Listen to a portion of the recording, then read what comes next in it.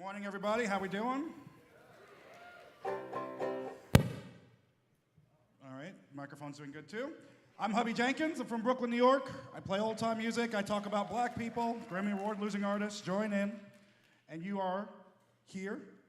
The new art, American photography, convening today. Congratulations. I'm going to play you a couple of banjo tunes. And the time period that this we're going to be talking about today, 1839 to 1910, would be a time where we would associate black people with this instrument, the banjo. Invented by enslaved Africans in the 1600s in the West Indies, and only played by black people for about 200 years. And this is before the first blues recording happened in 1920, Crazy Blues. This is a time we would still be associating black people with this instrument, the creation of American popular music happening on plantations created by enslaved Africans. You know what I'm talking about? So I'm going to play you some black banjo music, some recordings that may have been forgotten, some old songs, so on and so forth, and we'll get to it. I'm going to start with a song from North Carolina called Rye-Rose House. It comes from the playing of Joe.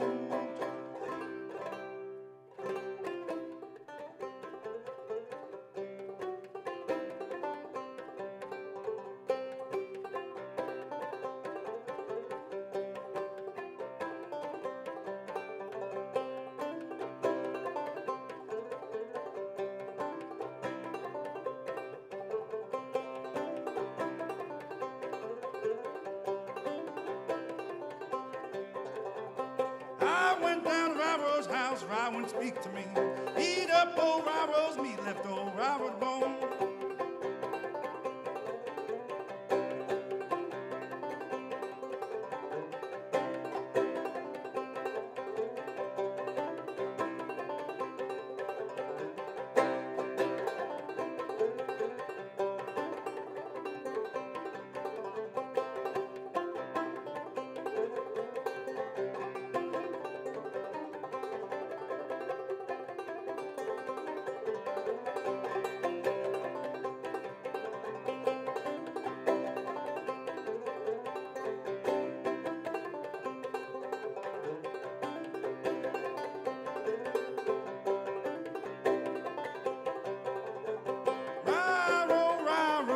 Treat me so mean. Eat up old Rye-Rose meat, left old Rye-Rose bone.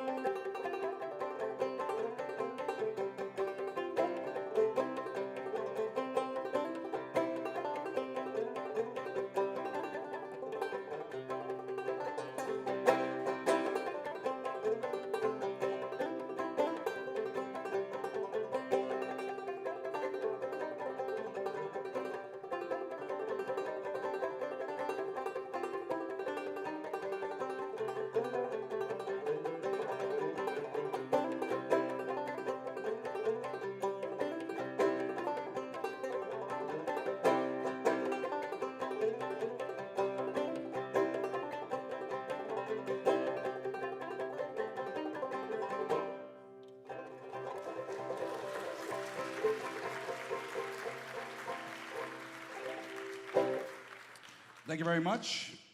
Old Rye-Rose House. This is Piedmont-style dance music. This is if you know what a square dance is, this is the kind of music that we played at a square dance.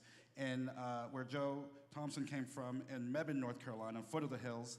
If you were a caller, which meant you gave instructions on how to do these dances, you also got to dance. So that was a big appeal for people within the black community of square dancing because you could pick whoever you wanted to dance with while you did the calls. So I played a little fast, but that would be a dance song. For my next trick, I'm going to play you a song that comes from the recordings, a recording session put together by John Work III at Fisk University in the 30s, trying to capture non-blues, non-religious black string band music. And he was able to find in the community around Fisk, around Tennessee, some musicians put together two bands. And this is a band called Murphy, Gribble, Lusk, and York. And this is their version of a song called Across the Sea. This is Tennessee, like I asked.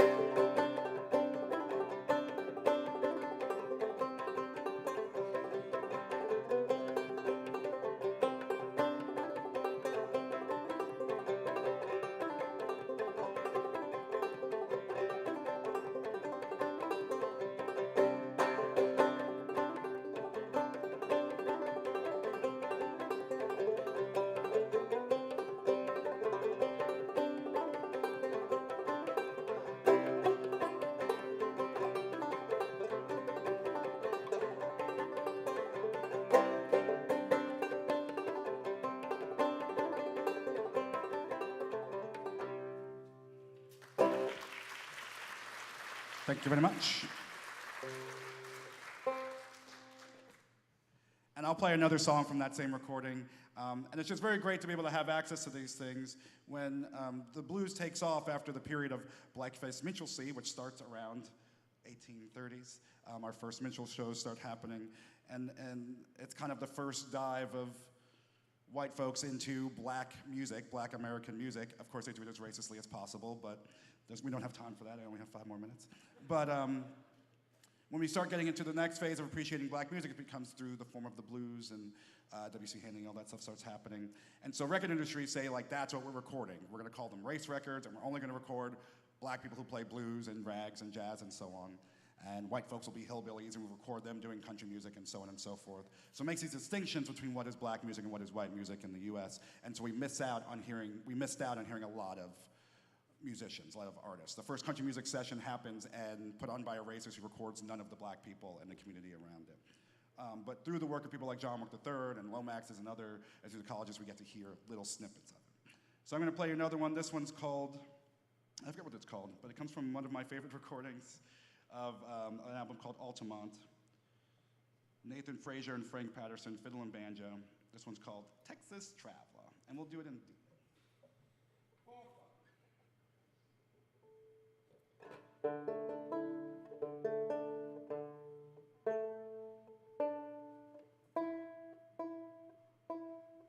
I love this tune. You can already hear the blues starting to come in this tune already, at least in form. Here we go. I'll take a little more banjo in this monitor if possible.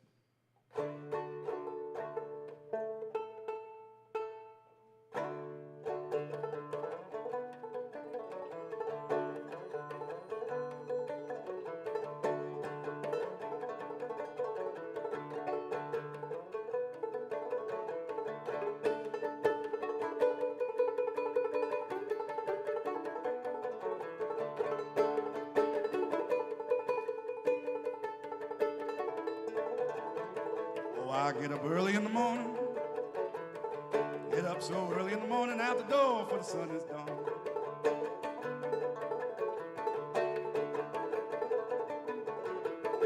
Where you wanna go, Texas traveler? Where you wanna go, Texas traveler? Where you gonna go, Texas traveler? I'm going back to Louisiana.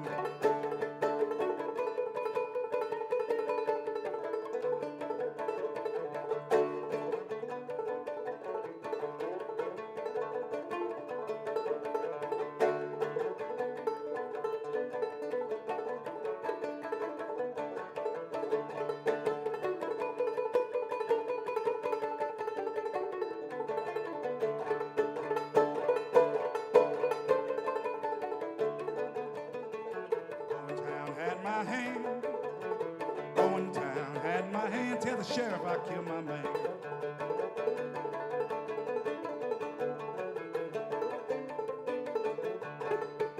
Where you wanna go, Texas traveler? Where you wanna go, Texas traveler? I'm going back to Louisiana.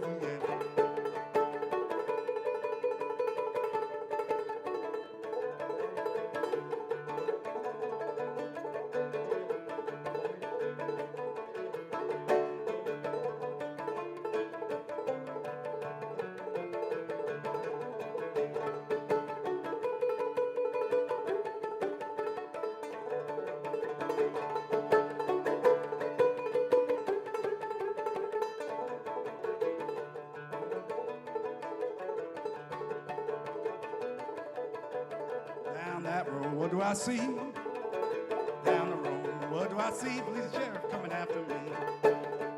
Where you wanna go, Texas traveler? Where you gonna go, Texas traveler? I'm going back to Louisiana.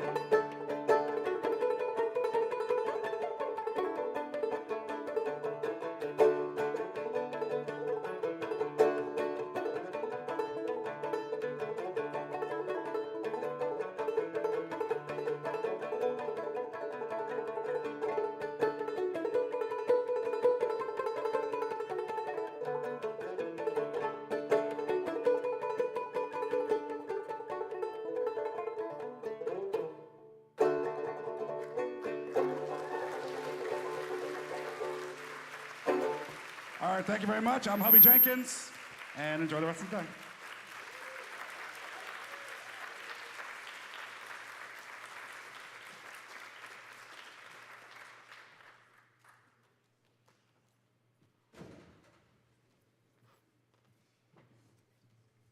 Good morning, everyone. That was Hubby Jenkins. I'm Jeff Rosenheim. We are delighted to have you in this auditorium for a creative convening. Creative convening is a, pardon me, it's not a symposium, which means that we are going to loosely interpret all that we can related to the exhibition upstairs called The New Art, American Photography 1839 to 1910. And just a little bit about Hubby Jenkins, and I will introduce much of the program, both the exhibition and what we're going to do throughout the day. But as you have all seen, Hubby Jenkins is a super talented instrumentalist. He works in multiple instruments, including guitar, and he has shared his love of the instrument and old-time music, American music, with audiences around the country. He was born and raised in Brooklyn. He delved into his southern roots, and he followed the thread of African-American history that wove itself through all sorts of American traditional music forms. He was an integral member of the Carolina Chocolate Drops and later Rhiannon Giddens Band, and he's performed at festivals and venues around the world, earning himself both Grammy and Americana Award nominations. Today, he spreads his knowledge and love of old-time American music through his dynamic solo performances and his engaging workshops. I'm so glad that he was able to join us. He will be back at the end of the day for the coda to our creative convening. It's a great pleasure to see you all here for another free offering organized by my generous colleagues in education here at the Met. And I send my warm greetings out to the audience here in the Grace Rainey Rogers Auditorium at the Met, and also to our virtual audience out there in the Omniverse, who are attending via the magic of live streaming, which I don't really understand. We welcome you all here and there, wherever you are. So just again, I'm Jeff Rosenheim. I'm the curator in charge of photographs here at the Met. And for better or worse, you'll hear, oh. Just in case. It's my colleague, Fran. Pardon me. And for better or for worse, you're going to hear a lot of me today. I'm the de facto summer camp counselor for all of us this morning and for the afternoon, and I'm also the curator of the large exhibition entitled The New Art, which is on view in the galleries upstairs on the second floor. And immodestly, it's a truly wonderful exhibition filled with treasures, most never before seen by the public. And for those of you, oh yeah, I was supposed to do this, welcome. Welcome again. I see some friends, I can't see you very well, and new friends I hope we'll make here. The exhibition is filled with treasures most of you have never seen because they haven't been seen before by the public. So before I move on, I'd like to thank two terrific museum colleagues, Virginia McBride, who you'll hear from later, who's a research associate here at the Met in the Department of Photographs, who helped the exhibition and this day come to life, and Francesca Delizio, who you just saw right here, who never comes on stage, or rarely, a museum educator who conceived and coordinated this dynamic symposium that's really not a symposium, it's a creative convening. It's aptly titled, and it supports our exhibition. Francesca and her colleague and my colleague and friend Mariana Siciliano have put together what should be a fascinating few hours of art history, music, and even poetry. We have a big day ahead, and I know you all will want to stay through all its many parts. We've just heard the first act, which was Hubby Jenkins. Thank you, Hubby, for getting us started with such panache and poignancy. He'll be with us throughout the day and closes it as well, as I mentioned. If you look at your program, does everyone have one of these? No? You don't? They're at the back of the auditorium. If you don't, they're at the back of the auditorium. You will see the roster of all of us who will appear. And just to replay that will be Hubby Jenkins, Keith Davis, Makeda Best, John Zorn, Walt Whitman, yes, Kenneth Goldsmith, Erin Corrales-Diaz, James Nachtwey, Mike Robinson, Shaban Angus, and Brett Renfer, as well as my two colleagues, Sylvia Yount and Virginia McBride, who will respectively lead discussions during the second and the third session. I'll lead the first one. So why are we here? We're here to celebrate this exhibition that is an adventurous new history of American photography. And I will say that what it is trying to do is to take an amorphous body of photographs drawn exclusively from the William Schaefer collection, which is a magnificent recent promised gift to the Met from museum trustees Flip Merritt and his wife Jennifer in honor of our 150th anniversary, which was in 2020. You remember that year? This exhibition, if it hadn't been for that drama of COVID, might likely have happened sooner, but I'm delighted that it's happening now so we could be together. The exhibition features works by lauded artists like Josiah Johnson Hawes, John Moran, Carlton Watkins, Alice Austin, in dialogue with more obscure and unknown practitioners working in small towns all across the country. The exhibition's many photographs feature little-studied makers, early practitioners, and intrepid amateurs that have been selected to reveal the artist's ingenuity, aesthetic ambition, and lasting achievement. And the presentation will be on view through July 20 of this year. And we'll also be able to, those of you who are staying for the full day, when we take our lunch break at 1, from 1 to 2, you'll be able to see the exhibition. Even if you have seen it before, I hope that you will see it with new eyes. In some 250 photographs, the new art explores the nation's changing sense of self, driven by the immediate success of photography as a cultural, commercial, artistic, and psychological phenomenon. I will just tell you that in addition to setting up the program, for those of you who haven't seen the exhibition, I'm just going to do a short roundup of what's in the exhibition itself. It's an impressive array of 19th and early 20th century images that capture the complexities of a nation in the midst of profound transformation. The exhibition should offer something new, even for those well-versed in the history of photography. And thanks to the generosity of Flip and Jenny Merritt, we can study and celebrate these formerly hidden treasures by hundreds of both known and unknown makers. Our hope is that these works will find their rightful place in an ever-expanding history of the medium. It's my belief that the camera and its myriad democratic products are rivals to the greatest literature of the era. And that's why part of our session will be to listen to the words of Walt Whitman from his first publication of Leaves of Grass. That was the 1855 edition.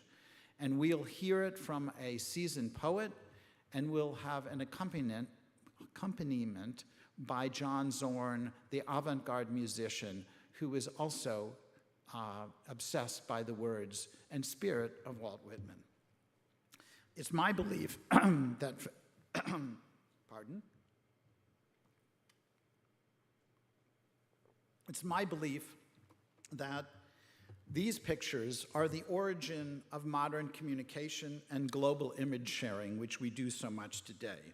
And I'm convinced that if we want to forge a deeper appreciation of contemporary art and the role of the camera in the lives of today's picture makers, we must come to terms with, and indeed respect, the stunning visual power and authenticity of early American photography.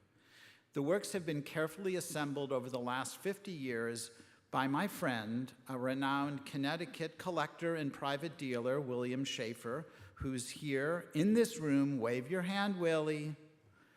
Wave your hand. He's very shy, sometimes.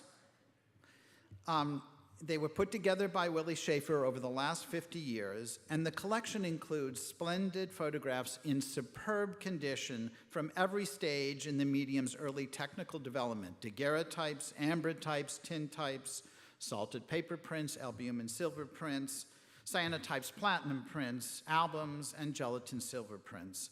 The exhibition also features two types of card-mounted photographs, cartes de visite, and stereo views, and I'm very pleased to say that all of the stereo views in the exhibition are visible in 3 dimensions, or pseudo 3 dimensions, through optical viewers, binocular viewers. So what follows is a very brief overview of the exhibition as presented by some of its treasures.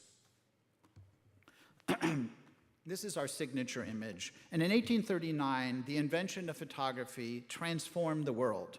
In December of that year, when the first daguerreotypes were exhibited in New York, former mayor Philip Hone marveled in his diary that what he described as, quote, one of the wonders of modern times, adding that, like all other miracles, one may almost be excused for disbelieving it without seeing the very process by which it was created. The daguerreotype's remarkable ability to hold permanently an unimaginably detailed likeness on its surface seemed in equal measure unbelievable and perfectly real, darkly mysterious, yet scientifically verifiable, a shadowy fiction, and yet a beautiful truth. The supernatural quality of the new art was noted by many people around the world. As one reviewer writing for the Baltimore Weekly in January 1840 admitted, "We can find no language to express the charm of these pictures, painted by no mortal hand." On the screen is a small 6-plate daguerreotype.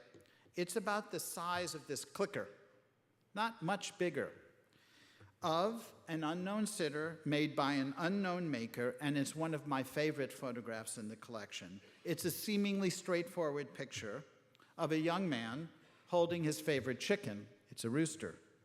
What kind of art is this, you might be thinking? Well, in the day, Baudelaire said that with the birth of photography, painting was dead. What kind of art? It was a democratic art. And so, like so many other pictures in the Schaefer collection, the striking daguerreotype poses an existential question. Given an opportunity, how do we represent ourselves in a portrait? Do we select a favorite book, a symbolic pose, a sleeping pet to serve as our best friend? Do we address the camera or look away? Do we hide our face? Do we gather our friends or our children? Do we play an instrument? Do we pose with the tools of our occupation? Do we have an anvil with us, a paintbrush, a pet? And in this one, a teenager poses with a barnyard animal, a young rooster whose comb, wattle, and tail feathers have been enhanced with color. One hesitates to immediately brand him as a farmer because so many families in large cities and in small towns in the 19th century kept chickens for food, mostly for their eggs, and this most definitely did not make them farmers. Regardless of his actual occupation, the boy certainly rules his roost and knows how to properly confront and handle a chicken. His portrait captivates us in part because the daguerreotype so effectively limns the sitter's freckles and the creases in his chirpy top hat, and part because he is so alive, resolute, and present on the daguerreotype plate. This is another daguerreotype, a gem. It's an elegant woman. It features an elegant woman wearing a sheer black shawl over a calico dress trimmed with a white lace collar and matching earrings. She's entirely comfortable before the camera, but who might she be? And where would this highly skillful portrait have been made? Due to its early 1850s date, another vexing and ultimately reductive question of racial identity seems inescapable. Is she enslaved or a free person of color? Does she live in the South or above the Mason-Dixon line? One clue is her fashionable headscarf, known as a tignon in antebellum Louisiana. delicately colored by the daguerreotypist, a light reddish-green-brown. The head wrap had already been for more than 60 years a symbol, paradoxically, of both forced subjugation during the colonial period and inspired resistance by Afro-Creole women during the time of slavery. Several extraordinary daguerreotypes in the Schaefer collection and so many other portraits in other formats do special work in this show. They address head-on the questions of vision and justice and the role of the camera in American photography. In daguerreotypes, tintypes, and paper prints, viewers can also begin to see and comprehend how African Americans during the Civil War, before the Civil War, throughout the Reconstruction era, and leading into the 20th century, slowly began to replace negative stereotypes with positive self-images. This effort was explicitly nurtured by Frederick Douglass, who had long advocated visits to studios, photography studios. In his nearly constant lecturing across the country, he argued persuasively that no one could be truly free until each individual could sit for and possess their own photographic likeness. In the new art, persons of color, men and women, definitively hold the camera's attention and the viewers as well. Considered together, these portraits are not just featuring bodies molded by the camera operator, but by the co-creators of their own portraits. One can see this clearly in their eyes and in the many small gestures that seduce the observer. Confronting a photograph that left an artist's studio more than 150 years ago can be a humbling experience, but through the magic of photography, viewers like us can seemingly communicate with another time, another life, and their own selves simultaneously. That is the medium's essence, its beauty and its pathos. By focusing on exceptional yet unseen works of art, my intention with the exhibition has been to explore the nation's changing sense of self, driven by the immediate success of photography as a cultural, commercial, artistic, and indeed psychological preoccupation. Here's an example of an empty photography studio from the late 1850s, or even possibly through the end of the Civil War. We don't know the exact date. But with the skylights and the windows and the white painted reflector, we are seeing something that in my 40 years of curatorial work, I had never seen before this picture arrived in the collection. It allows us to imagine ourselves posing for our own likeness, probably our first, and with all the psychological beauty and anxiety of doing so. From my chair, the real story of 19th century American photography remains largely unwritten. But with this landmark acquisition, we can try to correct what's been missing from the record, at least at the Metropolitan Museum. What do we have here? A learned frog, which has been absorbing the day's news via its webbed feet. A squirrel enjoying an acorn on the photographer's posing table. A child and the family's water spaniel. It's extraordinary to be able to see these pictures in the exhibition in their separate galleries and to imagine how they played a role in the lives of folks we've long lost connection to. But we are able to do so, or to get a glimpse of it, through their presence in the exhibition. The Schaefer collection also includes major works by acknowledged early masters. Some of them we do know the names of. For example, Josiah Johnson Hawes here, or Andrew Joseph Russell, whose work we'll see later on in the day, or Carlton Watkins, or Alice Austin, the famous photographer in Staten Island. But we're seeing them alongside equally stunning photographs made by obscure and unknown makers. That's the important thing about this exhibition. On view now is a snow scene in the Boston Common by a photographer most well known for his daguerreotypes. This is the first large paper print by Johnson to enter the Met's collection. On view, as I mentioned, are dozens of stereo views. These are seemingly three-dimensional photographs, which is the original VR technology of the day.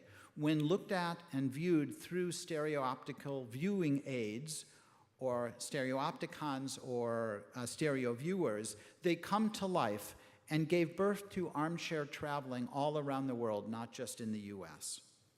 This is a gem of a picture. And this picture by A.J. Russell, who was a captain in the US Army, followed the railroads, and made the beginning of a body of work which shows the potential for making even a snapshot with a glass plate negative. Look at this plunging perspective here in this view made in Virginia. It's a stunning view. I highly recommend going and presenting yourself to the picture, because it will transform your understanding of what Civil War photography could be. Or this picture of tobogganing in Roxbury, Massachusetts in 1905, which is close to the end of the date range that the show covers. It's a picture made as part of a large documentation of what is known as the Emerald Necklace. Anyone from Boston here? What's the Emerald Necklace, you Bostonians? It's the ring around the city. It's somewhat connected to the idea of a city beautiful movement. Olmsted and Vox, our Central Park is by them, created this idea of a ring of green spaces around old Boston. And this is a documentation at the end of the century that's over 1,000 pictures, views of all different scenes in parks. Why the cyanotype process, which is an iron salt print? Because it was unbelievably effective, beautiful, inexpensive, and easily processed. And they probably made multiple sets, but they're as rare as hen's teeth. By focusing on exceptional yet unseen works of art, as I said, my intention is to explore things that have been part of our story, but been missed by most institutions like the Met in our search for canonical images. The collection allows us to learn how to shop for dry goods, pose with a blacksmith anvil, and experience the warmth and special community of a knitting circle like this one. Maybe I might even learn to knit from watching what's going on here. Probably not. But I can tell you that it seems like they are knitting socks. This is post-Civil War, so these are not for soldiers' use. But it's a stunning picture, and the camera, or we, complete the circle. That simple idea is embedded in the photograph. It's in its deep structure. Here's a group of men, an ensemble no less. They're playing with strings of another sort. Like the women knitters, they're making beautiful music and posing for the camera and for us. The exhibition illustrates what photography looked like for the average working citizen, as well as those at the top of the economic scale. We can see the clothes individuals wore at work and at leisure, their attitudes toward the camera, singly and in groups, their ways of sitting and standing and touching. We can study at our leisure who wore hats and who did not, and witness how they honored their children and respected their ailing and recently deceased family members. We can look with pleasure at newly constructed storefronts filled with dry goods and produce, meats and fish. We can see how farmers worked their fields, maintained livestock, and mended their fences. The quality in the photographs is outstanding. And it's hard to imagine how to show something, a handheld object, in a big exhibition galleries. And I want to tip my hat to my colleagues in the design department and in the objects department for creating a splendid exhibition, which I highly recommend you go to see. One of the many special pleasures of most all types of 19th century photographs, especially occupational photographs, is how often these pictures offer unmediated visions of real life, of lost or hidden worlds, inspiring for historians and picture lovers to enter. These likenesses are aesthetically distinct from related occupational portraits in paintings and prints, generally known as petit métier, which are generalized constructions, not studies of individuals. In occupational portraits, and this is loosely one, that are made in the camera, the subjects lived. They breathed the same air as the photographer. They struggled for identity in their work as they did before their lens. And so did the portraitist, anonymous or otherwise, on the other side of the lens. Looking back today, these often relatively small photographs have worn remarkably well. They have, over time, been endowed with a life of their own. And through the collecting acumen and moxie of Willie Schaefer and the largesse of the Maritzes, we can all now study and celebrate these formerly hidden treasures by hundreds of makers ready for their close-ups. My intention is to allow these works to take their rightful place, and I hope they have. So 170 years ago, a small daguerreotype, this big, left a photographer's studio in the hands of a young lad or in those of his parents. It's a truly humbly experience for me to hold that same likeness in my own hands. The case portrait enthralls me endlessly. While we may never know the name of the subject or the maker, there is a palpable sense that via the daguerreotype's astonishing descriptive power, we're able to communicate with this other time and to experience a special moment in the life of the sitter.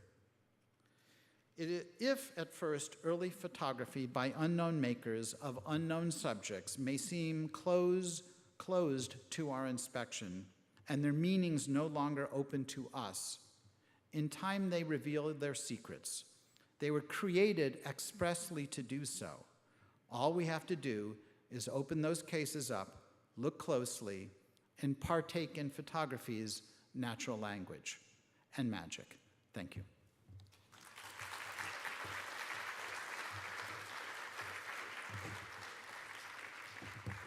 Okay, my front part, my lead part is done. We are seemingly on schedule, and I believe I'm now going to introduce the next speakers, and then they will come on stage and present their program.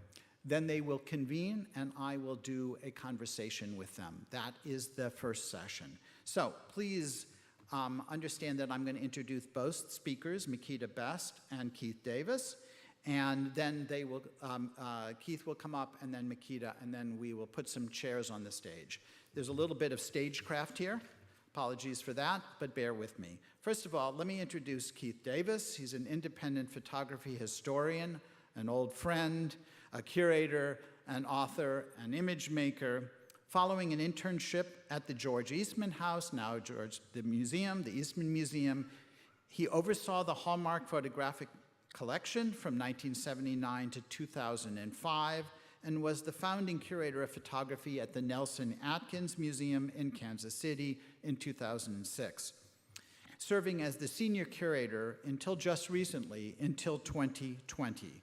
He has curated so many exhibitions and written some 50 catalogs and books with interests ranging from the daguerreotype to contemporary practice, and he was the Met's greatest competitor for any good photograph that ever came up. Keith was a great competitor and foe. He built certainly the key collection of American 19th century photography, his exhibition catalogs, his omnibus books on American photography. It is the bedrock of scholarship, and it's an honor to have him in the house. He'll come up on stage in a minute. Makeda Best, extraordinary scholar, is the Deputy Director of Curatorial Affairs at the Oakland Museum in California, where she oversees curatorial, collections, and production departments. She was a former curator of all the Harvard art museums. Her exhibitions include many. I'm just going to read a few. Time is Now, Photography and Social Change in James Baldwin's America, Crossing Lines, Constructing Home, Displacement and Belonging in Contemporary Art, Devour the Land, War in American Landscape Photography since 1970, and Daryl Ellis, Please Stay Home. In 2024, she curated Framing Freedom, the Harriet Haydn albums for the Boston Athenaeum, and her most recent work, I'm sure you all saw at the ICP here in New York this past spring, American Job, 1940 to 2011. So please please help me welcome my colleagues to the stage sequentially. Thank you.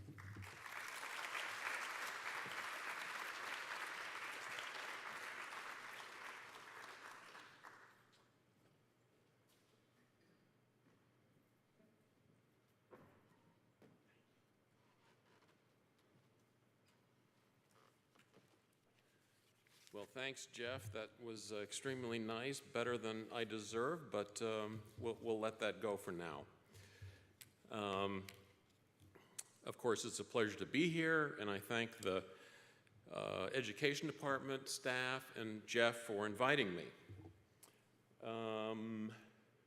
Okay, you'll see a few pictures that you've already seen, but hopefully they'll be in a slightly different context.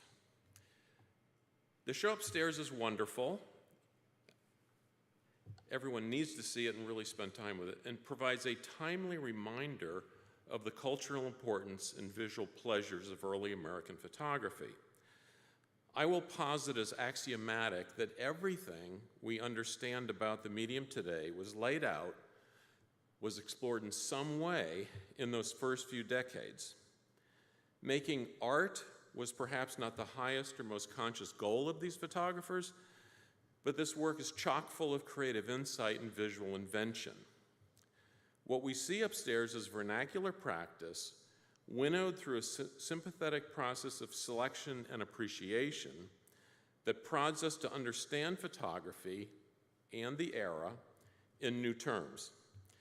While every worthy collection presents a history of the medium, this one does so in an exceptionally rich and important way. I've known William Schaefer, Willie to those of us in the field, for more than 40 years. He has been one of the great dealers and collectors with an unusual passion and insight.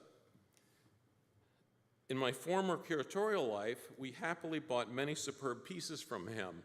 So, sorry, Jeff, these are a few that got away over the years.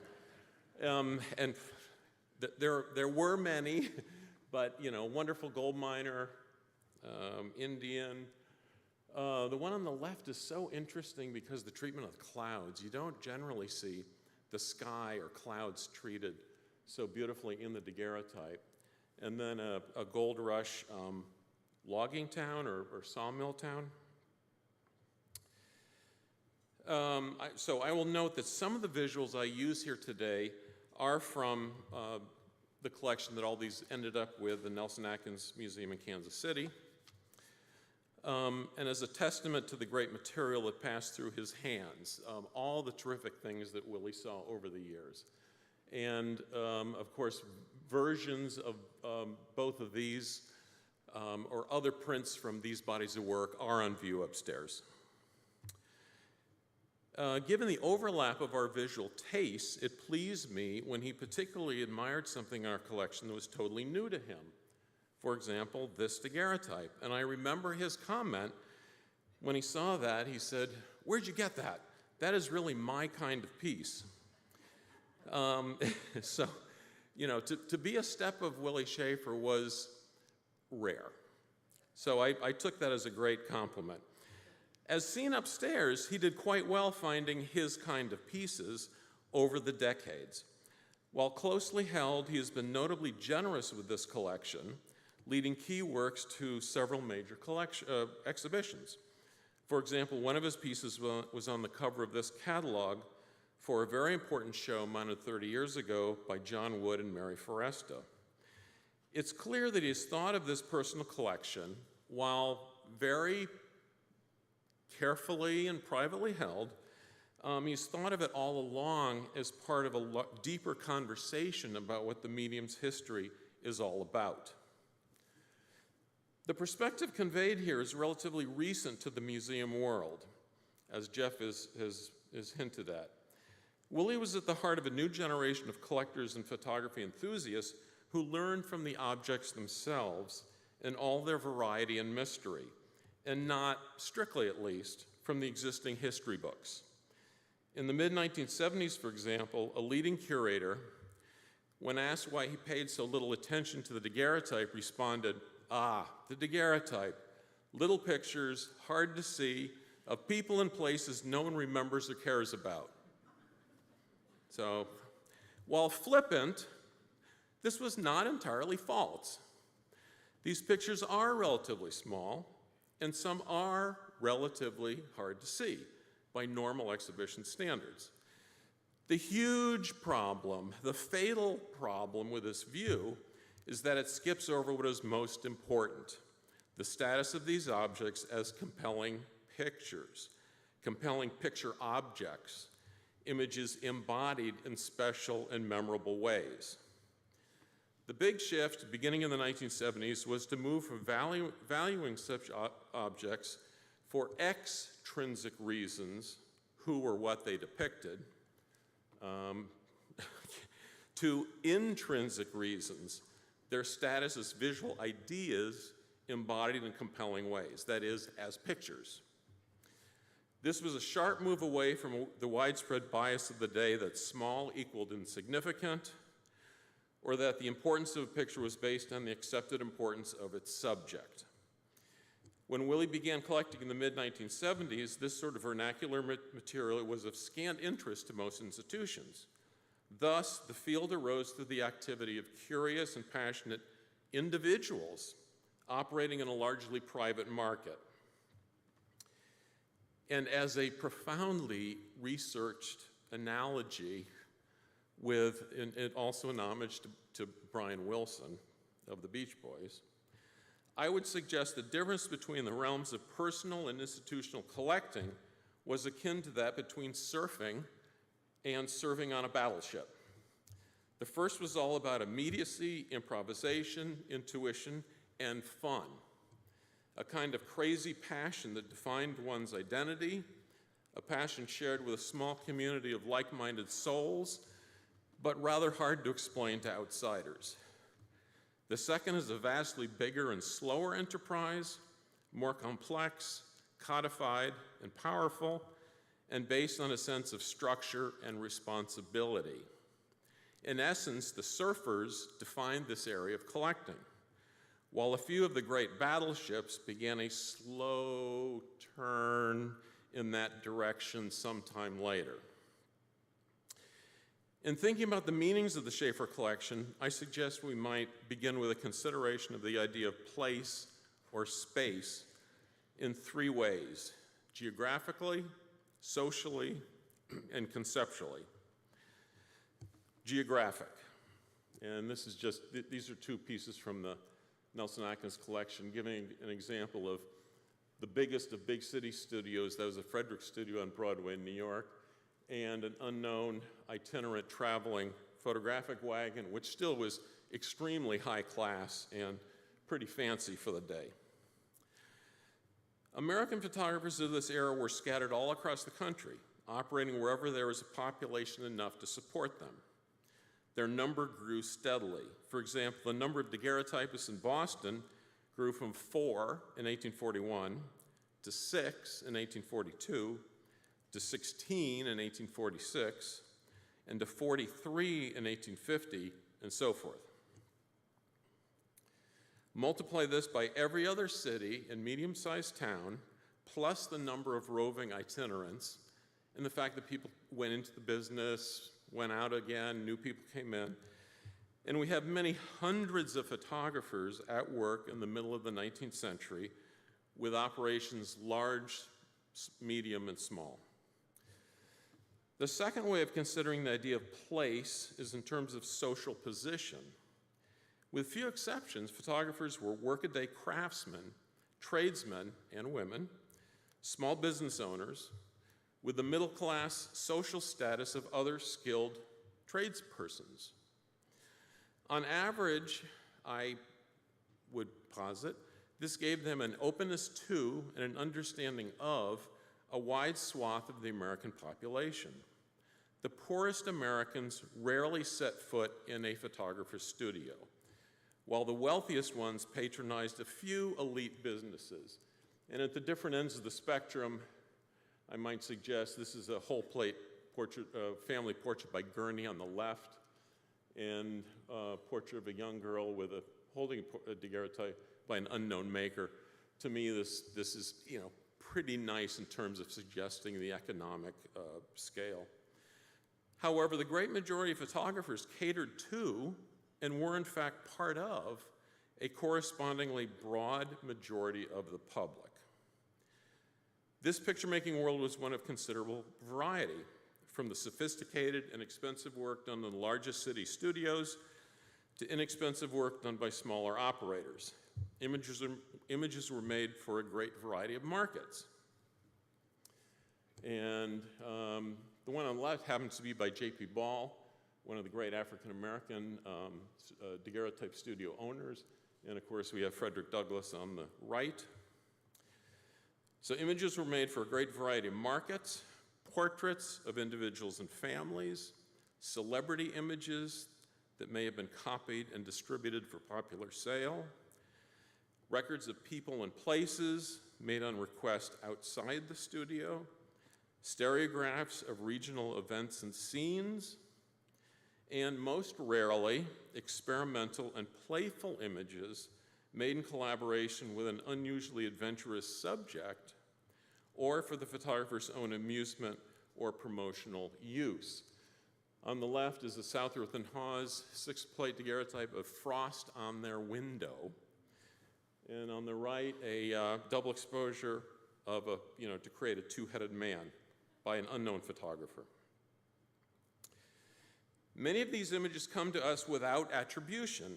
Only about 5 or 10% of daguerreotypes are maker marked, which would locate them firmly to a particular studio in a particular place. Tintypes also very rarely bear a maker's mark. Thankfully, the reverse is true of CDVs, stereographs, and cabinet cards. The sheer volume of this material forces us to deal seriously with large categories of unknown maker work.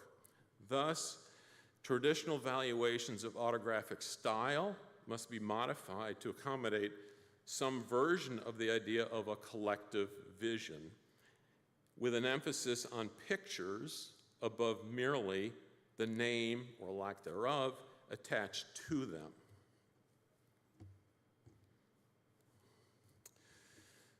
This brings us to a conceptual consideration of place or space, the idea of the studio environment itself, or by extension, the creative space of the photographic act, as a special realm of imagination and creativity.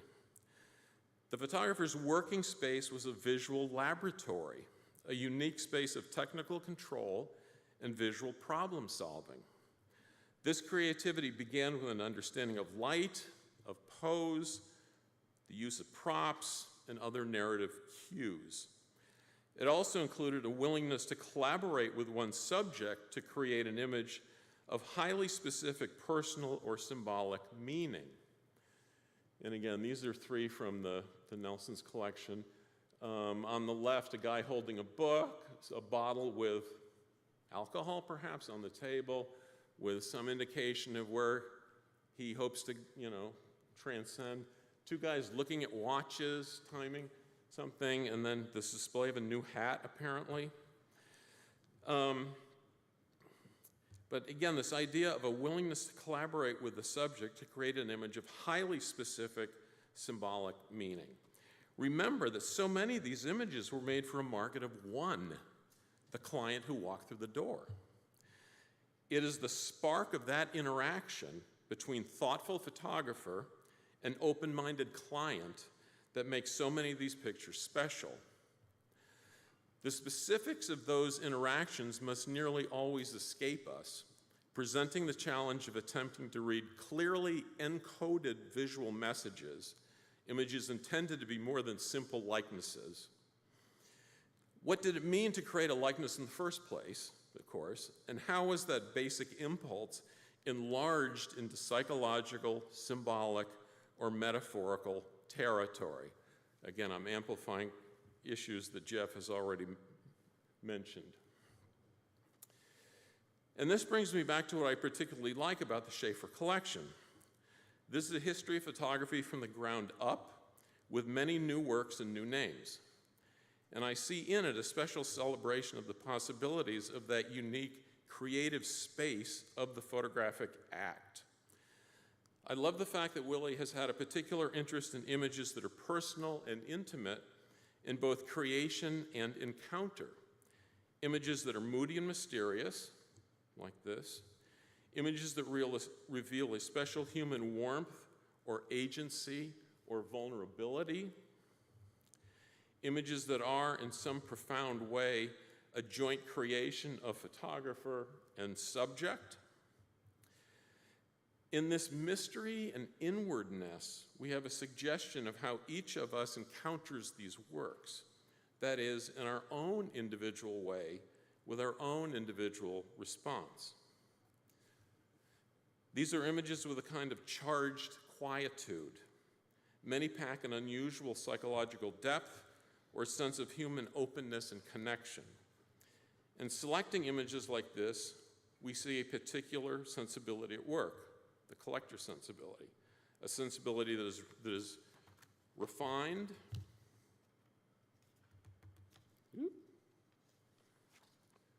endlessly curious, with a genuine affection for the materials and subjects of these pictures.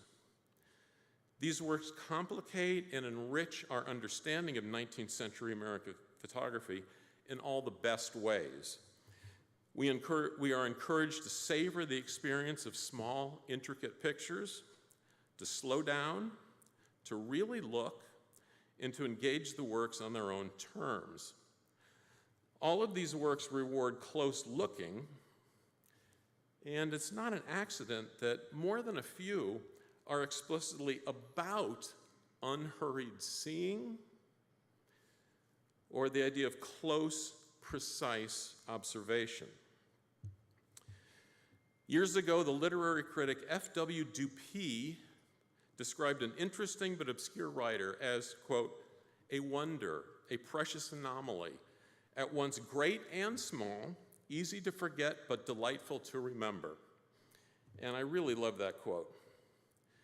The Schaefer collection exemplifies the pleasure, the delight of such objects.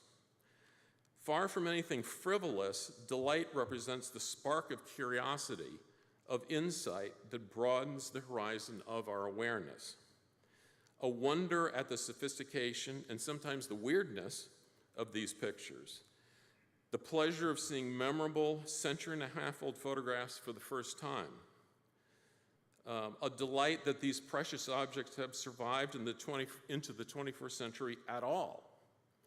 The satisfaction of the intellectual challenge to know more, to enlarge our understanding, to make room for their energy and their novelty.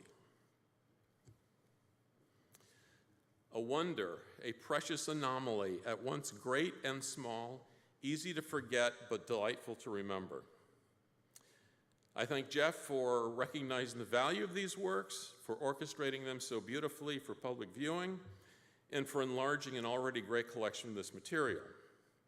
And I tip my hat to William Schaefer, a valued friend and colleague, whose passion for photography's history has always begun with the essential idea of really looking, really seeing, without the blinders of received opinion.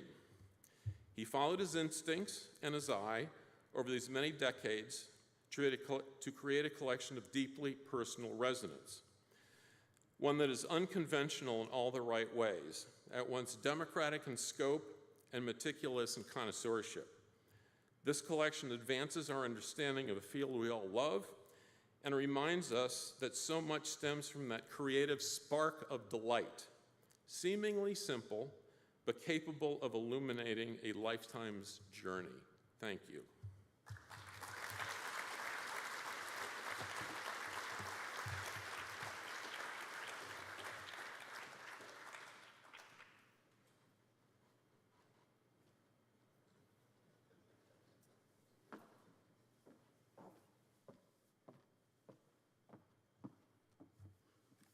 morning. There's a photograph in the New Art exhibition of a windmill made by Andrew Joseph Russell entitled The Windmill at Laramie. Positioning the windmill in profile, Russell highlights its features, the intricate detail of its construction, its massive size, and its adjacent water tank. Russell knew those blades could spin in a circle 20 feet in diameter, and that the tank could hold 50,000 gallons of water.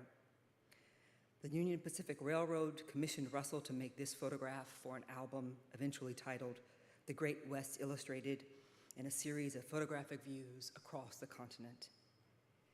It was called a Halliday windmill. The first of its kind, the Halliday Industrial Windmill, was invented by a Connecticut mechanic named Daniel Halliday. The innovative design allowed the windmill to be self-regulating, as Russell notes in his extended caption, and they automatically turned along with the direction of the wind without human oversight, while still maintaining a uniform speed.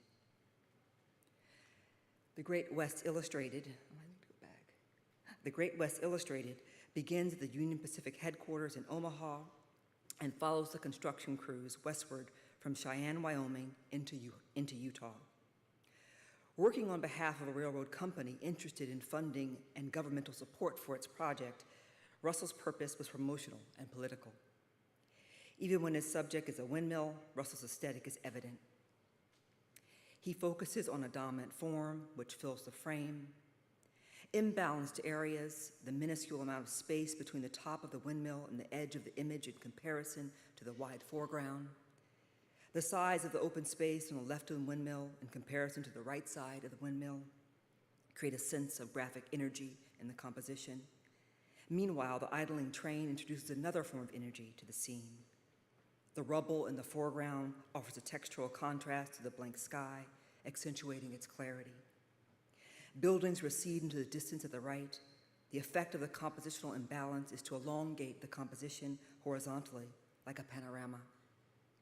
The panoramic feel is in turn emphasized by the line of the train tracks running at a diagonal through the composition. A plume of smoke rises from the stack of the train, reminding us of the locomotive's active presence. Idling there, it will continue on its way soon. The tender is full of huge chunks of coal. The smoke is the detail that connects the train and the windmill. In addition to coal, steam trains required water. The windmill, which pumped water, advanced the trains. Harnessing the winds that decades before explorers had described as, quote, violently unpredictable, the industrial windmill was viewed as a triumph over nature. In addition to Laramie, the Union Pacific erected similar windmills at other stations. Russell begins his preface to the Great West by calling attention to the function of his photographs, describing them collectively as, quote, the information contained in this volume. Note that Russell describes his images as information.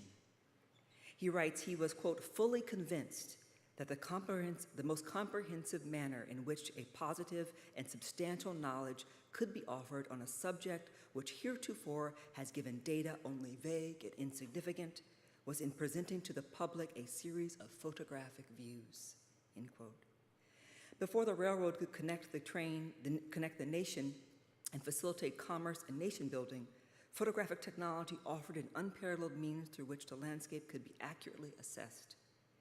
He continues that the information is calculated to interest all classes of people and to excite the admiration of all reflecting minds as the colossal grandeur of the agricultural, mineral, and commercial resources of the West are brought into view.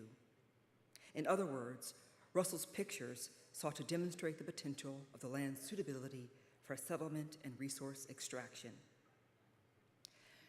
As the windmill towers above the scene, it also includes a half-dozen male figures. The presence of the figures enhances the viewer's understanding of the scale of the scene, and they add texture that contrasts with the sleek locomotive.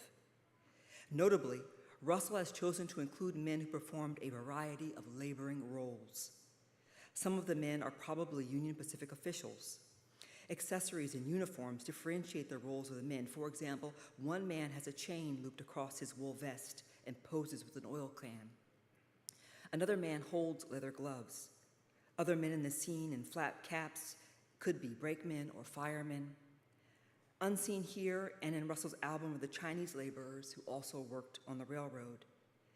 These men pictured here are nearly heroic, working on behalf of the railroad, the technology that would connect the nation through travel, communication, and commerce. The men were participating in an effort to bring about national unity. Labor, technology, the environment, and nationhood were ongoing pictorial interests for Russell. Russell had been living in Hornellsville, New York on the eve of the Civil War, working as a portrait and landscape painter. In 1861, he painted a panorama, which he used to encourage enlistment in the Union Army. He helped muster an infantry company in Hornellsville and was eventually made captain.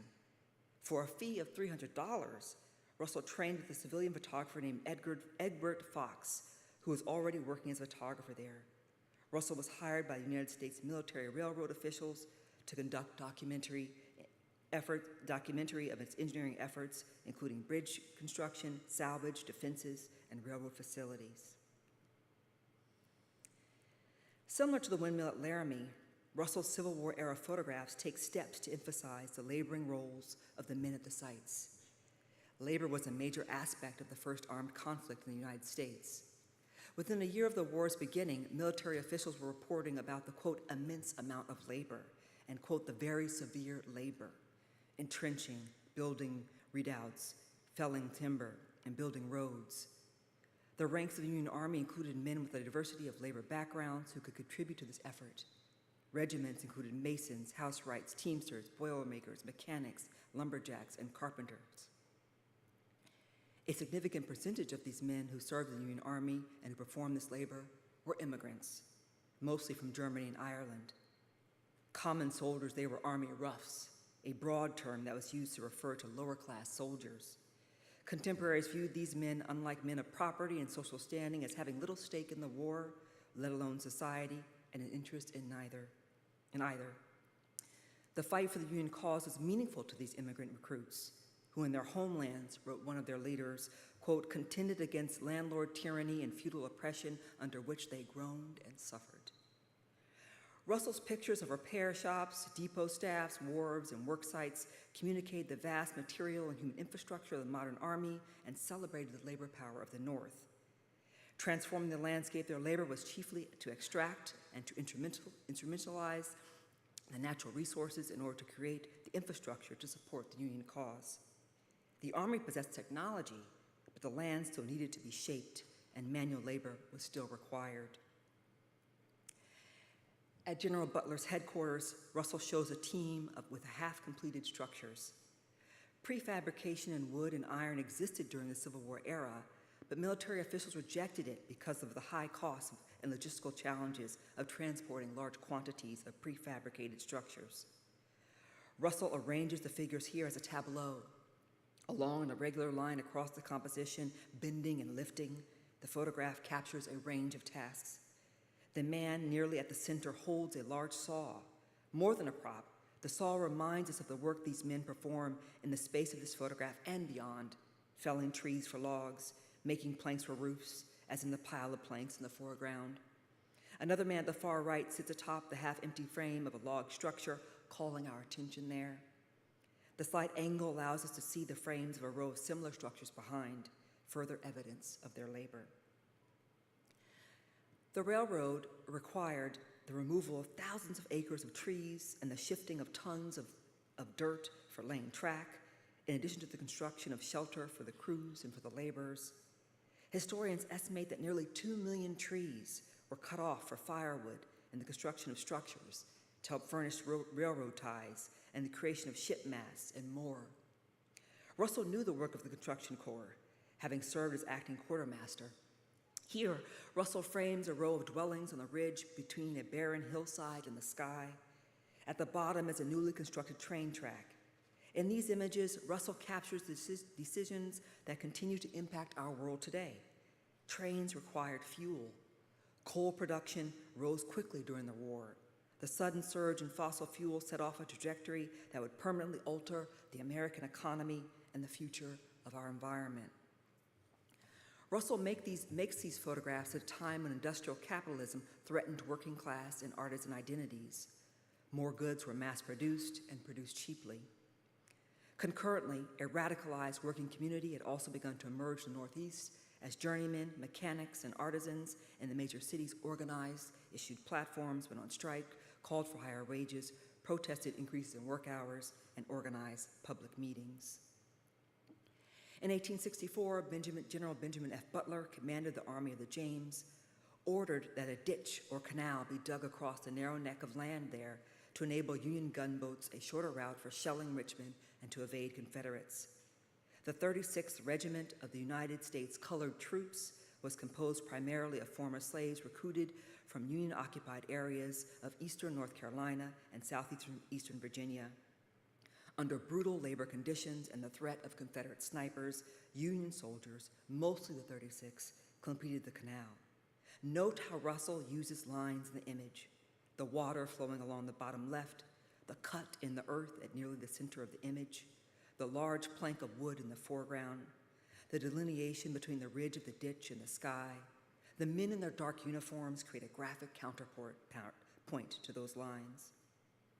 The photograph depicts a portion of the ditch and tightly packed soil upon which the soldiers stand. A geographical survey from the period notes, quote, "The clay is often confusedly mixed with sand." And the quote, "The ground was thus uneven. The matter is extremely variable from place to place and shows no regularity." Further, the color at Dutch Gap is often brownish gray or yellowish gray, with patches and blotches of light gray or white, the latter being caused by a large proportion of clay. The texture of the sand is generally quite coarse. Most of the quartz is in coarse grains. When dry, hard clay soil can feel as solid as a rock, making it tough to dig holes. Much of the canal excavation work was done by hand. The wharf at City Point served as an important hub for the Union Army. It hosted a large workforce, primarily consisting of former slaves who worked moving, loading, and unloading supplies and materials for the Army. At left, Russell shows how the wharf is situated at the bottom of a hill, boats sitting out in the water. Photographed from elevated position, Russell's able to show the breadth of activity and the way the features of the environment dictated the activities of the Army. In the center, wagons line up to receive and organize goods in neat areas. Again, the USCT played a role here too. It was the USCT that seized City Point in 1864. By June, Grant was using it as headquarters and it had become a supply depot. USCT soldiers worked alongside formerly enslaved people, sawing timber and driving piles. As the Union Army advanced, enslaved people self-emancipated and went to the Union encampments. Neither slaves nor necessarily free, their status was also tenuous. General Rufus Ingalls praised, quote, "the force of Negroes in the service of our department," and, quote, "the many fine drivers and laborers." Formerly enslaved people no doubt brought with them a form of knowledge from the landscape that served them in their labor for the Army.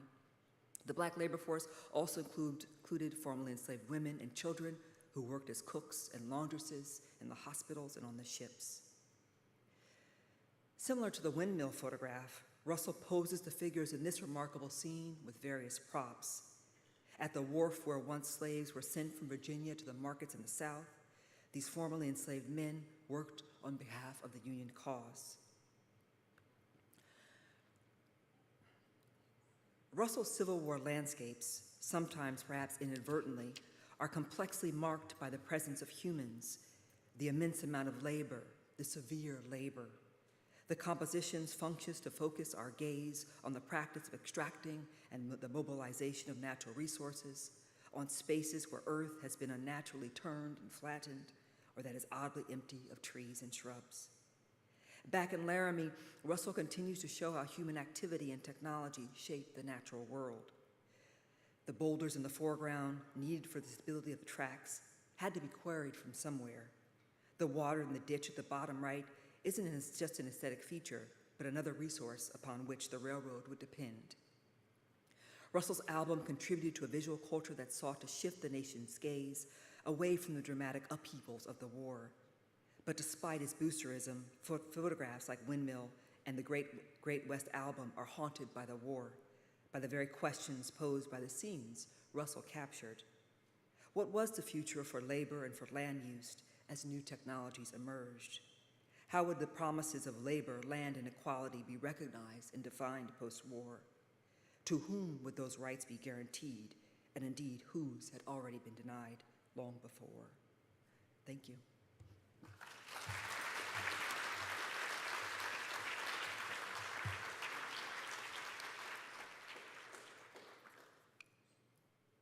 And now I'm welcoming Keith and Jeff back to the stage.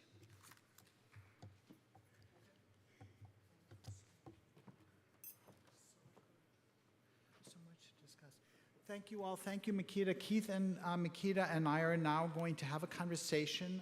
The stage crew are going to put some chairs on the stage, and we will begin the next part of session 1 in just a moment. You can stretch if you wish.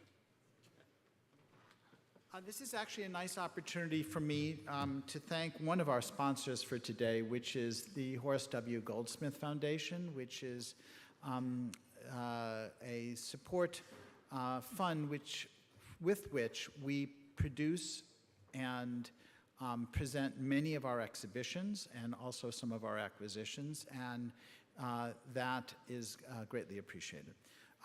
We are going to take our seat, and I'm sure we have lots of questions, and maybe we can have the house lights come up just a little bit so we can see a little bit of you as well.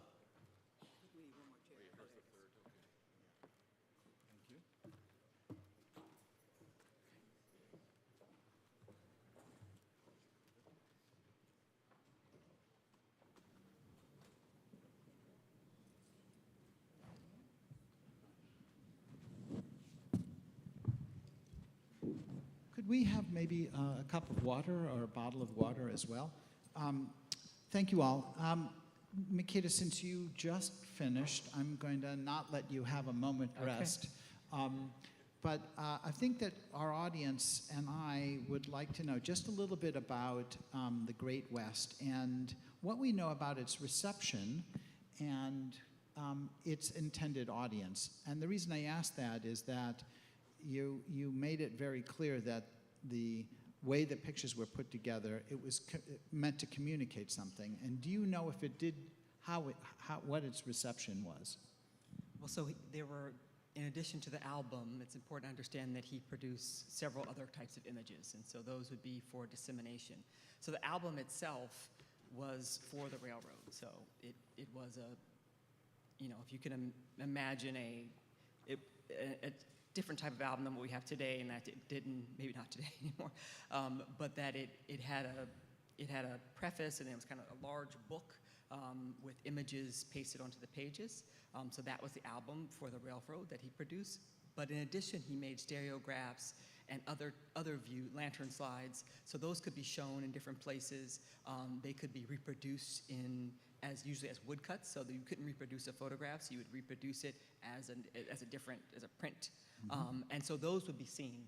But the experiencing the whole album would not be something that the public would see, but they could see particular images. And so he also worked for Frank Leslie's, which was an illustrated newspaper at the time, and so images were presented in these print forms, but not in the way that we see them in photographs. That would have been, you could experience them as lantern slides and like a lantern show, Right.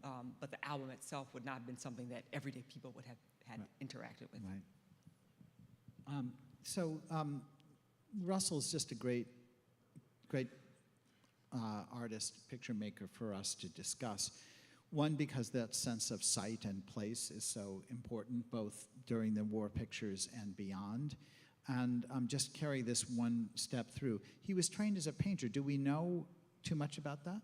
Yes, so he painted portraits and kind of political portraits. So portraits of political figures that were kind of intended to be embellished and whatnot. And he also painted, his most famous work was this landscape panorama, which we can imagine was very successful because it was used to recruit would-be Union soldiers. So he was skilled in landscape. There are portraits of him that you've seen, so he really did think of himself as an artist, and he was kind of, picturing himself as a bohemian. He was born in upstate New York, and he had a studio. So he really was a painter and an artist, and then he learns photography. Yeah, and it's interesting, just a moment, let's just remember that the inventor of photography, the French inventor Louis Daguerre was also a painter, and he had a panorama, and that panorama business was very much a part of his work before the invention of photography and thereafter, and panoramas were shown all around the country.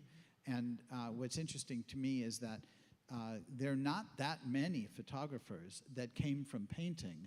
Most of the photographers that we follow and know somewhat of their biography, they were either cabinet makers or dentists. My dentist is a photographer, so just that hasn't changed. But were cabinet makers or chemists, or they ran apothecary businesses. And here's our water. Thank you so much. I think what's really wonderful, and you saw some of this in both of your image presentations, is that you see that photography was in public life. Like, you see buildings with photographs, you see the studios, you would see that. Yeah. And so it was very much discussed. It was very much something that was a part of contemporary life. People were curious about it. If you do research in this, you see that, you know, the newspapers were announcing that there were these new processes and what people were doing. And so it was something that was really a part of culture. Yeah. It landed like a meteorite in 1839, and I love Keith's comment that there were 4 photographers, 4 daguerreotypists in Boston, and the next year there were 2 more, and then it kind of doubled, and it has a kind of Fibonacci kind of experience. But it was a big business, and during the war years, Lincoln taxed photographers relatively highly because it was a way to generate revenue during the war between 64 until 66. After Lincoln's death and the end of the war, they were still charging. It was 2 cents for every photograph that sold less than 25 cents, and 3 cent tax on anything after 25 and before like 75 cents. So generating revenue from these thousands of picture makers who were making tens of thousands of pictures is I think there were 1,000 photographers working by the 1860s, maybe more. There were a lot. Yeah, there were a lot. And you know, the economic history of photography is kind of its own thing, but we have to realize that every working photographer was working to make a living. So he or she was working for some audience, making pictures that someone would pay for. The kinds of self-expression we see, especially, well, in the earliest works, to me, are like The Frost on the Window or The Two-Headed Man, to me are probably playful experiments by photographers on a slow day, and or something for their display case to get public attention. We can't discount the significance of their public face, which was either a window on Main Street or the internal gallery. They wanted people to come in to look at daguerreotypes of, you know, famous people or crazy, interesting things that would be talked about around town. So some of those things served a promotional purpose, but economics was unavoidable and central to the entire practice. And just think that we were talking about photographers. They had to get their materials. They had to have cameras built. They had to buy chemistry. They needed to have high-quality lenses, high-quality glass during the glass plate era. They needed all of this technology. We're going to hear a little bit about that in the 3rd session, about just imagine what a daguerreotype is. It's an image on a sheet of copper, which has to be mined. The ore has to be mined. The copper has to be turned into a plate, which involves huge amounts of pressure, usually steam. Then it has to be silver plated, and the silver has to come from somewhere. The silver has to be plated onto the plate and buffed to a mirror-like finish, which involves usually steam, or can involve steam. And then all the other chemistry, which we'll learn about from Mike and others, that are part of making the picture visible. All of that involves huge extraction. Before we go in that direction, yeah, go. I just need to add one footnote. One of the differences between American practice and European practice is that in Europe you have wealthy amateurs making images for themselves.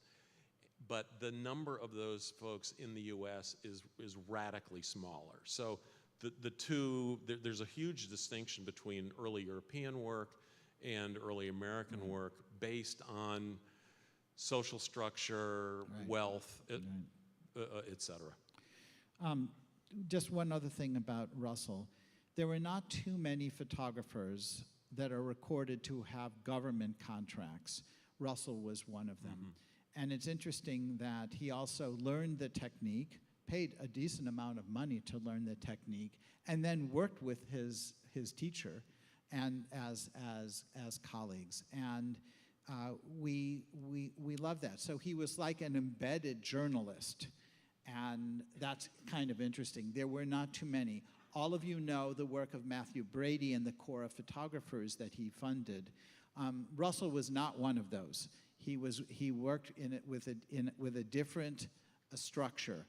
The photographers that working around Brady, led by Alexander Gardner and Timothy O'Sullivan, worked privately, and they were also, though, very much attuned to getting their pictures published in newspapers. I wanted to ask you, Keith, just a little bit. When you were building the collection, when you thought about building the collection, and you're there in Kansas City, my rival town from St. Louis, when you were building the collection, did you think about some of these large albums, the Barnard album, Gardner's sketchbook, the Russell album? How early on in your process was that important to build, or were you going at the known and the unknown equally? I certainly was interested in complete albums when they were available in really good shape. So we bought a Barnard album in the late 80s, probably 87, 88-ish, something like that. And I looked at several Gardner sketchbooks around that time or a little bit later, and I never found one that I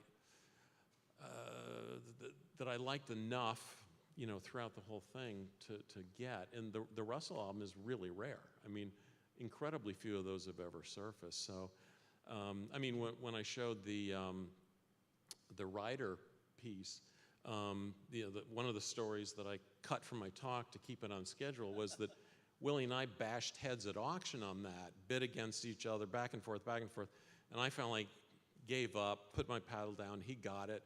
But then after the fact, he sold me volume 2. So volume 1, bits and pieces are in all the major collections here, National Gallery, SF MoMA, etc. And volume 2 is intact in Kansas City. So when that can be done, I always like to do it. Let's get back to that in a second. What was the triggering interest for you in working on Russell, and did you have access to a complete album, and where was that?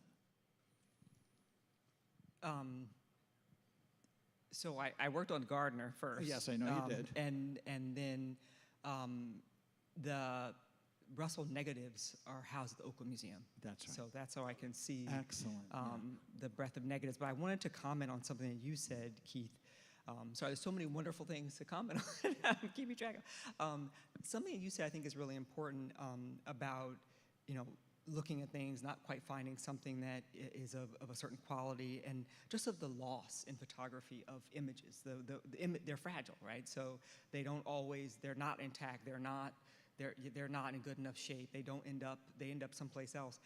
But what's really important is something else you said, which was that people were, you know, the students were displaying these works, and so when we're researching these objects, often is those descriptions that are so important to us. What people said about it, that's all we've got, is, oh, we know this thing existed because of what somebody wrote about it, they saw it in the window, or they heard about a photographer making it. So in some ways, these little things like, okay, I'm gonna advertise in this way, those things become important because photographs are so fragile that they often just don't survive. We hear about an album, or we hear about this, there are aspects that are missing. We don't have records of how it was made. And sometimes, for example, on the business side, you're looking at like the credit reports in order to understand what a business is like, because we don't have so much. So it becomes this kind of wonderful puzzle of piecing together, but of drawing on the things that you do have and seeing those things as things that are valuable to kind of the memory of this field. Yeah, our bias is clearly toward fabulous images in wonderful condition. Famous picture.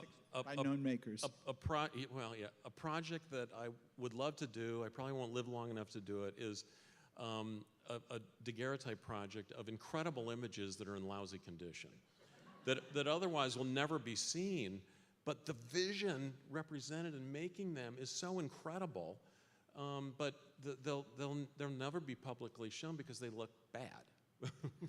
Well, we can introduce you to some people that have incredible collections of very bad pictures. And so sometimes, going back to the question about Russell, all you're doing, you're looking at negatives, and you're kind of imagining, is this something? Is this not something? Why wasn't this? And sometimes you're looking at something that appears significant, but it's also really kind of distorting to look at negatives because they also look very different from as you saw, from the actual prints.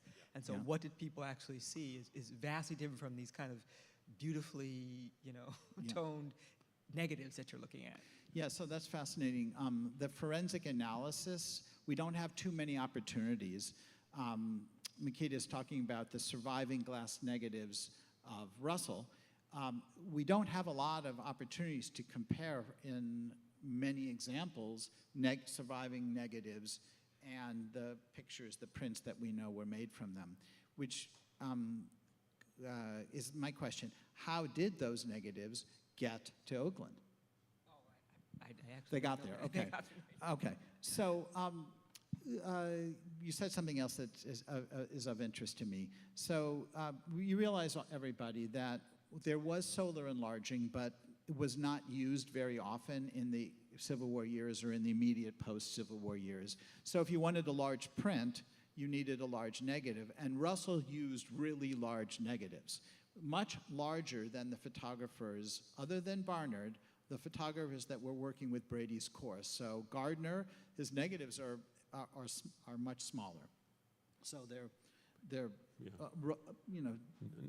Nine by 11 or something. yeah, if I much remember smaller correctly. than Russell. Just imagine having, this is a time before electricity, just imagine having to lug around a camera that made a plate this big, which is about the size of the prints, and surviving, and having those negatives survive both the processing and the removal from the field where the pictures were made to the studio where the prints would be made. It's kind of an amazing thing.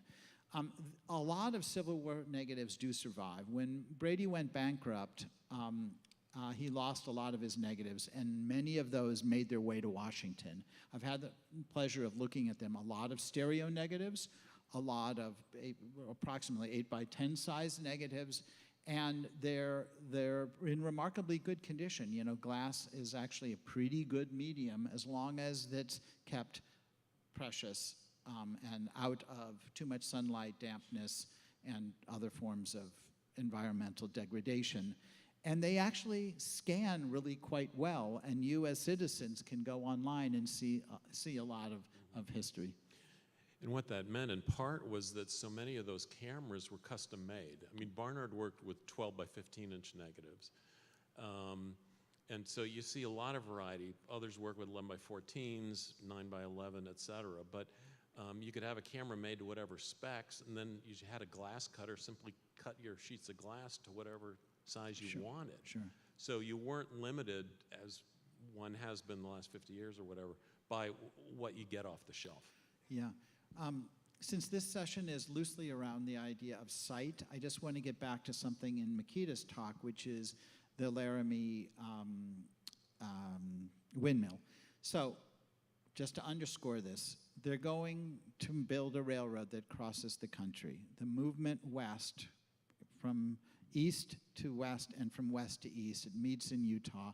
It's the joining of the rails. But the key thing here is that you can have all the coal you want, but the only way to move the locomotive is to make steam. And surface water in the desert area proved to be deleterious to the burning of creating steam.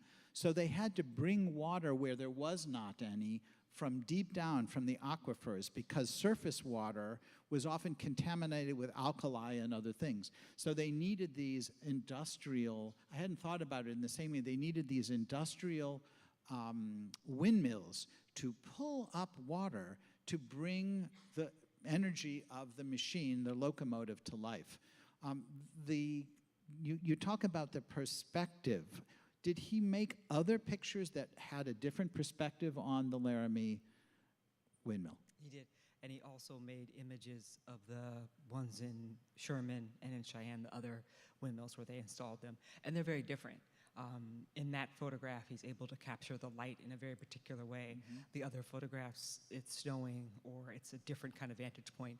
But again, what's fascinating is you're looking at how did he construct, how's he learning? I mean, although we don't know what the order of these images was, but it's like, how is he trying to tell a story? And then in that one, in the windmill image, there's also an image that he made further down the track. So you see that he's trying to get toward something.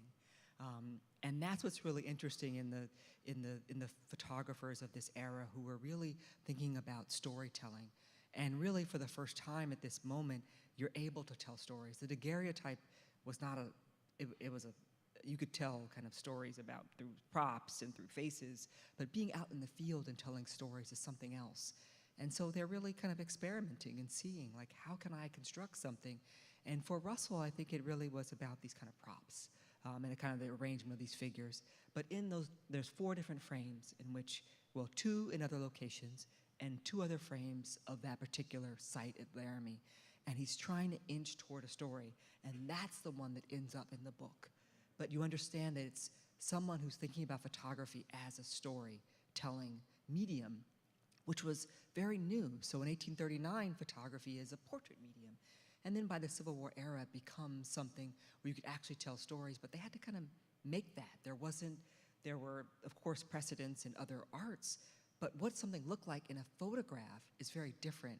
And one of the things I love about the show is that a lot of it just feels like people are trying to see what something looks like photographed, which was something that we didn't know, right? Yeah, Gary Winogrand, very good. Gary Winogrand, someone asked him, why does he photograph? Well, what was he doing? He wanted to see what the world looked like photographed.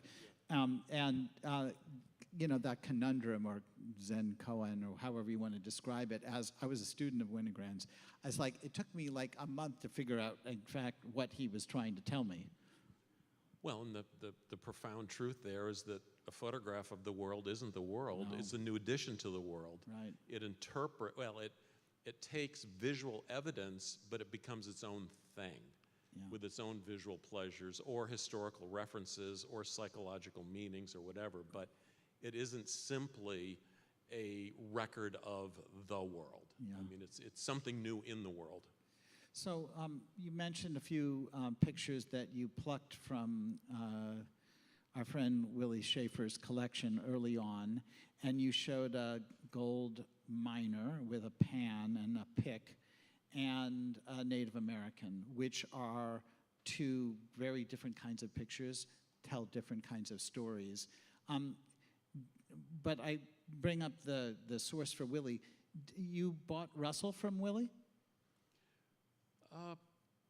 I'd have to check. Well, the only reason I ask is that were Probably. you mostly buying hard objects? Were you mostly buying? Oh no, it was across the board. It was across the board. Up into the 20th century as well. Okay. No, Willie's always had a wonderful eye and knew what the good stuff was, knew where it was, and so he was always a wonderful contact. Yeah.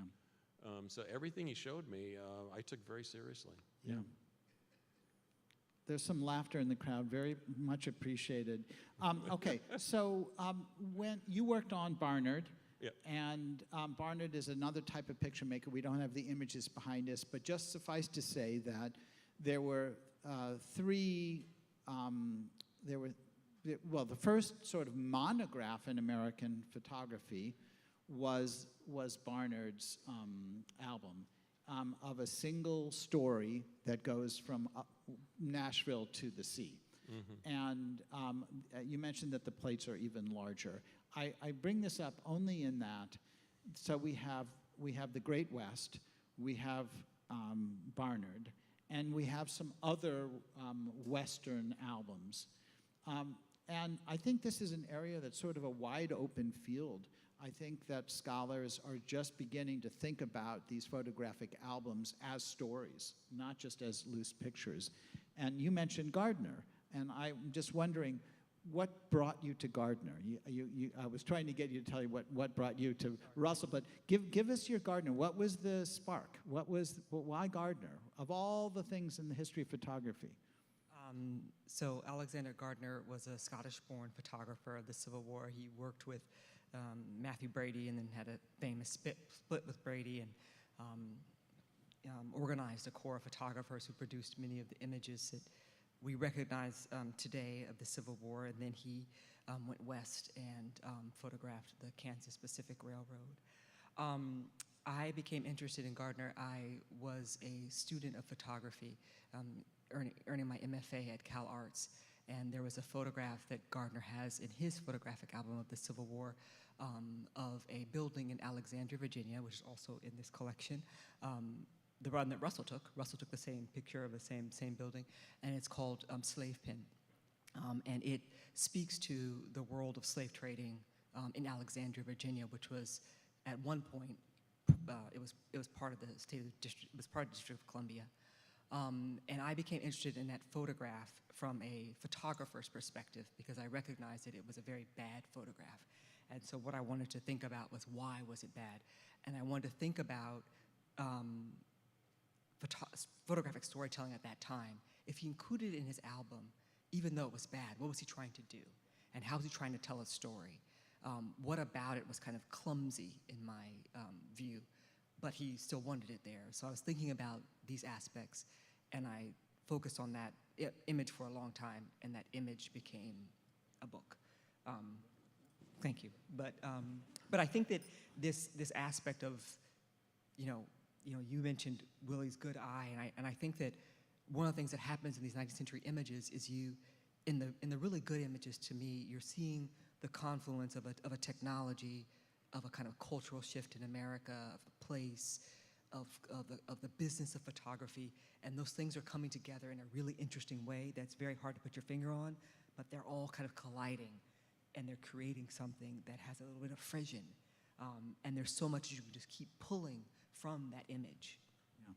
So the picture that Makeda just mentioned of the slave pen in Alexandria, it was just across the river from Washington, D.C. So yeah, you could see it from the White House. You could see it from the White House. And when the war began, and it was run by Price Birch and Company, which were very, very unfortunately successful slave traders. So it was the #1 depot. So this was happening within sight of the White House. It was the site from which slaves in the Chesapeake region were rounded up there. They were sent to the wharves, and then they were headed to the southern ports.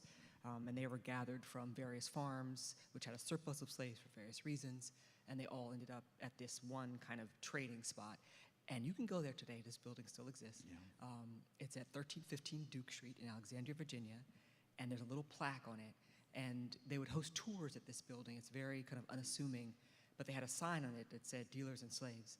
It was a very interesting neighborhood at the time of mostly Jewish kind of peddlers and sellers and Quakers. And they were very concerned with what was happening at this building. And so there was a lot of it in the newspapers and talking about what's happening. So this photograph was really this place was something that's really talked about, and many people took photographs of it. But Russell and Gardner's corps take these really key images that really speak to the kind of community and the place and the kind of way in which this building was situated and what it told about the kind of landscape of slavery in America at that time. That's beautiful. So we may have one other subject that I'd love to share with you, and then we're going to take a slightly early lunch break. We have we have 2 sessions following this one. One is on sort of people, and the other is on technology.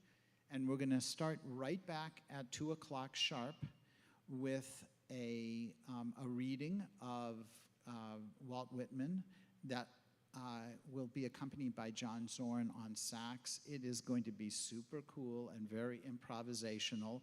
And I'm going to play a small role, which is try to show some pictures in some sort of sequence. You're going to be on drums? I'm going to be on slide. on slide, which I borrowed from Makeda in the green room. And there should be a little over an hour. We can get a bite to eat, and hopefully some of you can see at least some of the show. But before we go, I was just going to ask just a follow-up question with our friend Keith. When you worked on Barnard, whose work came out, I think the album came out in 1866. It's a Civil War album, and we have one picture on view in the exhibition, so for those of you who go up, I just encourage you to take a look at it, as well as the two Russells. But when you go upstairs, you will see that the date of the photograph is 1866.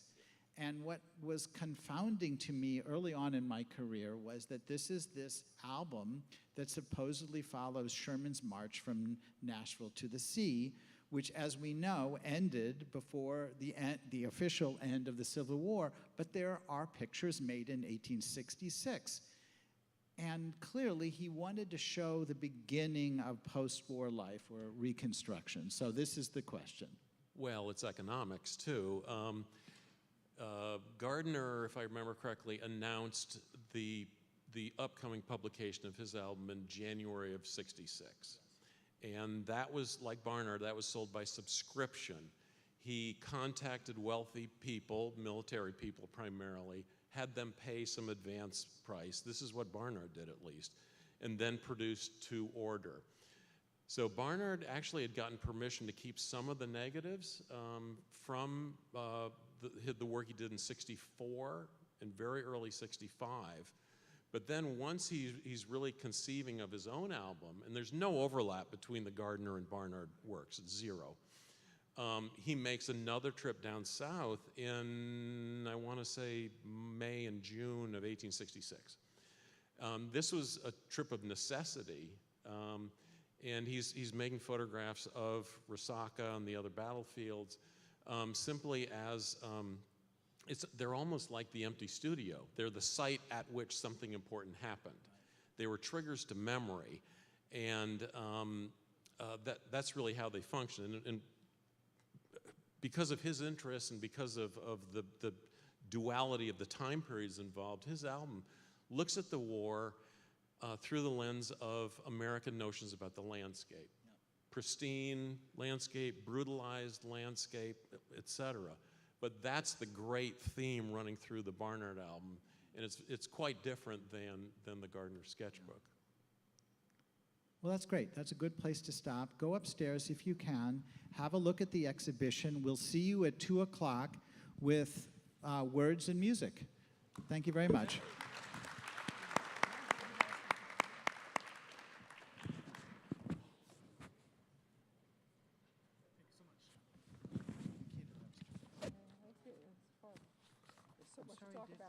Sorry I didn't give you No, it's okay.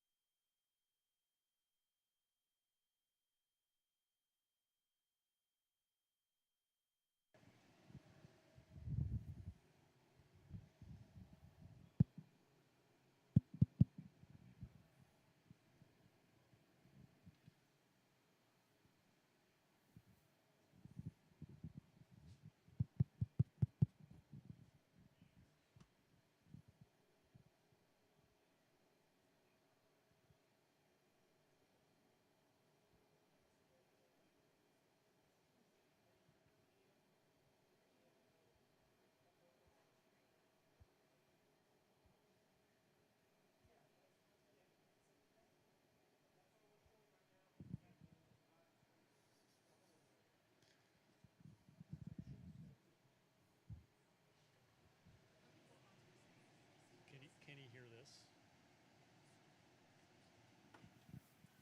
Check, check, check, check. Do you hear that audio coming through your computer? Okay, perfect. Yeah, we hear. We can hear you. Okay. Or keep. Oh, we don't hear you. Oh, call back. He can hear us. Call back. He hung up. He hung up. Yeah. He was like, I can hear you. And then he hung up. We should call it back. Yeah. If you can hear me, I mean, are our settings okay? Rick check. Yeah, Rick checked Putting it. out audio? Actually, this is Mariana's phone. Sylvia would like to test her slides. All right. One sec. I don't know if we can do that with the live stream running. Okay, I'll let her know that. Or actually, we should be able to. Yeah, there's some whole party in there at lunch. Okay, so what do you need Just on the me whole to do? slide. I'll tell Sylvia to hold on. Yeah, 1 second. Let me get Kiara in here. Do you want James's number? Is that easier? Probably not. He just, well, he can hear us. We just need to make sure we hear him.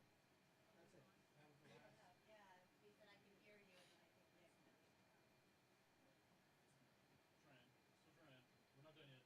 Thank you, though. Can you come to the control room? Thank you. Yeah, I don't care.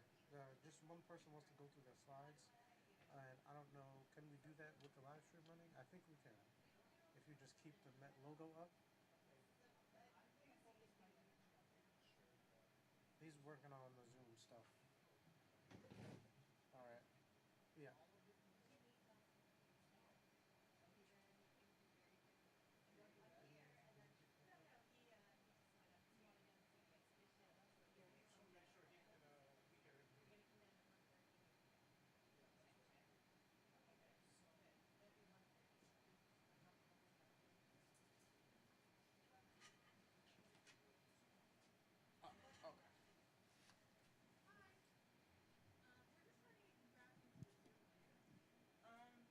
Who wanted to go over their slides? Oh, Sylvia would love to. Oh, Can I I go grab had a her? Is that question. okay? Yeah.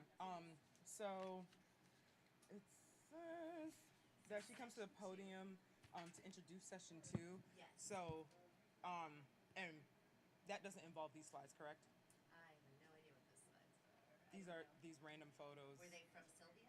Yes, it's Sylvia session 2. Okay, so that's her intro. Okay, so then should I put So those are going to be, these? sorry, not her intro. They're going to be as she's. This is what she wants to click through. So during the conversation, she Oh, wants for to the have conversation, them okay. as they're sitting.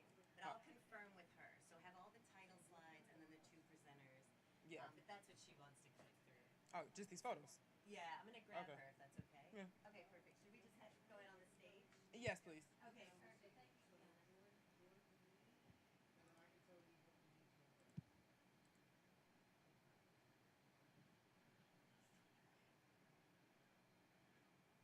Oh, and I'm gonna change the media player for you to the end stream. The stream has ended. Shit.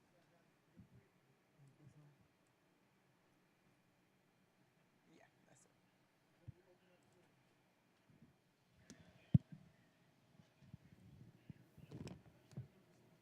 Are you accessing it through the link that we sent you? So. Do you see a video option in the top right, maybe? It's like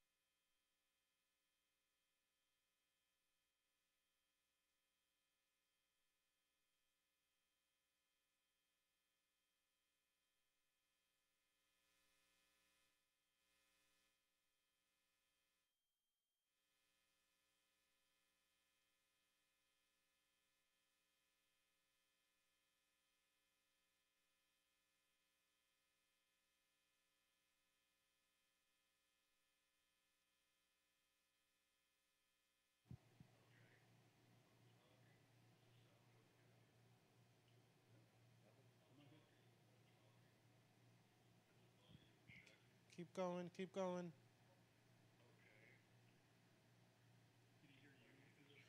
Can you hear me through your computer? I think so. Okay. Now we're just working on. Yeah, we're working on being able to hear you. We can't hear you on our end. So that's what we're working on. Okay. No, you're good. You're good where you are. And you good? Okay. And so we're good. So keep everything just like that.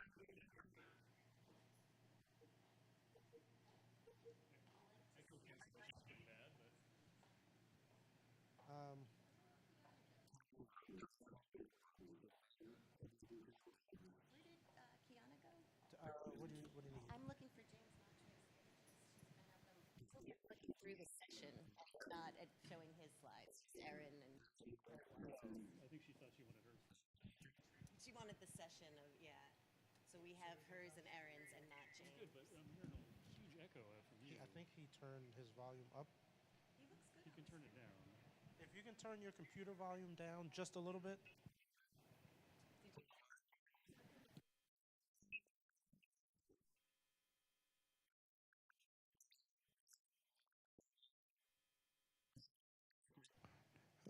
Yeah, if you can turn down your computer volume.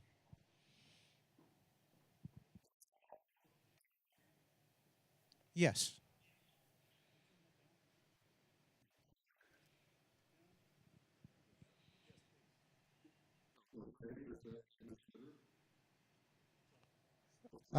Let's check, checking for the echo. Great. Can you still hear me?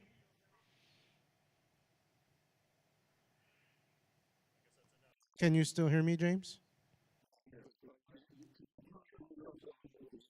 Okay. We hang on one sec. No, keep your speaker settings the way they are. We're gonna adjust on our end first.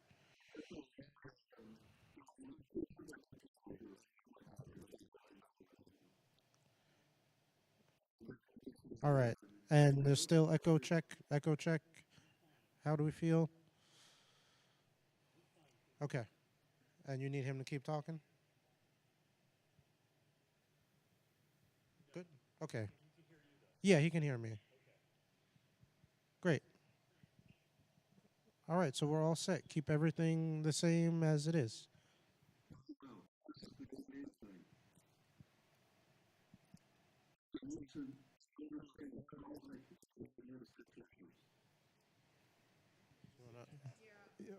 If you, yeah, one of us will manually advance.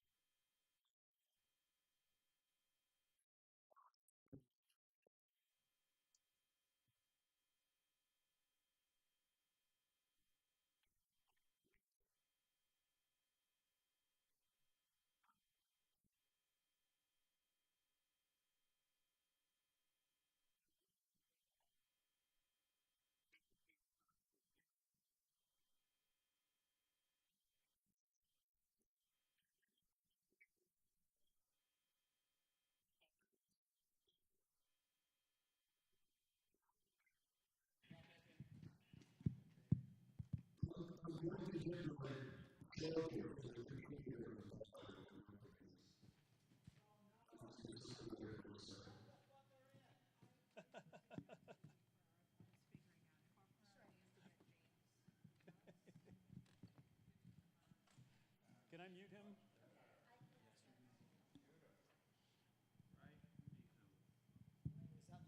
This is for you.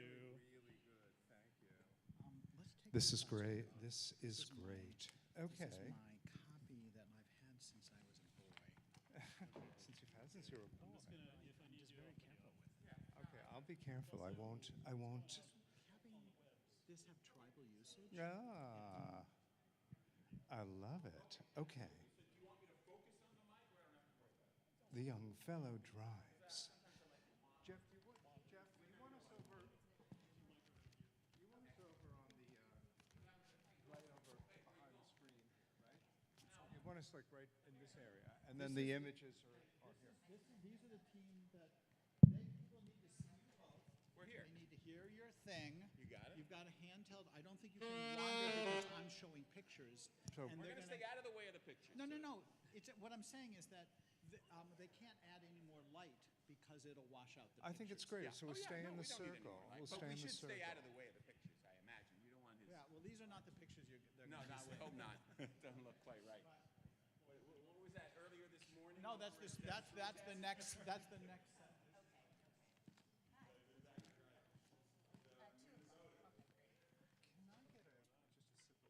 Please, let me take you back to our green room. Maybe if we could have a little table here so we could just have water in case I need it, in case I dry out on stage. Kill three of them. One is like... Are you in? Okay, but the curtain is so I think we're still live though, so don't say, we have a hot mic, so don't say anything compromising. Here's water, coffee, beverages, meal, the food is This here. is a hot mic. The whole auditorium is hearing this. So don't say anything compromising.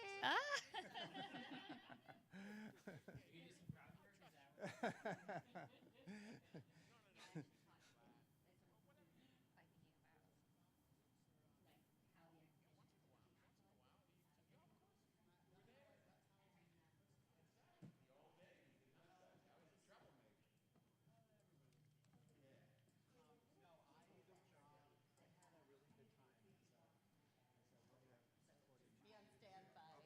You'll let us know. The live stream's muted, right? Haven't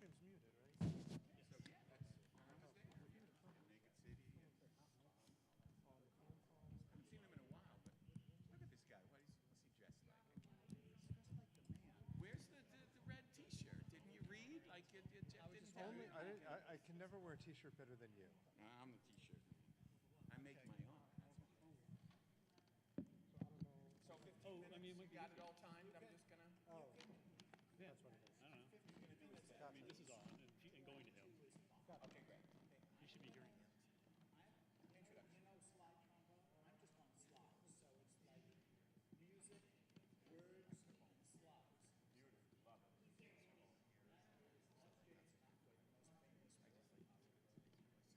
Love it.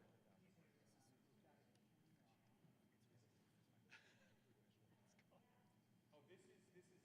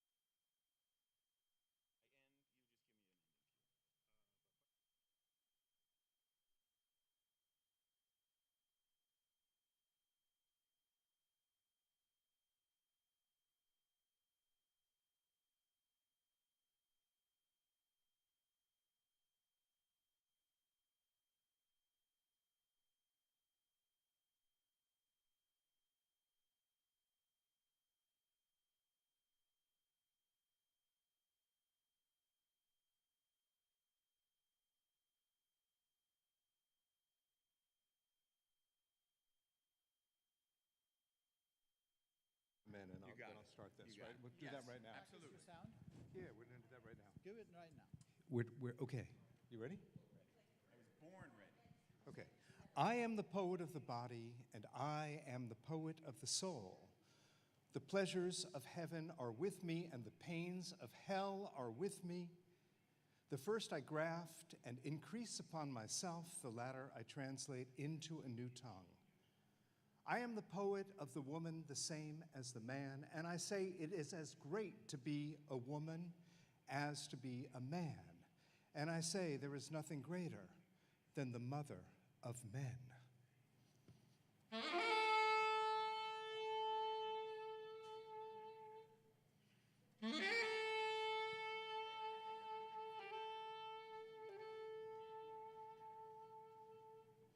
The pure contralto sings in the organ loft. The carpenter dresses his plank, the tongue of his foreplane whistles its wild, ascending lisp. Are we good? Could you hear yourself? Is that enough of a sound check? How is it sounding back there? You could hear the sax okay? Gorgeous. Beautiful. Who knows? Yeah? What about the words? Good enough for jazz? Is the sound Can on, you- is can you sound hear me? on the poetry? You want me to hold, do you want me to go up a little bit? I'm just afraid of popping it. Okay, so let me try this, because I'm feeling a little bit of feedback, and I don't want to do that. Okay, the married and unmarried children ride home to their Thanksgiving dinner. The pilot seizes the kingpin. He heaves down with a strong arm. The mate stands braced in the whaleboat. Lance and harpoon are ready. Is that better? This, if I hold it here rather You than want down some here? of Kenny in this monitor? Really? I noticed Can there's I? a monitor here. You want me to go like this? I mean, I can do this, but I'm afraid. Does it sound okay? Sounds great, Kenny. It's clearer when I'm up here. We need you to be equal, and now you're, Okay, I'm too low. you're too low. Okay, let's do it again. Can I have a little of Kenny here in this monitor? Let's do it again. Okay, I'm always afraid to go too high, because everybody pops. Okay, Don't worry about it. Do your thing. okay. I'm not even on a mic. The deacons are ordained with cross hands at the altar. The spinning girl retreats and advances to the hum of the big wheel. The farmer stops by the bars of a Sunday and looks at the oats and rye. Can we move this back? I think if no.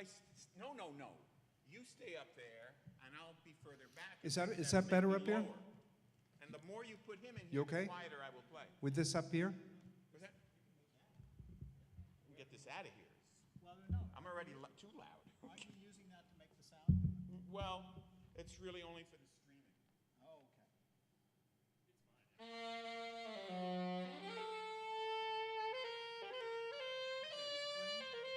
It, Can you hear the words okay? Yeah, if you get close. okay, I should stay right up here. Okay? Just give me a little more of the voice. I'll trust you on that. I'll trust you on that. Famous last words. Hey, Z. How you doing? Wait, Jeff. I'm gonna. Okay, great. There's your man. Great. He's got his red T-shirt on. Okay. Okay. Good. All right. So we're going to start with that, Where should I put this? Anthony Quinn in Guns N' Navarone. just like The red that. underneath. You guys good? Love it. A lot of handling, guys.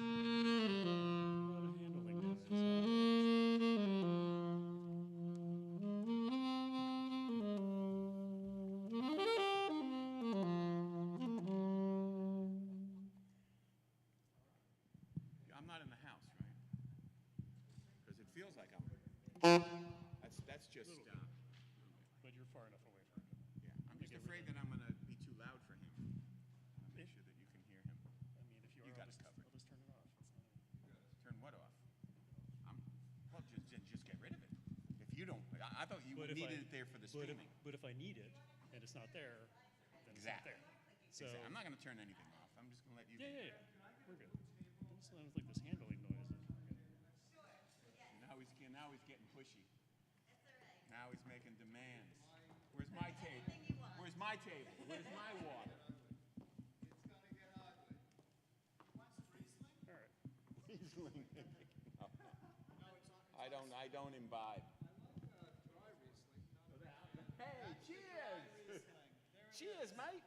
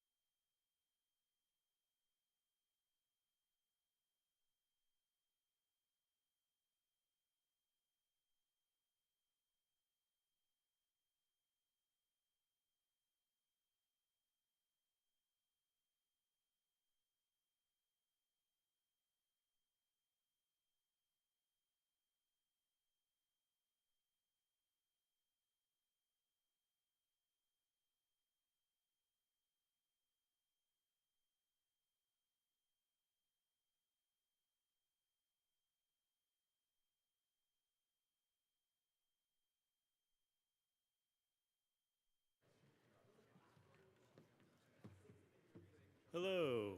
Hello. Evan.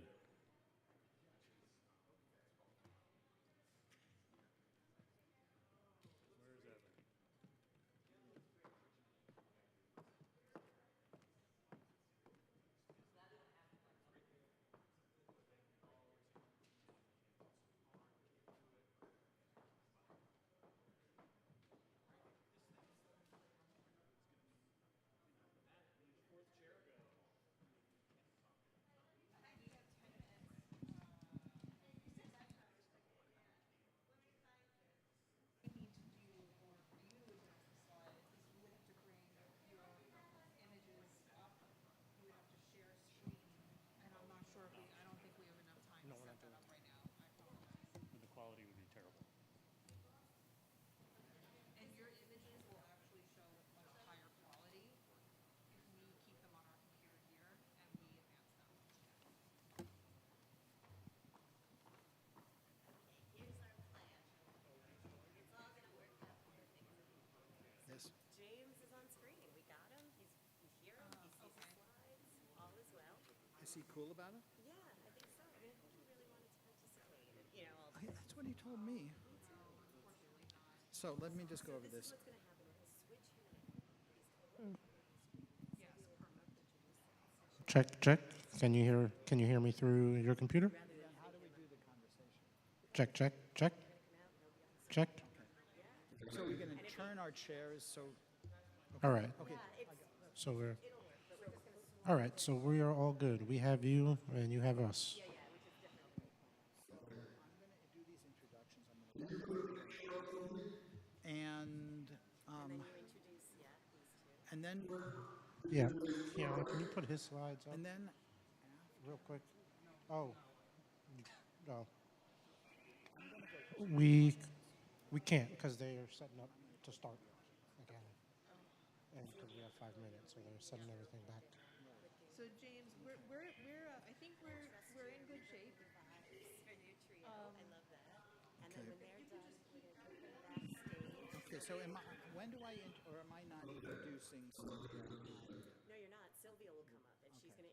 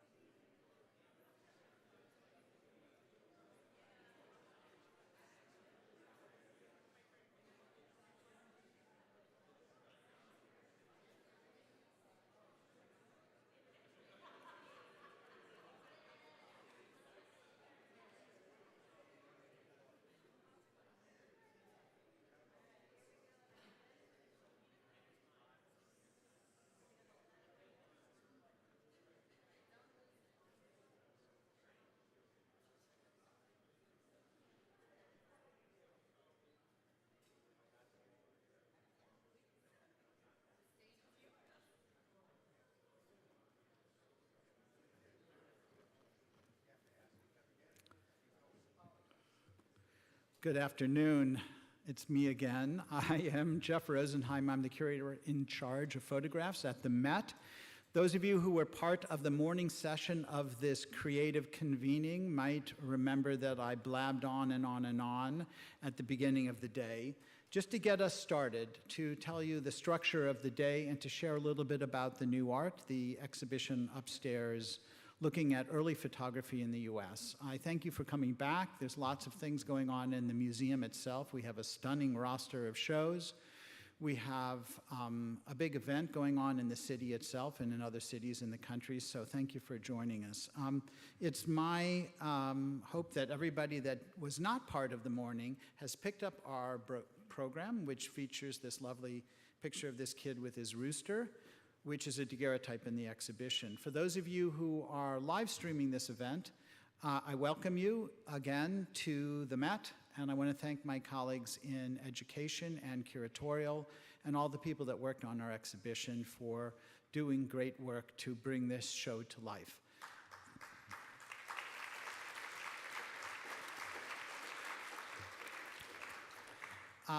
The afternoon's program is going to be filled with two sessions, and the first one, which is going to begin in a moment, thinks about people, and that is a broad subject, and it's going to somewhat begin with one of the great people of the 19th century, and that is Walt Whitman. Although I cannot bring him on stage, I am very, very pleased to say that two artists are going to help us think about the role that Whitman played in the 19th century with the publication of Leaves of Grass. Leaves of Grass has been and will continue to be a touchstone for many historians, poets, musicians, and curators like me who believe that his voice tells stories that we can also hear in echoes in certain types of photographs, in certain types of paintings and prints. And when I curated this exhibition, working through the collection that William Schaefer put together over the last half century, a collection that is now at the Met as a gift of our trustee, Philip Meritz, and his wife, Jennifer, the sounds that come through Whitman, the patterns and the storytelling influenced my picture selection and influenced the way I've always thought about what 19th century was about. It's this democratic song of the American experience. It evokes America becoming, or the US becoming something that was undetermined what it would be, what kind of a country it would be.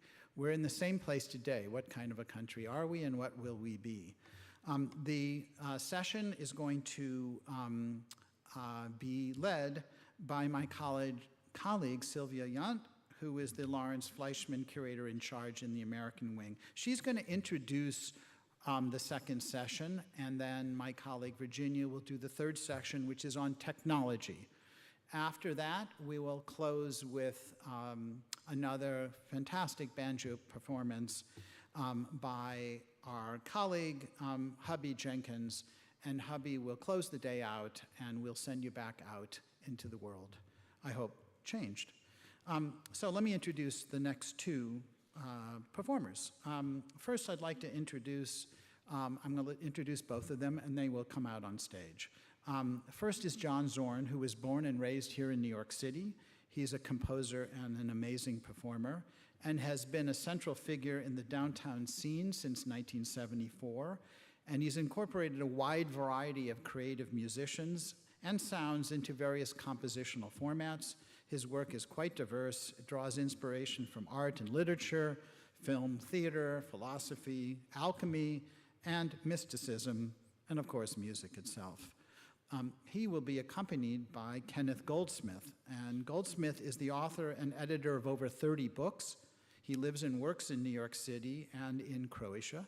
He teaches writing at the University of Pennsylvania, and in May of 2011, he was invited to read at President Obama's A Celebration of American Poetry at the White House, where he also held a poetry workshop with the First Lady, Michelle Obama.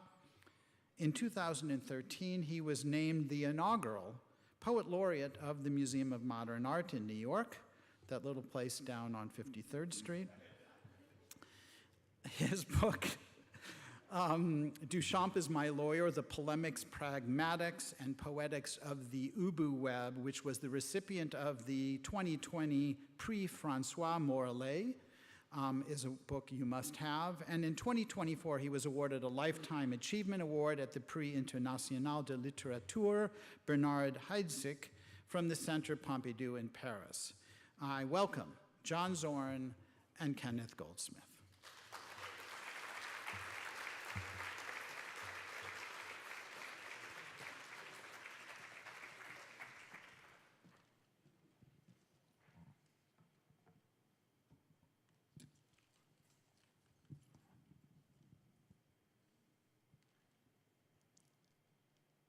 I am the poet of the body, and I am the poet of the soul.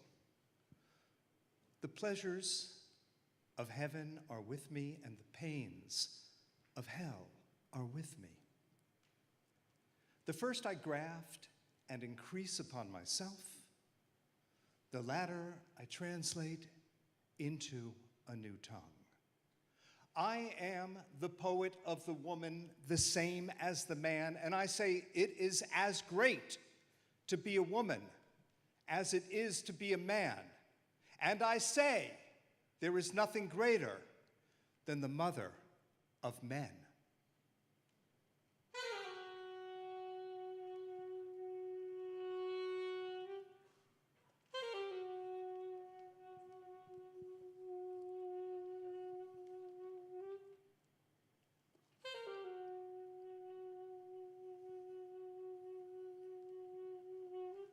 The pure contralto sings in the organ loft. The carpenter dresses his plank, the tongue of his foreplane whistles its wild ascending lisp.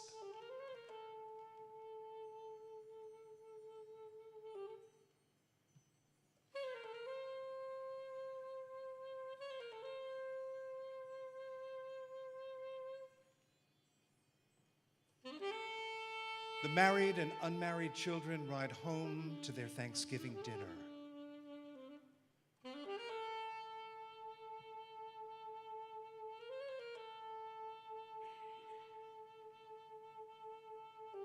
The pilot seizes the kingpin.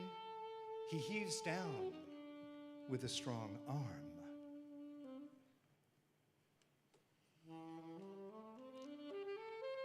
The mate stands braced in the whaleboat.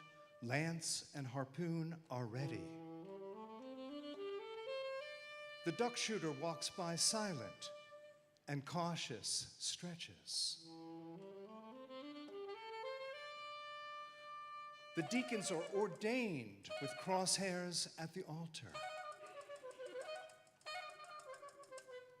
The spinning girl retreats and advances to the hum of the big wheel.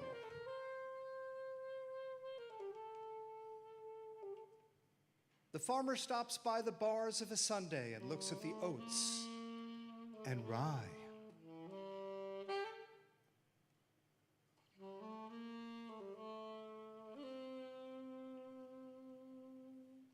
The lunatic is carried at last to the asylum, a confirmed case. He will never sleep anymore as he did in the cot in his mother's bedroom.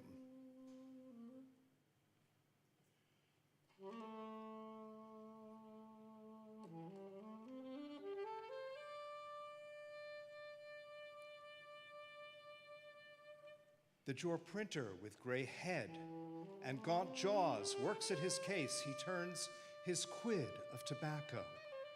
His eyes get blurred with the manuscript.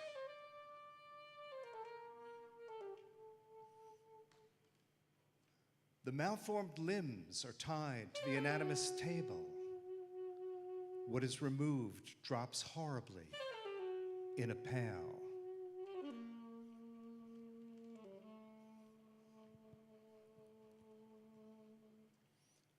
The quadroon girl is sold at the stand. The drunkard nods by the barroom stove. The machinist rolls up his sleeves. The policeman travels his beat. The gatekeeper marks who pass.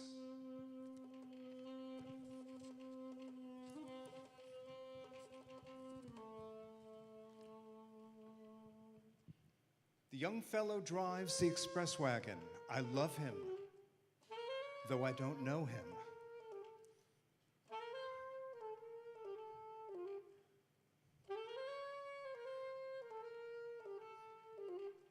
The half-breed straps on his light boots to compete in the race.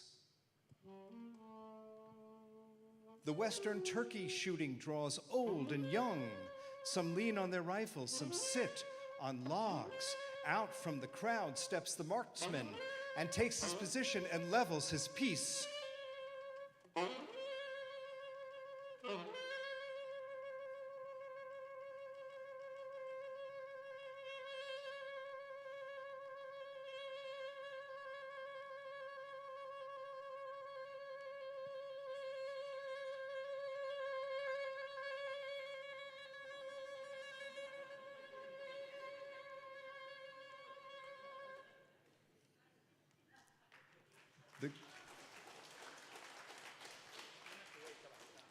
The groups of newly come immigrants cover the wharf or levee.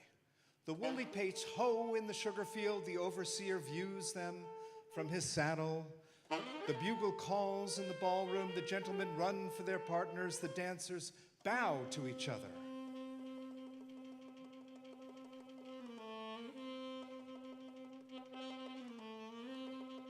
The youth lies awake in the cedar roof garret and harks to the musical rain. The wolverine sets traps on the creek that help fill the Huron. The reformer ascends the platform. He spouts with his mouth and nose. The company returns from its excursion.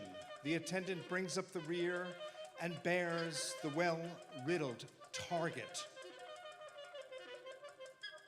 The squaw, wrapped in her yellow-hemmed cloth, is offering moccasins and bead bags for sale.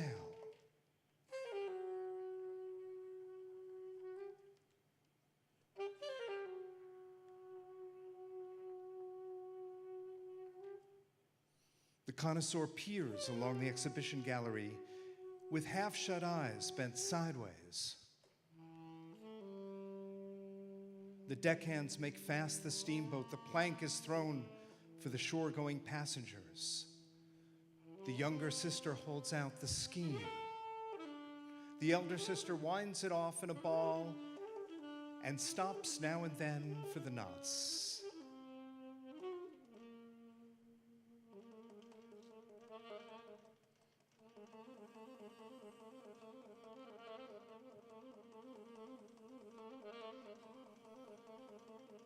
The one-year wife is recovering and happy. A week ago, she bore her first child. The clean-haired Yankee girl works with her sewing machine or in the factory mill. The 9 months gone is in the parturition chamber. Her faintness and pains are advancing. The paving man leans on his two-handed rammer. The reporter's lead flies swiftly over the notebook. The sign painter is lettering with red and gold. The canal boy trots on the towpath. The bookkeeper counts at his desk. The shoemaker waxes his thread. The conductor beats time for the band, and all the performers follow him.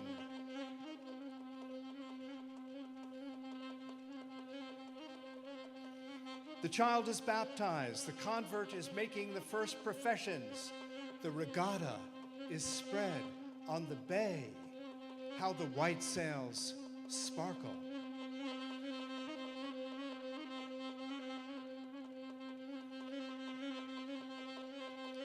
The drover watches his drove. He sings out to them that would stray. The peddler sweats with his pack on his back. The purchaser higgles about the odd cent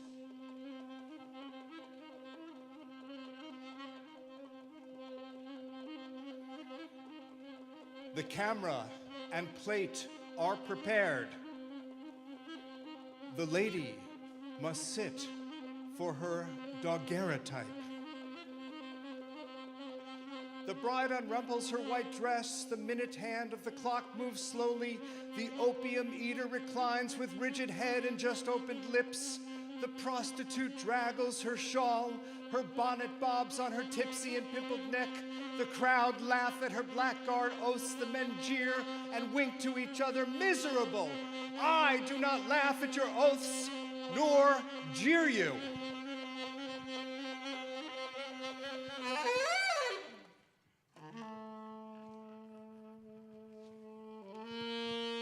The president holds a cabinet council. He is surrounded by the great secretaries.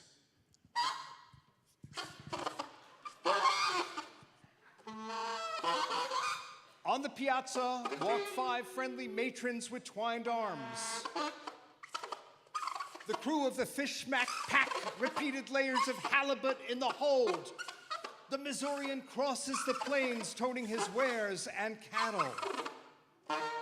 The fare collector goes through the train. He gives notice by the jingling of loose chain.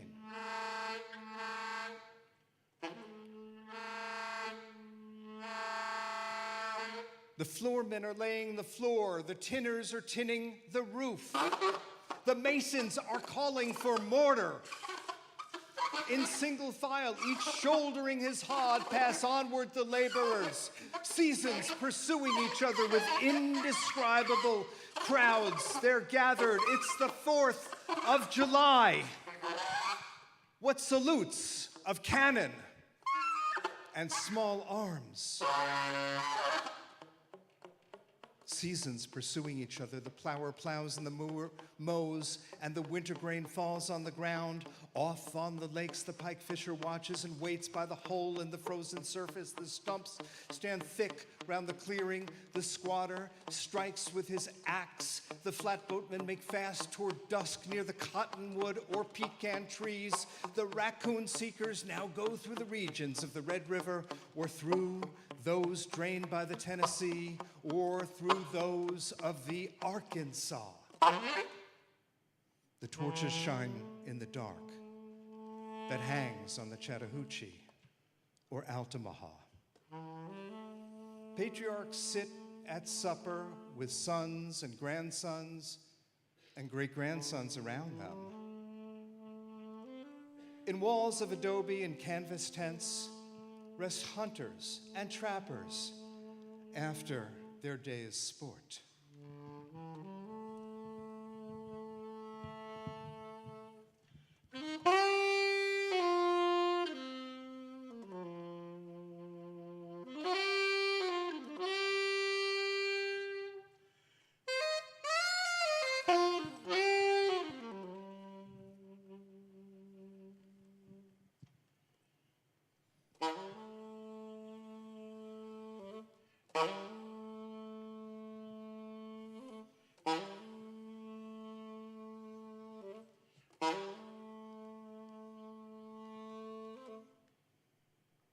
The city sleeps, and the country sleeps.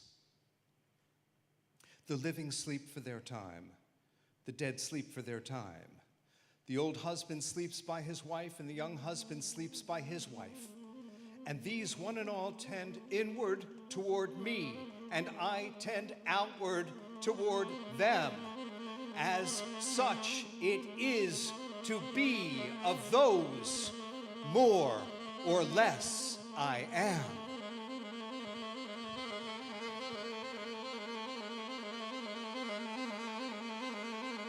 I am of young and old, of the foolish as much as the wise, regardless of others, ever regardful of others, maternal as well as paternal, a child as well as a man, stuffed with the stuff that is coarse, and stuffed with the stuff that is fine.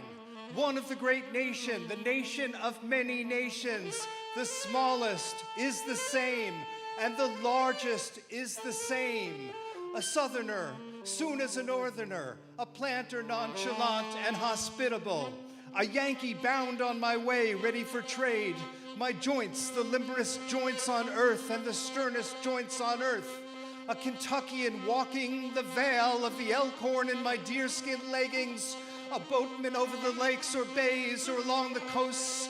A Hoosier, a Badger, a Buckeye, a Louisianan, a Georgian, a poke easy from the sandhills or pines at home on Canadian snowshoes or up on the bush or with fishermen off Newfoundland. At home in the fleet of the iceboats sailing with the rest and tacking. At home on the hills of Vermont or in the woods of Maine or the Texan ranch. Comrade of Californians. Comrade of free Northwesterns. Loving their big proportions. Comrade of raftsmen and coalmen. Comrade of all who shake hands and welcome to drink and meet. A learner with the simplest, a teacher of the thoughtfulest, a novice beginning experience of myriads of seasons of every hue and trade and rank, of every caste and religion, not merely of the New World, but of Asia, Africa, or Europe, a wandering savage, a farmer, a mechanic, an artist, a gentleman, sailor, lover, or Quaker, a prisoner, fancy man, rowdy, lawyer, physician, or priest.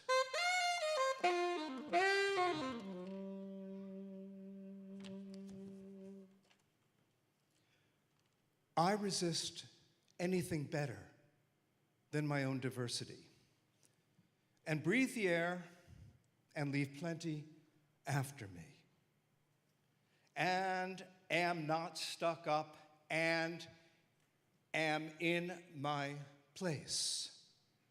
The moth and the fish eggs are in their place. The suns I see and the suns I don't see are in their place. The palpable is in its place, and the impalpable is in its place.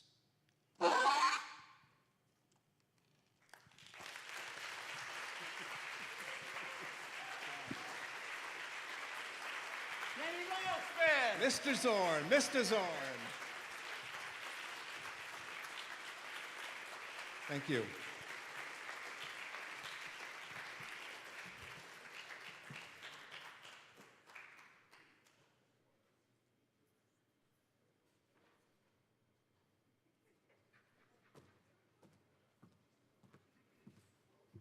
Wow, talk about a hard act to follow, man.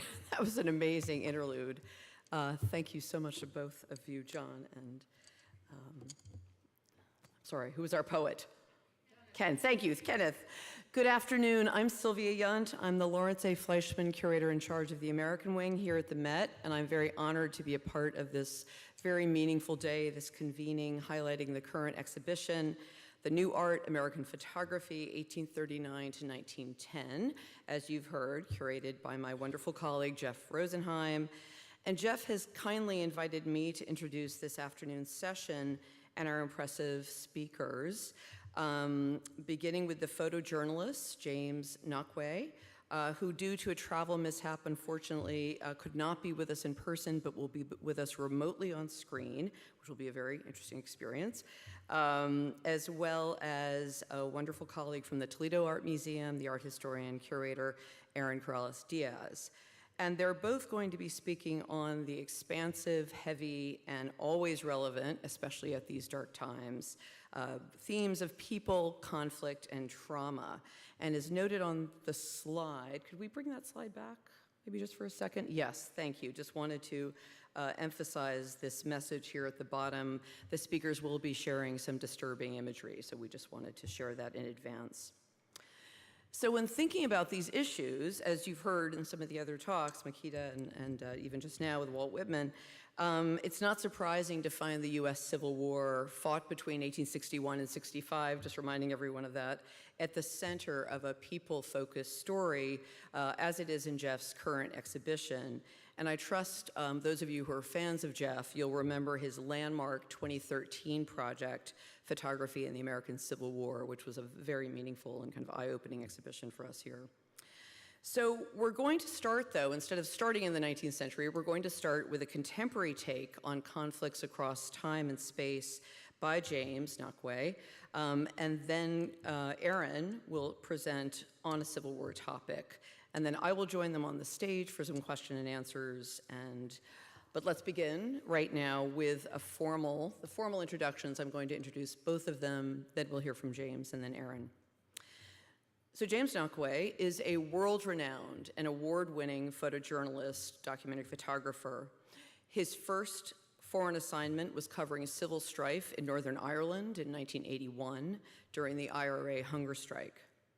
Since then, James has devoted himself to documenting wars, conflicts, and critical social issues for a variety of publications and media, from troubled locations in Central and South America, the Middle East, and South Asia, to Africa, Europe, and the United States.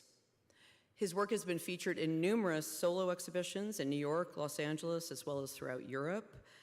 And he is a graduate of Dartmouth College, where he studied art history, which I think will become very evident when you look at his work, as well as political science. James is a fellow of the Royal Photographic Society and received an honorary doctorate of fine arts from the Massachusetts College of Arts in Boston. Aaron Corrales-Diaz is the Curator of American Art at the Toledo Museum of Art, as I said, where she's currently working on a major rethinking reinstallation of the museum's collection. Before moving to Ohio, she served as the Assistant Curator of American Art at the Worcester Art Museum in Massachusetts. She also has held dual posts as Curator of the Johnson Collection and Visiting Scholar at Wofford and Converse Colleges in Spartanburg, South Carolina, where we, in fact, first crossed paths when I was invited to visit and lecture while I was a curator at the Virginia Museum of Fine Arts in Richmond. So as you might guess, we share an interest in the visual and material culture of the Civil War, not to mention personal and professional experiences in both the North and the South.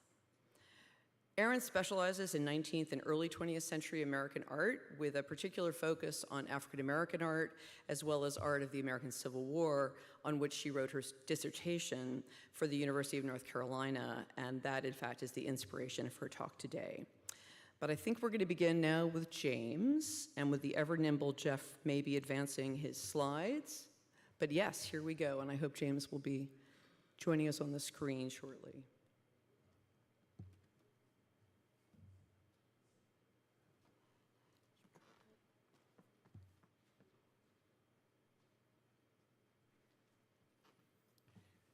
Please bear with us.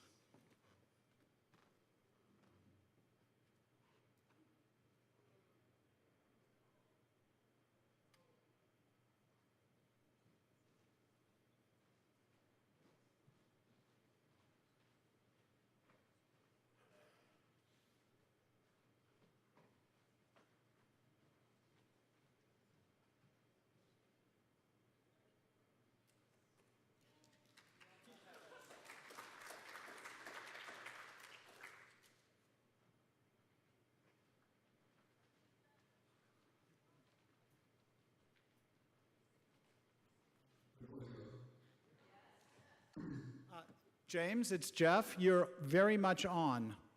Can you hear? Can you? Okay. You're here with us remotely, but we're honored through the magic of technology to have you and your slides on the screen, and I will advance the slides when you wink at us.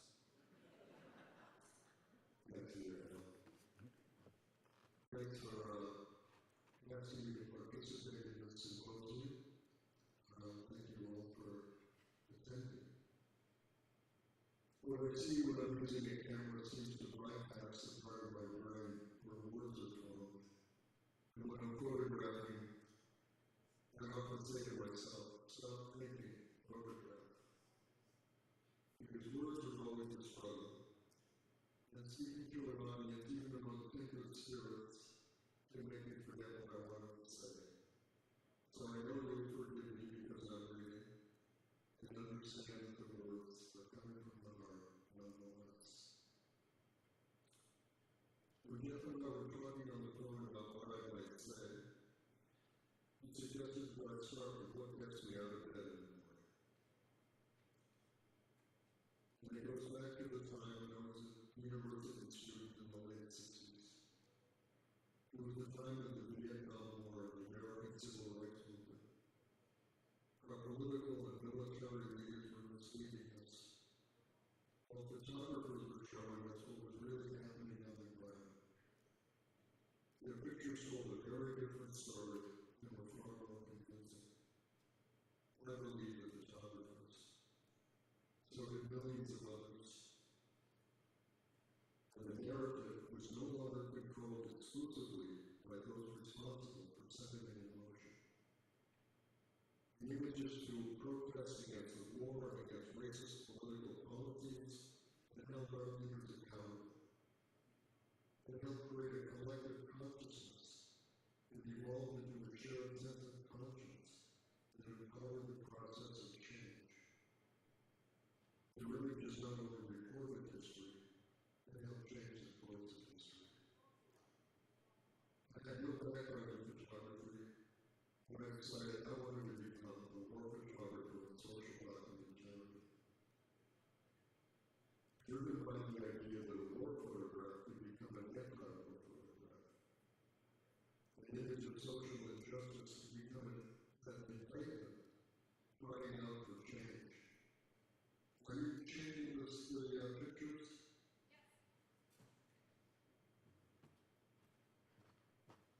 Yes, without the wink, I did change a few pictures, but I think I'm following along. If you can just simply say next, we're at the baby carriage picture with the burning truck behind them. You cannot? Okay, so you can just tell me, just nod to me and I will be your assistant. Oh, I thought I was supposed to say next. Next is fine. But you didn't say next. No, I didn't. It's a duet, Jim. Can you go back to the first? Of course I can. Thank you. There we go. There we go. Okay. Never gotten to that yet. I'll get to it. Well, what the pictures did is talking soon enough, but I just wanted to say a few things about the background. Let me start over here. I had no background in photography, but I decided to become a war photographer and social documentarian. Driven by the idea that a war photograph could become an anti-war photograph. An image of social injustice could become an indictment, crying out for change. I tell that people care when photographers show them something worth caring about.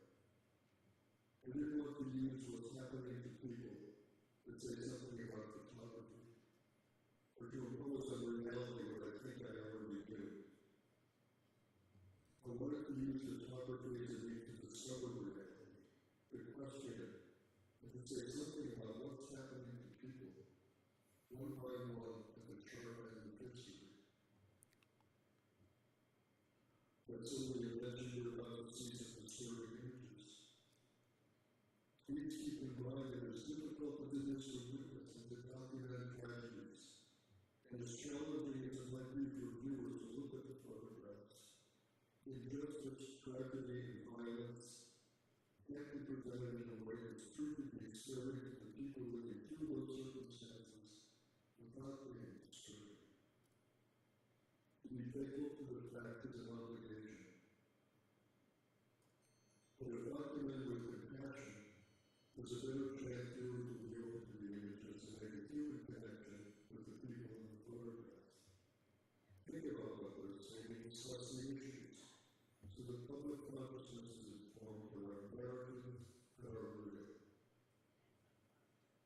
In 1981, minority prisoners, led by Bonnie Sands, who had been elected to the British Parliament while he was in jail, went on hunger strike to protest being labeled criminals rather than political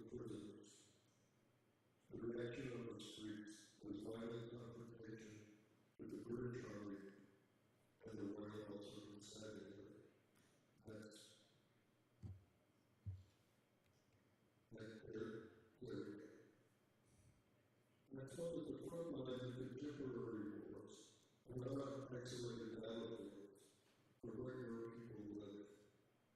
This man was led up having hijacked vehicles set on fire in front of his house and responded with a grand gesture of futility.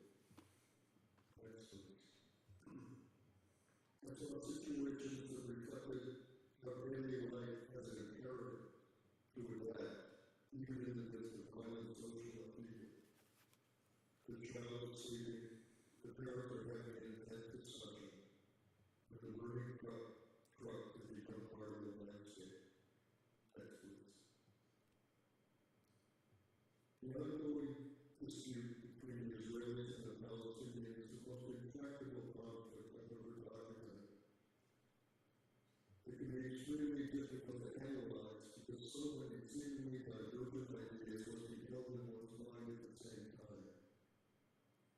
This is a moment from the West Bank at the beginning of the Second Palestinian Intifada in the year 2000, when protesting the occupation did not yet become an armed conflict. Next, please. In 2001, the uprising escalated. The idea entered the Palestinian refugee camp in the West Bank, Island Jenin, and were ambushed. Fighters on both sides were killed, and large part of the camp were destroyed. Next, please.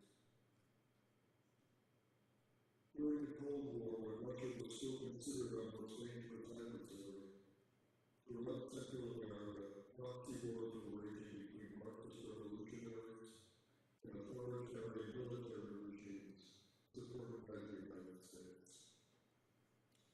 In Nicaragua, counter-revolutionaries attacked the Sandinista-controlled town on the Atlantic coast. The defenders of the town hit them with a barrage of gunfire. During the assault, one of them was shot, and his comrades dragged him to shelter. One interview story is blasting away with his machine gun. The next he was begging me to put him out of his misery. Next. Eventually they carried him away, still under fire. The moment resembled a religious iconography of Renaissance paintings of the deposition from the cross. Next, please.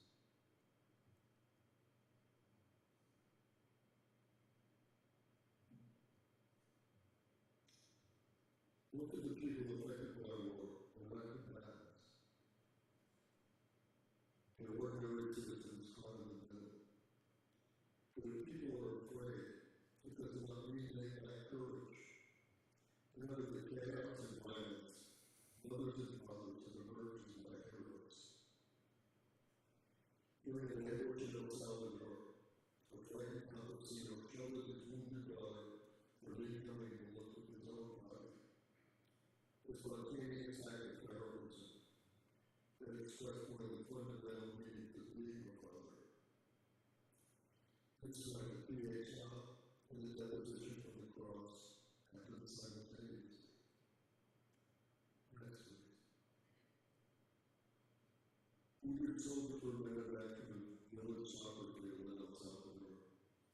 The girls came out of the village church in their Sunday dresses, and they looked like butterflies. I couldn't help but acknowledge that something beautiful and delicate could coexist with tragedy of war. Next, please.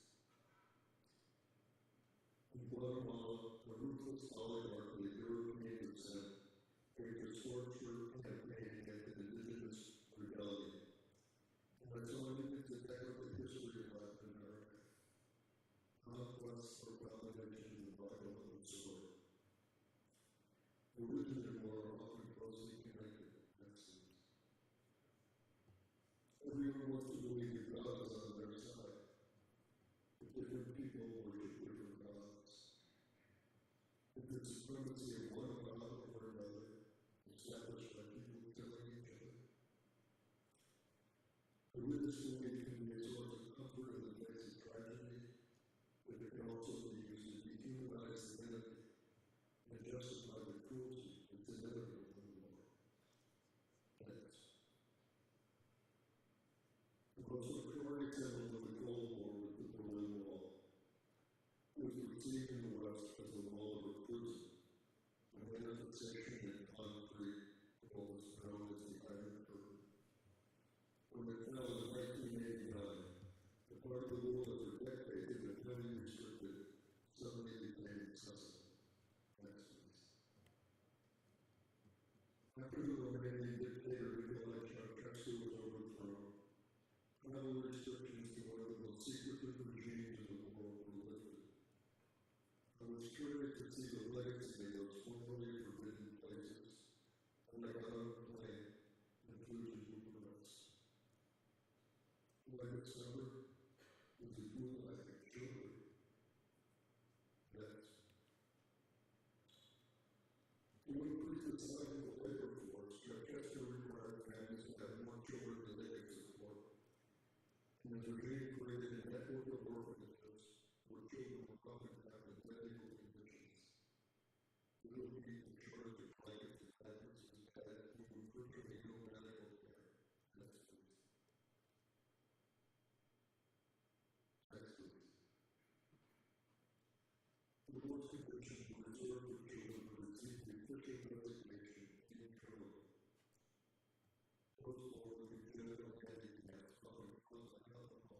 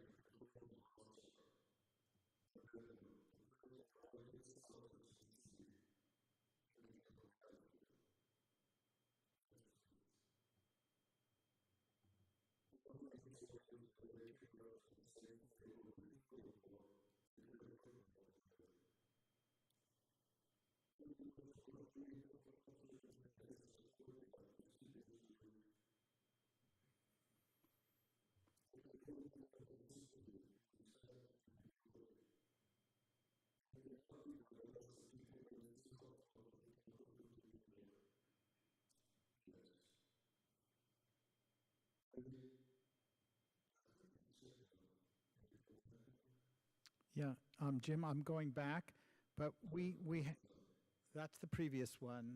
Sorry. Okay.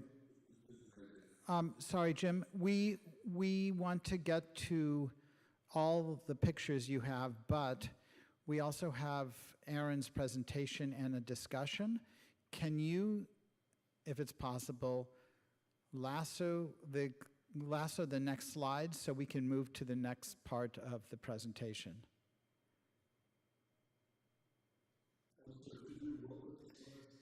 Can you sort of put a parenthesis on it for now so we can move to the next presentation by Erin and your discussion with her and Sylvia? We know, yeah, we know that there's wonderful pictures on the slide list, but we just need to move forward. I'm very okay. So.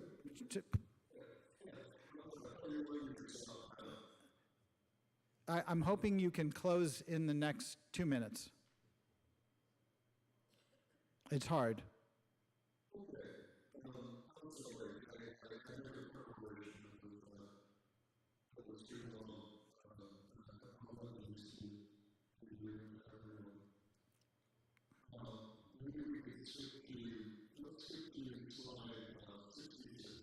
Okay.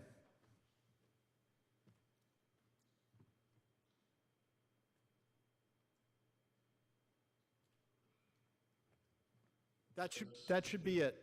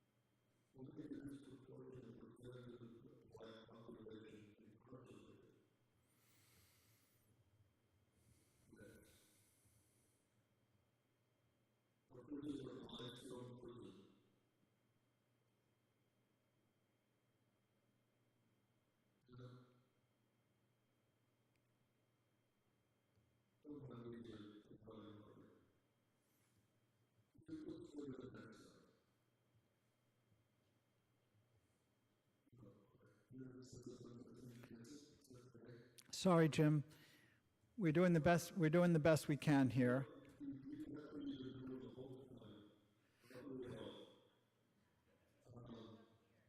Why don't maybe you could go to your closing remark or remarks, and we'll be back with you after Erin makes her presentation, and I know you will want to respond to her presentation, and she tells a similar but very different story, leaning back towards the 19th century.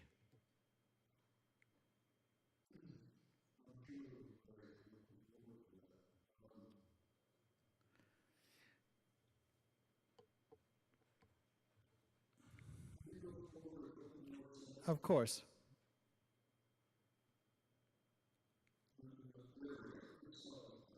Okay.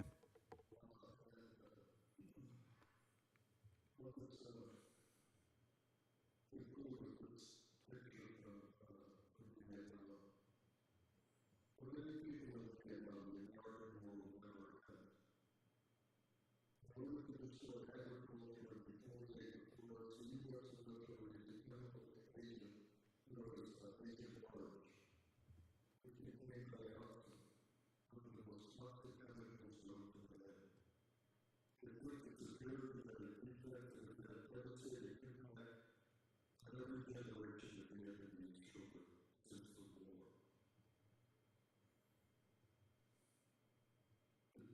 being inflicted on them by foreign powers, seeking to win their hearts and minds.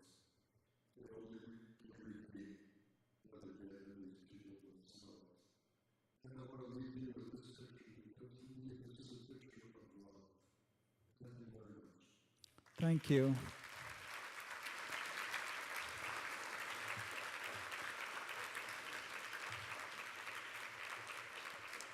Thank you, Jim. Don't go away.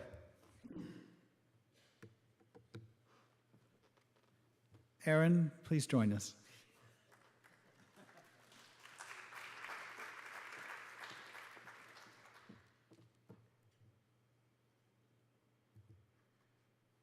All right. Good afternoon, everyone. First of all, I want to thank Sylvia for her kind introduction, and also to my co-presenter, James. Thank you so much for being able to be here via technology with us and to share your powerful images and stories. We are going back in time to the American Civil War, but much of what James spoke about has deep resonance with these images. So at 9 o'clock in the morning of April 29th, 1863, Private James E. Kelly, Company B of the 56th Pennsylvania Infantry, faced gunfire as the Union moved towards what would become the Battle of Chancellorsville.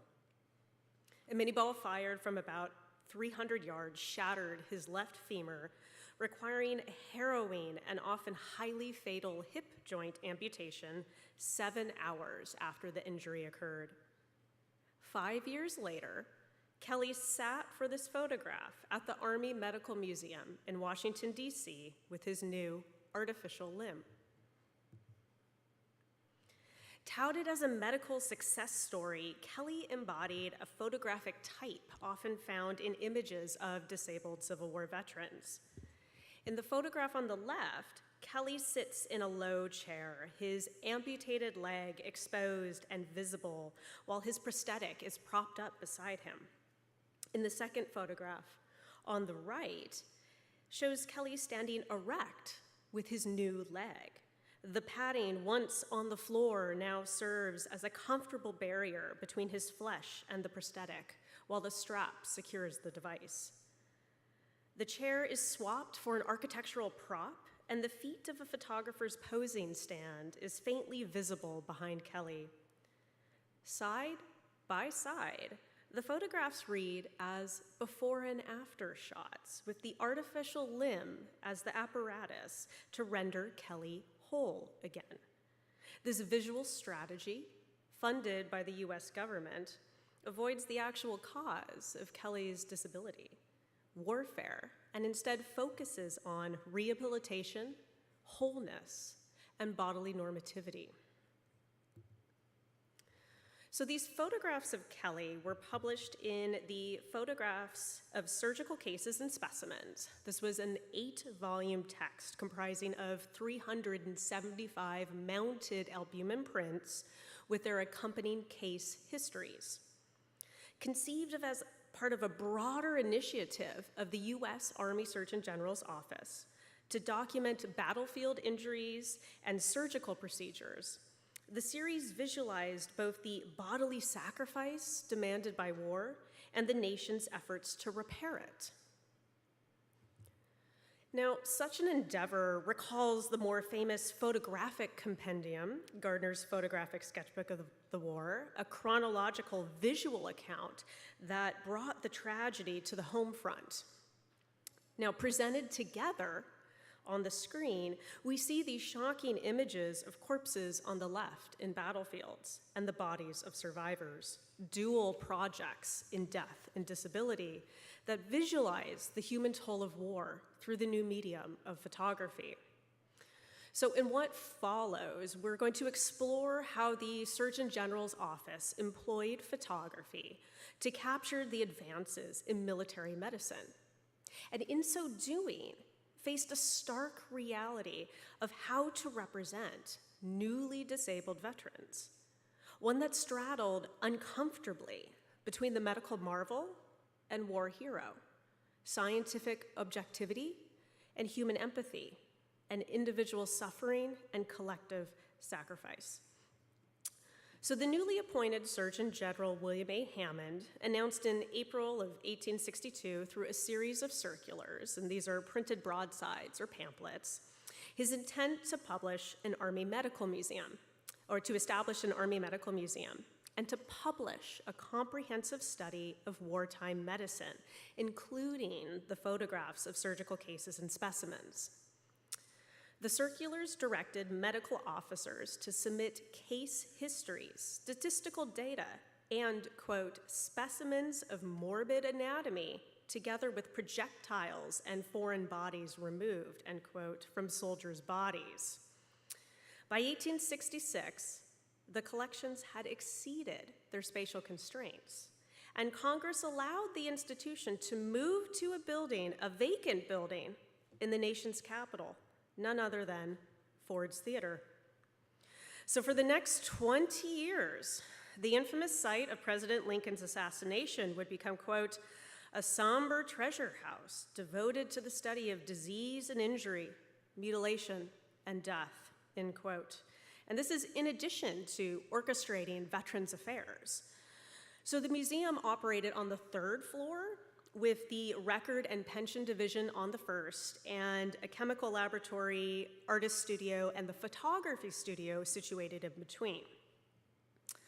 John H. Brenton, the museum's first curator, established the photography department largely out of necessity.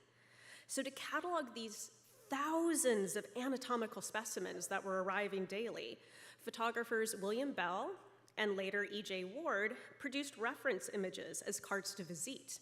And I do want to mention that there is a fantastic E.J. Ward photograph, not of a Civil War veteran, but as an eclipse, upstairs in the exhibition. Oops. So these small, inexpensive photographs were glued then to wooden blocks in which engravers would then carve through to reproduce various images in various Surgeon General publications. And what you're seeing here on the screen is the CDV of the specimen 1335, and then the wooden engraved version in one of the many publications. And this is the right tibia and fibula of Major General Daniel Sickles. Against a blank backdrop, the prepared and mounted dry specimen cartes de visite created a pathologic archive, bones stripped of their personhood but reclassified as extraordinary examples of wartime medicine. Now, a few of these carts transgressed their cataloging intent by reuniting the body part with the veteran. So specimen 56484 depicts veteran Private Julius Fabry near his left femur. There's a Queen Anne table that he uses for balance, in addition to a posing stand, and turns the museum's photography studio into this domestic interior. Instead of a possession related to the sitter's profession or interest per traditional portraiture conventions, the specimen on the table operates both as a decor object, but also as a heroic relic, a literal fragment of Fabry mounted as a trophy. Now, when shown apart from the rest of the body, these bone specimens nullify not only the individual suffering endured during surgery, but the human causality of warfare. But in images like these, when the bones are juxtaposed with their living remains, we're forced to confront those realities of war and its effects upon the body. When the Army Medical Museum opened to the public on April 13th, 1867, it attracted local Washingtonians' attention for its macabre subject matter. For veterans like Fabry, however, the museum became a sacred repository, albeit one fraught with ethical complexities. Paintings, photographs, and mounted specimens in glass cases, which ranged from a craniological cabinet to a display of plaster casts and examples of facial reconstruction surgery, lined the walls of the museum halls. In the surgical division, the curatorial staff exhibited, quote, thousands of mounted specimens, the freaks of bullets and cannon shot, end quote, with each object labeled with a catalog number and a brief case history. Veterans often came by the museum after having their picture taken in the photography studio or gathering information for pension applications to see their limb in its last resting place. But not all visiting veterans appreciated seeing their body parts on display, and some contested the nation's ownership. One private in particular was quite surprised to find his limb in the museum and demanded that his property be returned. Museum curator Brenton refused, declaring, and I quote here, "The United States government is entitled to all of you until the expiration of the specified time. I dare not give up a part of you before then." End quote. According to Brenton, the private's limb was under government ownership. The moment the surgeon severed the limb from the body, he argued, that part belonged to the nation and not the individual. So the bone specimens preserved by the Surgeon General's office worked to recall the heroic acts of soldiers and surgeons during the war, but they also obscure what these images evoke. The loss of a limb entails a disabled body. So Fabry and other veterans who encountered or posed with their bodily fragments drew awareness to the limits of individual agency and reminded viewers of their corporeal difference. While a selection of bones and other human pathologies appeared in photographs of surgical cases and specimens, a majority of the images featured disabled veterans years after their surgery. Private Eben Smith represents a typical photographic composition found in the volumes. He stands erect, balancing on a single crutch, with a mirror strategically positioned to show the other side of his successful surgery. Naked from the waist down, bearing a strategically placed white cloth and a rumpled wool sock on his only surviving foot, the veteran seems a bit nonplussed to be stripped and exposed, literally, to the photographer. He stares at the camera's lens, with his heavy brow casting a dark shadow over his eyes, and only his mouth, a slight raise of his upper lip, conveys annoyance, defiance, or even pain. So although the patients in photographs of surgical cases and specimens represent successful operations, pain nevertheless remains embedded within the images.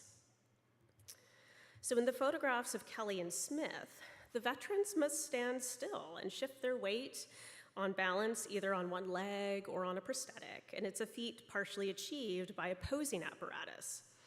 Intended to keep the head still and the desired position for a required length of time, these metal braces were far from comfortable, forcing the body to hold a position against an iron bolster. And as someone who has stood for a contemporary tintype and used one of these, I can personally attest that they're not very comfortable. So such instruments align the medium with medical operations where the body suffers not under a scalpel, but the photographic equipment, contouring and disfiguring the sitter. Photographers Bell and Ward attempted to mitigate the overly clinical aspects of their veteran photographs through incorporating standard portraiture motifs.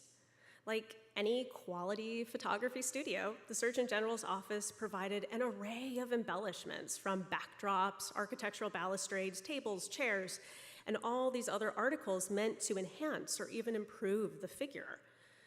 While such domestic decor commonly appeared in portrait photography, it's a bit at odds with the intent of these photographs, where the purpose is to accentuate difference rather than convention. And in particular, I'm really drawn to the mirror as a prop, for not only does it expose more of the surgical work, but it also acts as a meta-reference for the medium as this mirror on reality. So stripped, posed, and reflected, veterans submitted their disabled bodies to scrutiny. And in a way, the photographer is becoming something of a pseudo-surgeon, whose purpose is to observe the surface of the inscribed body, dissecting his eyes and the camera, and camera the effects of light and shadow upon the muscles and bones, and to create a permanent image to examine the surgeon's handiwork. The resulting photograph commands the viewer, us, to look upon these bodies in an act of dominance as medical knowledge that subordinates the patient's autonomy. Yet, the veterans stare back. So they invite exploration into what it really means to be seen in a clinical context. So this exchange between the viewer and a subject generates a really charged visual encounter, one that invites recognition and at times can challenge voyeurism and fosters empathy. But interspersed among the photographs and the specimens and the medical portraits in photographs of surgical cases and specimens are the before and after images of veterans with their prosthetics. Successful cases of amputations or other debilitating injuries demonstrated surgical prowess, but it was the ability to remake veterans through technology that offered a satisfying conclusion. Harnessing the supposed truth-telling capabilities of the camera, these before and after photographs offer a photographic narrative of bodily normativity and the capacity of medicine to heal. In the after photograph, Kelly, seemingly whole with his prosthetic, engages in a performance that probes at the limits of photography's veracity. For Kelly would abandon his artificial leg, citing immense pain when wearing it again and again in the pension records, rendering this after photograph only an illusion. So the photographic campaign of the US Army Surgeon General's office reveals this complex interplay between medicine, memory, and lived experience, all in the aftermath of the American Civil War. At once scientific records and constructed narratives, these photographs frame disabled veterans as symbols of medical triumph, while simultaneously largely erasing some of the realities of their pain and some of the violent circumstances of their injuries. The photographic medium is a complicated tool in figuring disability, one that navigates this delicate balance between art, science, and documentary imperatives. And so in this very short, brief overview, I hope I've expanded a bit your understanding of how photography captures the trauma of war, not just through the battlefields of the dead, but through the living bodies of the survivors, and prompts us to consider how photographs shape and sometimes distort our collective remembrance of suffering, resilience, and the human cost of conflict. Thank you.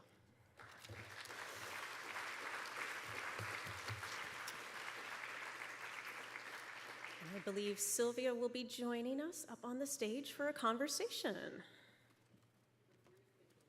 A brief interlude. Brief interlude.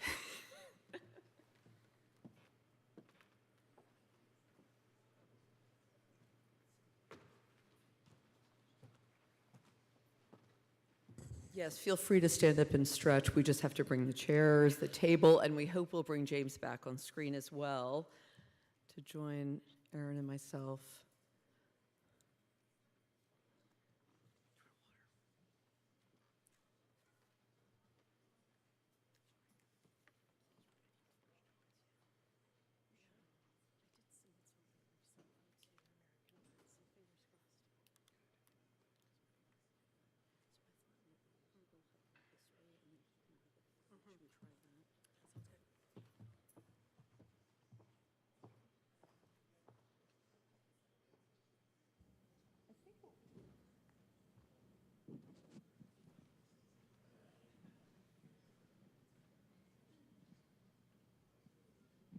James, you're with us. Great, and these are on. I think what we'll do is maybe have the chairs this way, and so then we can look to James as opposed to having our back to him. Let's try that.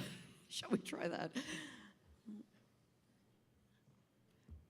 Well, maybe this way so the audience can see you too. Yeah, of course. There we go. We got it. We're ever flexible. Here we go. James, can you see us? Can he hear? He can. Great. Okay. Actually, you know what? Why don't I sit here my turn, and then I won't have to turn. There we go. Let's do that. Okay.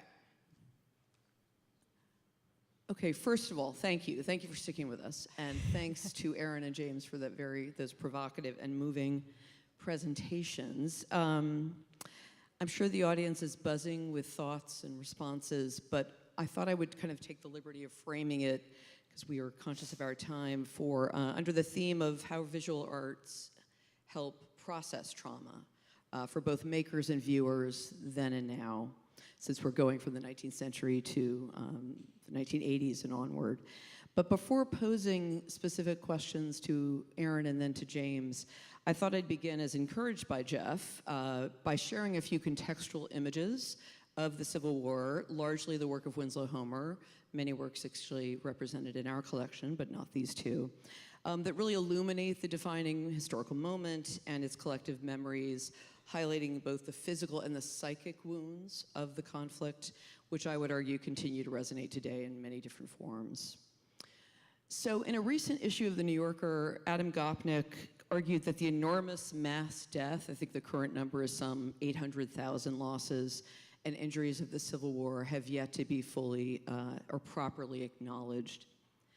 During the conflict, and of course decades afterwards, however, the so-called culture of death, and we've seen a lot of evidence of that, from thinking about Walt Whitman's poetry, drum taps, certainly to the Medical Museum, fascinating in Ford's Theater, as well as many visual expressions, really pervaded American society and culture. And I would argue that Whitman and Homer were probably two of the leading figures that helped explore that collective pain and grief, and really explored it as a metaphor for the death of national innocence. The majority of American painters, as Aaron and I know well, did not actually take this subject head on, as we know. The responses to the war, especially if there were battle scenes or heroicizations of something about Augusta St. Gaudens and monuments, happened much later. They were not happening in the 1860s.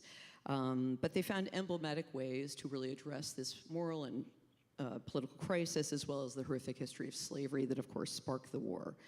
And I would argue again that Winslow Homer was probably the leading chronicler of the war and its turbulent aftermath. I concur. And I think I'm not showing you any prints, but I think some of you may know that he began his career as an illustrator. He was actually an embedded so-called special artist, traveling with George McClellan's Army of the Potomac throughout Virginia. And he really worked as a freelance illustrator, largely presenting his work through Harper's Weekly, which was the publication through which most Northern readers got their news about the war, not for Southern audiences, but for Northern audiences. And in paintings like The Sharpshooter, can we bring that into the lights maybe just a little bit? Can you see this image? Sorry, I'm such a paintings person. I want you to be able to see the image. The Sharpshooter at left, which is a really just extraordinary, profound image that captures the new modern warfare, that is sniper warfare, basically. And it first appeared actually as a woodcut illustration in Harper's, and he later turned it into a painting. And I'm also showing you his very challenging defiance, inviting a shot before Petersburg. Of course, you can't help but see these paintings as pendants in some way, in which Homer is really illuminating the devastating effects of the war on soldiers, the enslaved, and the Southern landscape. And in the process, you know, he really, I think, captured this with great power and poignancy, conflict, which became a central theme of his art. And if some of you saw the exhibition we did a couple of years ago here, Homer Cross Currents, we began looking at these really profound Civil War paintings and taking them up to his late work in the Caribbean, the Gulf Stream. Now, I know I actually have a, where's the, where is there? I'm gonna move some images for you. There we go. There we go. Great, here we go. Now I'll show you some other photography. So at right, though, is an image you may not be familiar with. It's Homer's very moving Our Watering Places, The Empty Sleeve at Newport, which was a Harper's illustration from 1865 that really bristles, I think, with some of the tension you were discussing, and in terms specifically of gender, disability, and recovery.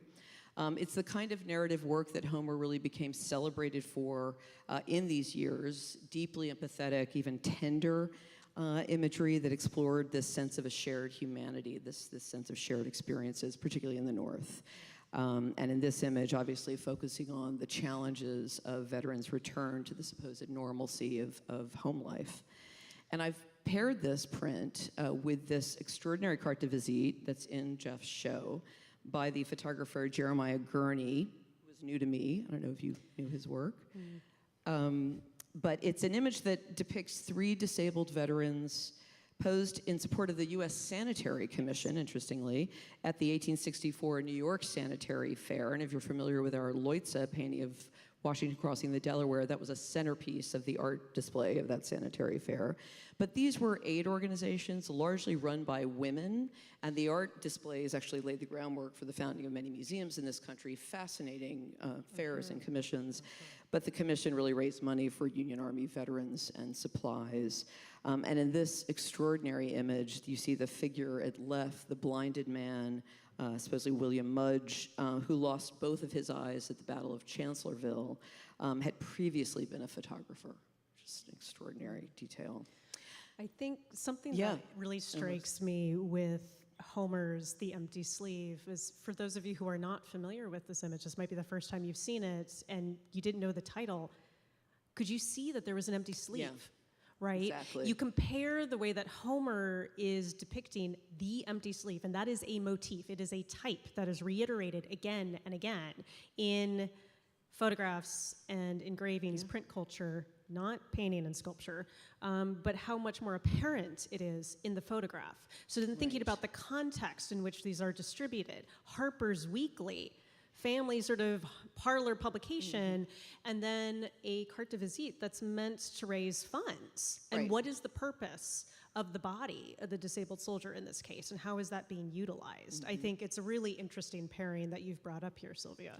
Well, and Erin, you focus on a very different kind of Civil War photography in your presentation, and I'm very curious how you first became interested in this U.S. Army material and where you first saw it. Yeah, well, it's a great question. A little bit of a meandering story, but we'll get there. Just I grew up in a medical household, so I was always aware and interested in why some images were considered medical images and why some things were considered fine art.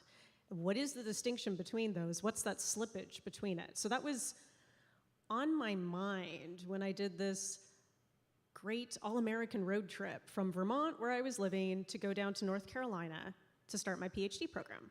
And was riding with my father, and he decided, you know what, we need to stop off at Gettysburg. We have to see the battlefields. I'd never seen them. I'm like, okay, Dad, let's do this. So I was there, and I'm standing in the cemetery, and I'm taking in this beautiful yet hollowed ground and began to think about the tens of thousands of survivors of the war. And where do you see those images? Because in my art historical background, I wasn't necessarily seeing those in painting or in sculpture. And so where were they? This was unprecedented in American culture, and something that I would argue brings about a whole new social class, the disabled veteran.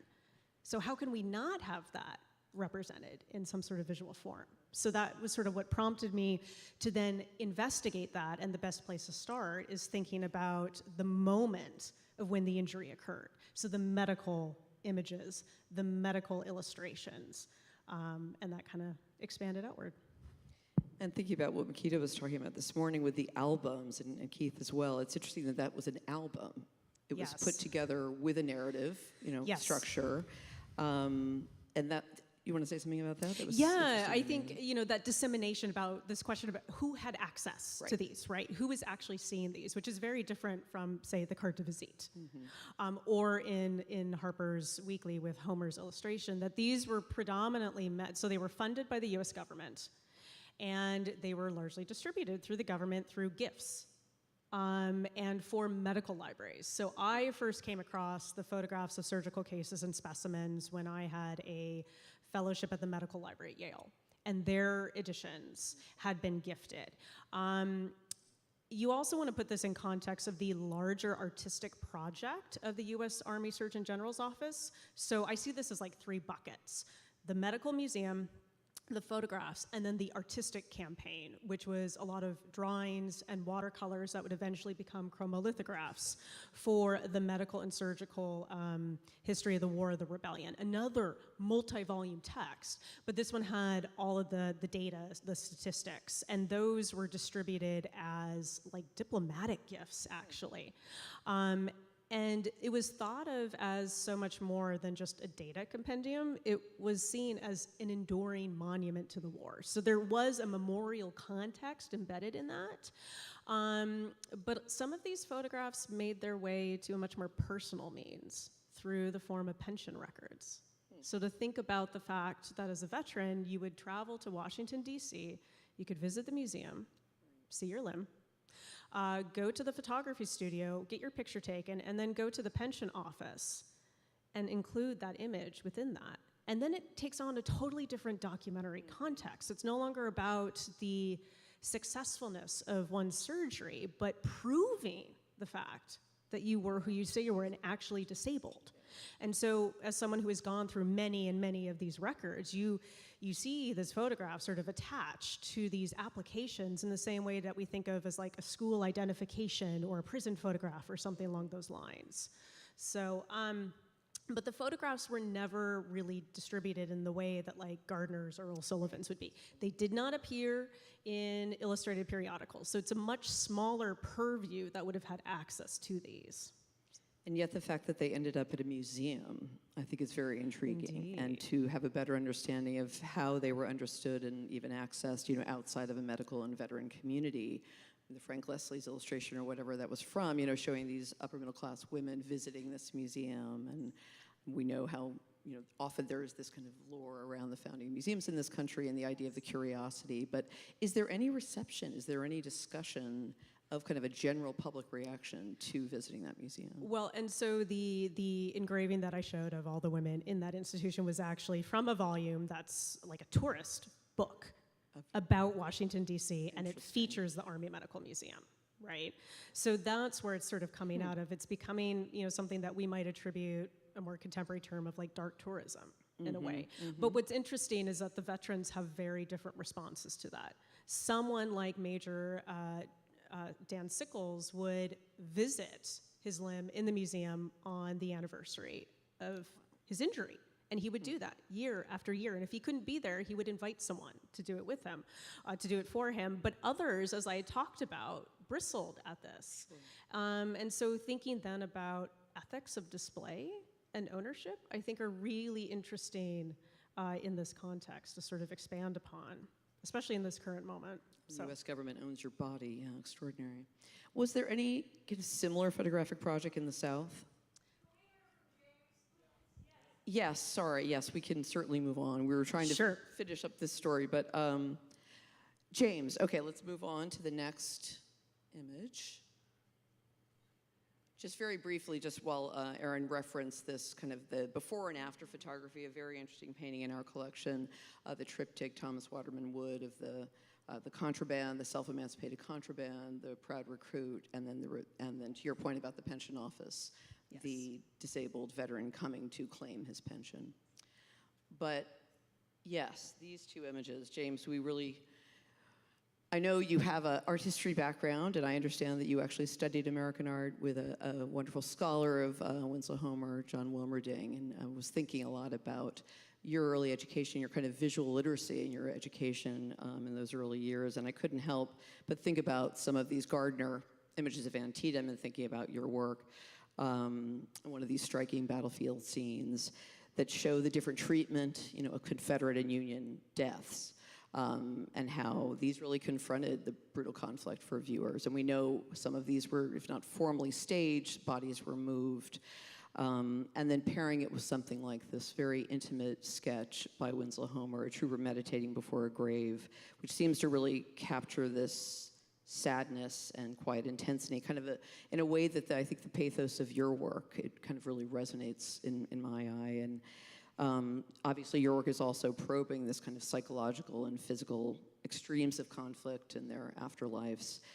So, in thinking about your presentation and the range of war, conflict, protest photography you've done throughout your career, clearly this work serves a dual purpose of documentation and reckoning.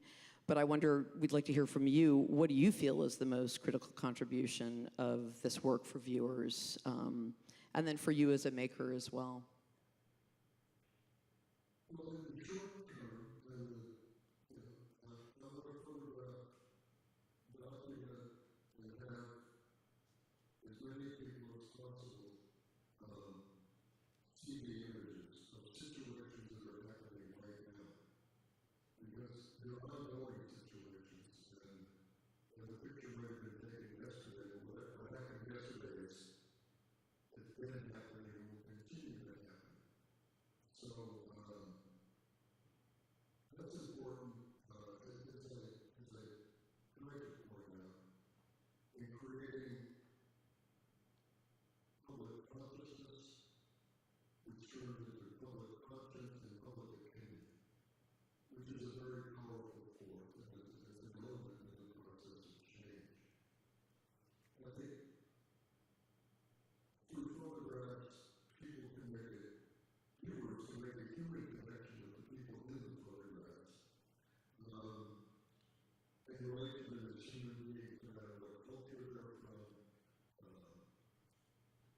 what country they're from. I think that the photographs help viewers see the humanity that's involved in it. And their understanding isn't restricted to being influenced by political rhetoric and manipulation by politicians and decision makers. I think having,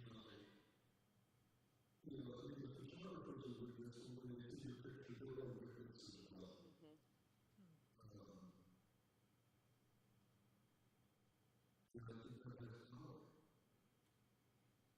The truth-telling, right?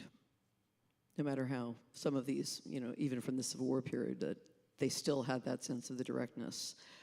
I think there's a different kind of a nuance, more reflective, thinking about how artists might paint or, put those narratives together too. I mean, most of these works by Homer were done after the war too, so they took on this deeper kind of memorialization. Clearly, there are compelling stories behind each and every one of your photographs, and I wish we could have sat here and just heard you talk about each one of them. It was amazing. So beautifully composed and really wrenching. And I just wondered if you could talk a little bit about your process. I mean, how you, working on these different series, how you find that perfect moment. What becomes kind of that powerful moment. Referring to, the work of the 19th century photographers, and how the methodology has changed so drastically because of the evolution in cameras and the evolution in technology. What was started at big view cameras that had been run on the tripod with long exposure times. You could really make a still picture of something that was already still. Whereas the cameras we're using now, we've been using for quite a long time, because it's small and lightweight and it allows mobility.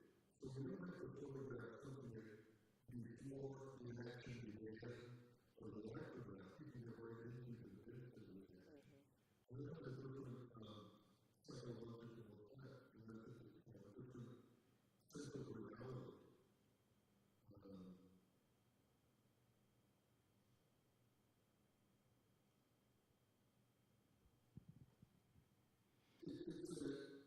When you're working with using that way, everything is moving. And the photographer is not controlling anything but themselves. And it's intuitive, it's improvisation. I think that there's an art to it, it's the art of improvisation. Because we're in the midst of welcoming chaos, and we're right on the edge of time itself. We don't know what's going to happen from one moment to the next. We have to respond, almost instantaneously. Everything is moving, including the photographer. Sometimes we're running backwards, and we have to make our composition kind of on the fly. It's like an exercise in what I call accelerated seeing.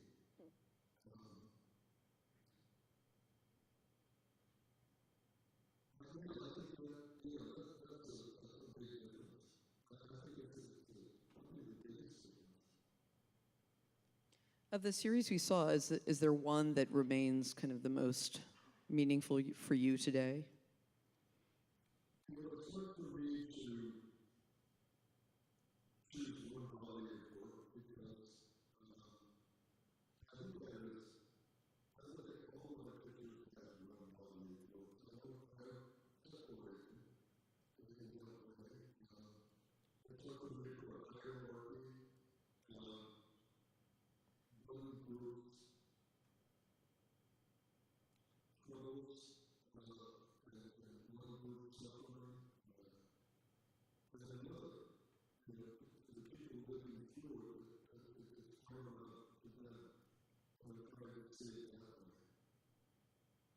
Well, and as you pointed out, some are ongoing, obviously. And I believe, Erin, you had a question for James that you were interested in sharing. Yes. So James, I wanted to ask you as a photographer. So in my work, we don't really have the voices of the photographers, of Bell or of Ward.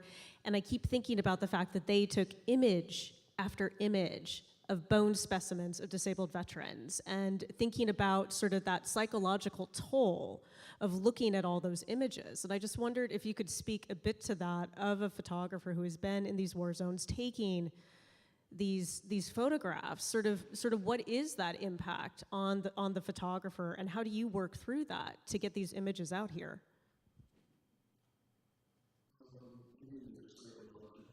Correct.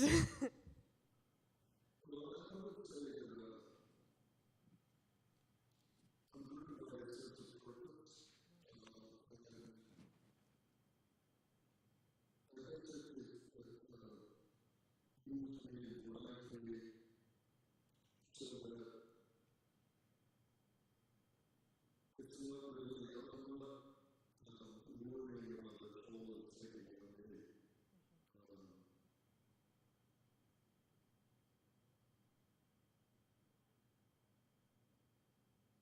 You know, I put myself in very, very life-threatening situations.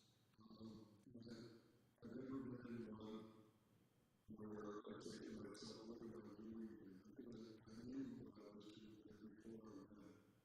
And I knew what might happen. And your life can change drastically in an instant, or it can end in an instant. And I've always been willing to face that. And I think I deal with it because I have a strong belief in the purpose. And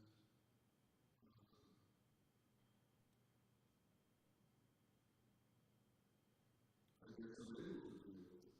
I have that ability, that used to be my makeup. I can do it. I'm strong enough. I can handle it. I have to handle it for decades. Well, and I wonder if that's, unless you had a follow-up. No, I was just going to say thank you for sharing. Thank you. And James, we're so thrilled you could be with us this way. We're very sorry it didn't work out for you to be on the stage, but this was a real privilege for us to have you with us this way. And Erin, thank you for your work. I know we have another session coming up, so we've gone a little bit over, but thank you for bearing with us through all the technical challenges. And thank you again, James, especially. Okay. Thank you.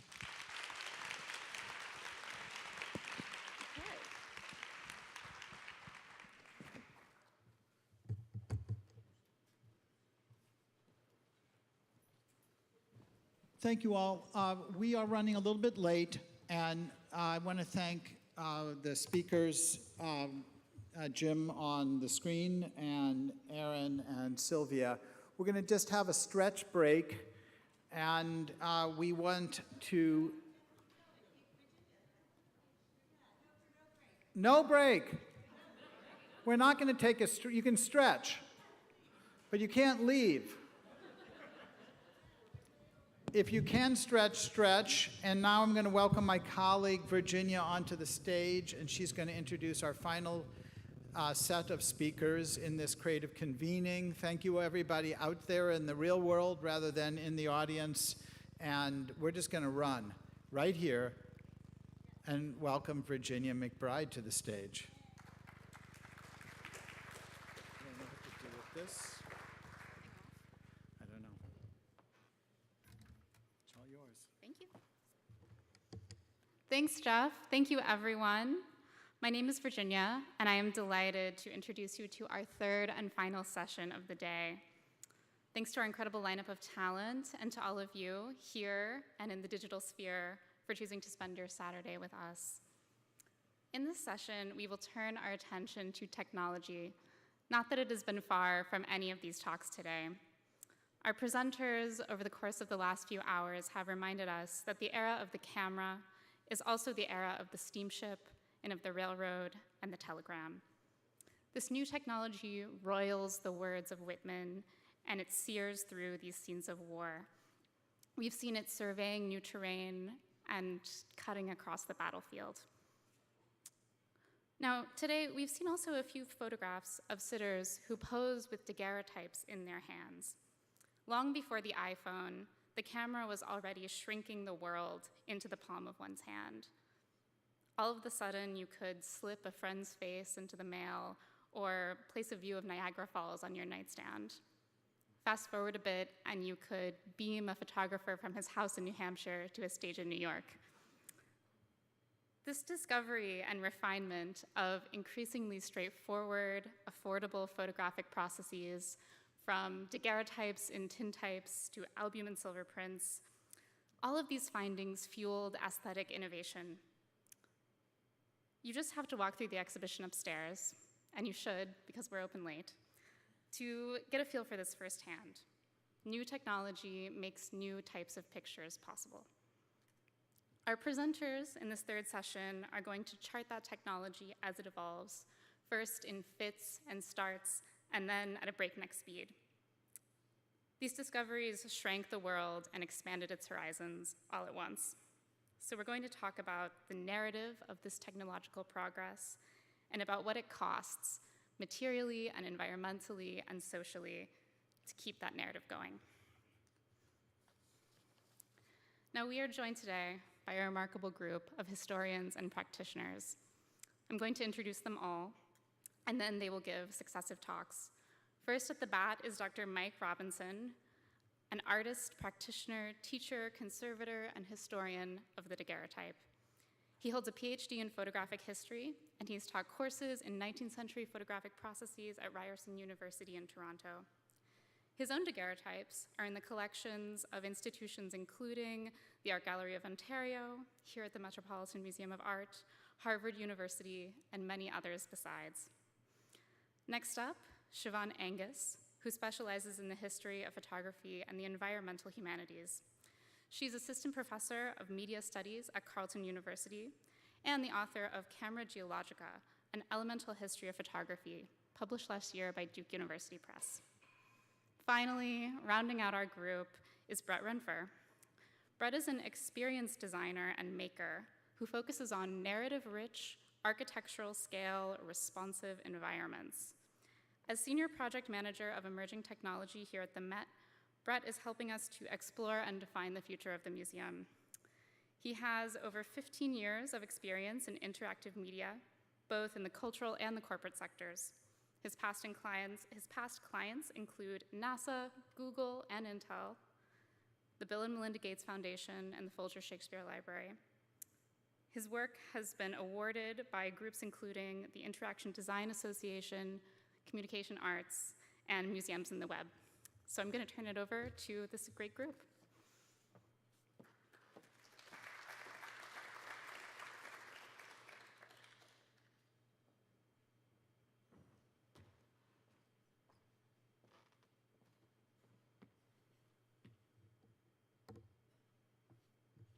Thank you, Virginia.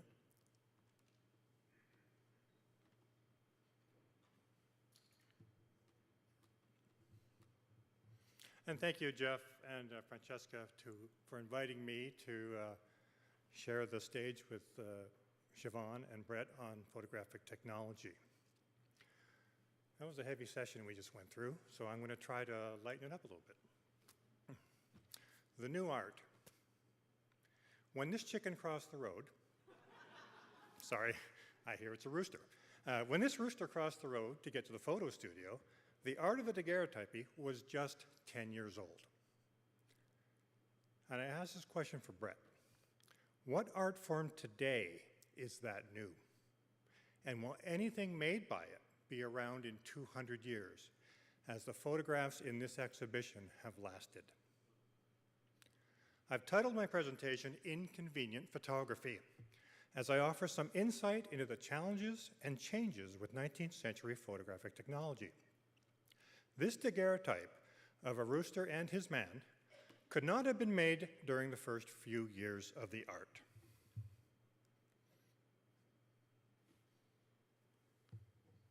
There's two here. Okay, we're next. Okay, thanks. Louis Daguerre invented practical photography. It took him 14 years to do so. This is why we call it the daguerreotype. The word photography wasn't part of the lexicon. In September of 1839, Daguerre gave demonstrations of his process to assist others in the new art. He required 72 minutes to laboriously polish the silver plate, sensitize it with iodine, place the plate in the camera for a 10-minute exposure, then develop it with mercury fumes, and finally make it permanently fixed in salt water. The relatively small opening of the front of the lens was necessary to render exquisitely sharp detail over the full surface of the plate, which is about the size of an iPad. When Samuel Morse visited Daguerre in March of 1839, he asked him if portraits were possible. Daguerre's reply, "With this apparatus, it's not possible." Daguerre wanted to make portraits, but the lenses available gave poor results. The best way to earn a living with the new art was to make successful portraits. Thomas Darling on Milk Street in Boston tried to make a go of it, but he gave it up in 1842. Portrait photography was quite inconvenient. Darling had to have plates at hand and ready and be prepared for walk-in clientele, though I can tell you, appointments are definitely preferred. You have to remember that everything is handmade, and success only comes through repeated practice. Antoine Claudet, the English Daguerrean, advised to be successful, you had to have the courage to fail 500 times. Darling had to get as much light as possible onto the sitter. In this portrait, the young man is staring directly into a large open window for 30 seconds to a minute or so. An extremely uncomfortable situation. You can tell where the light is coming from by looking at the reflections in the eyes. In this detail, we see them clearly, as well as the abrasion and evidence of imperfect silver polishing.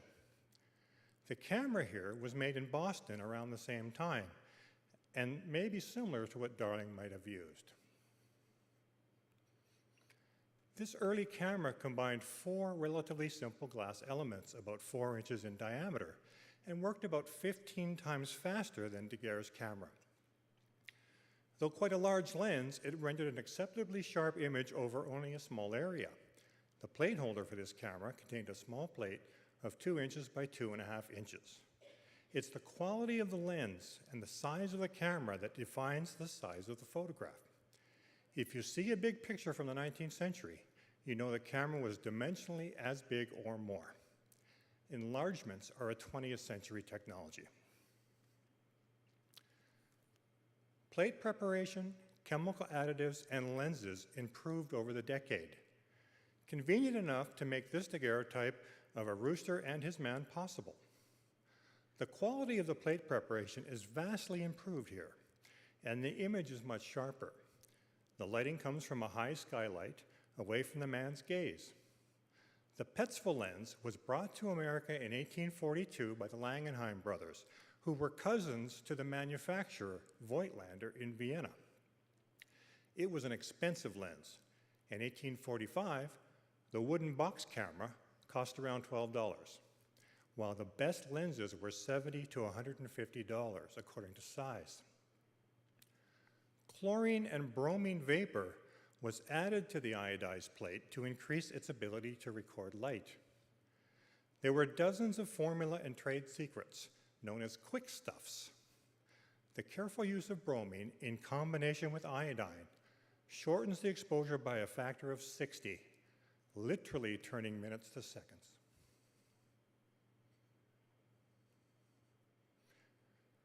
We tend to respond well to the occupational image. A plain portrait of a man seated at a table is fine, but put a hammer in his hand and wow, look at that carpenter. Most often we know little of the sitter's identity or life story, so the occupational image increases our interest. This is us, in our time, trying to understand someone who lived long ago. But what about when this image was made new, placed in a case with latches to keep it closed? The cased image was intended to be carried with the owner and shared with others. A lot has been written about the American occupational daguerreotype, such as affordable images for the working class who were proud of their jobs. I like to think they had a marketing purpose as well. The blacksmith could solicit new customers at social gatherings by pulling this out of his pocket. Anyone who had the power to carry an anvil up 2 flights of stairs to the photo studio could certainly knock out a new set of shoes for your horse. The cased image was the social media of its time. This image is entitled Woman in Dark Glasses, and I commend Jeff Rosenheim for not assuming the woman is blind. This has been commonly misunderstood with similar images. In fact, these glasses may not even be dark, just rendered so by the daguerreotype's inability to record certain colors. Another inconvenience with 19th century photography was how it recorded light. Before the 1880s, photography reacted unequally to the light spectrum. Light is energy, and short-wave blue light will create an image, while long-wave red light will not, with diminishing response between those two colors. 19th century photographic technology doesn't record light the same way as we see it. I made this experiment to illustrate the point. When you compare the daguerreotype on the right to the actual colors, greens, yellows, and oranges appear darker than life, and dark blue glass appears nearly colorless. This is an incredible image taken in a fabric store as the clerk presents a fancy pattern to the young woman posed as a customer. The maker has applied finely powdered dry pigments to the finished plate to add color to the patterns. Full spectrum color photography is a 20th century technology. I'm certain that the bolts of cloth tinted yellow in this wonderful daguerreotype were not actually yellow. Yellow cloth would be rendered quite dark, if not black. Mid-19th century people were the first generation to have their likeness made permanent by the new art. Secure the shadow ere the substance fade. The daguerreotype was a means to preserve one's image before it was too late. The technology of the daguerreotype allowed for prepared plates to be carried for miles to the home of the sick, dying, or deceased. The system gave the daguerrean artist freedom to perform sympathetically. Plates were easily developed on site, then brought back to the studio for fixing, gilding, and casing the image. In this intimate moment, the light is entering the room through the side window or doorway, as indicated by the strong contrast and direction of the shadows. We can't really be sure why this was taken, but if for the same reason as the previous image, the difference here is in the lighting. The light is diffuse from directly overhead. To achieve this, the daguerrean artist has moved the bed outside under a north-facing sky, with the home's exterior siding and window in the background. The reclining man has an unusual expression, part resting face and part smirk, perhaps due to the strange scenario of having to drag your bed outside. This is a post-mortem image securing one's loved one's memory at the photographer's studio. Here the deceased was carried from the home. More convenient for the wet plate photographer, not so much for the family. Compared to the daguerreotype, the wet plate process was far less convenient for location work. It is called the wet plate process because it all had to be done before the light-sensitive collodion dried out. So the photographer had to work fast, having about 10 minutes to accomplish everything. The amber type, the tin type, and the collodion negative all required a darkroom and a host of liquid solutions, some quite poisonous, at the ready. Here is a typical photographer's studio, we've seen it a couple times today, with a cast iron posing table and 3 matching headrests. These ornate heavy posing aids were placed behind the sitter's head to help them hold still. Here also are 2 styles of posing chairs introduced during the wet plate era, along with a standard article of furniture chair used commonly in the Daguerrean era. The special posing chairs were introduced by E and H.T. Anthony in New York. The skylight window is built into the roof to provide enough light for the relatively short exposures, assisted by a movable white reflecting panel. It's pretty difficult, if not impossible, for a 2-year-old to pose with a headrest, let alone stay motionless for the 5 or 10 seconds necessary. Notice that this is the same chair as in the previous studio view. In this case, the artist lowered the chair's back for the little girl to lean against. And this is a tin-type camera, uniquely designed to create 4 images while only having to do the work of preparing 1 plate. The artist made good use of the 4-tube camera by selectively uncovering 1 lens at a time to increase the odds of a clear picture. The upper left quadrant is darker than the rest, as I suspect the photographer saw the child's extreme motion and abandoned the exposure short. In a similar manner, I made this double exposure many years ago to improve my chances for a reasonably sharp portrait of Liberty Lair, and I think Liberty's here today. Something else that doesn't hold still are clouds. Typically in 19th century landscape images, the sky is blank due to the movements of the clouds during the exposure. However, in this carte de visite of a solar eclipse taken by William Osler in 1869, the clouds are well defined. The clouds are backlit by the partially eclipsed sun, and the exposure is very short, about 3 seconds or less.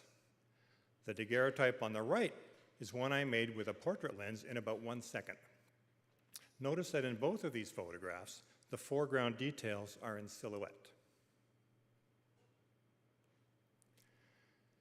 These are tin types of storefronts. The photographer is using a landscape lens requiring exposures in the 20-second range. If the clouds were overhead, they were blurred out of distinction. The posed group was required to remain still, difficult, as the wriggling baby in the carriage in the left view is completely blurred, and in the right view, Mr. Bolander shifted his hands and lowered his shoulders during the exposure. Also note that the left image is reversed and the right image reads correctly. One wonders if William Armstrong might have been annoyed that his name was backwards, unless you consider it the source for an advertisement and the making of a woodcut or printing plate. In that case, it would be of great convenience for the engraver to make a copy in a backward state so that it would read correctly with ink and paper. By the way, the tin type was the quickest means to deliver a photograph to a customer in the 19th century. Daguerreotypes and tin types are reversed unless a mirror or prism is added to the lens. Prisms were used on small and slow landscape lenses and rarely used with the larger portrait lens. Cathan's reflector and lens shown here recommended an exposure time of 40 to 90 seconds in sunlight.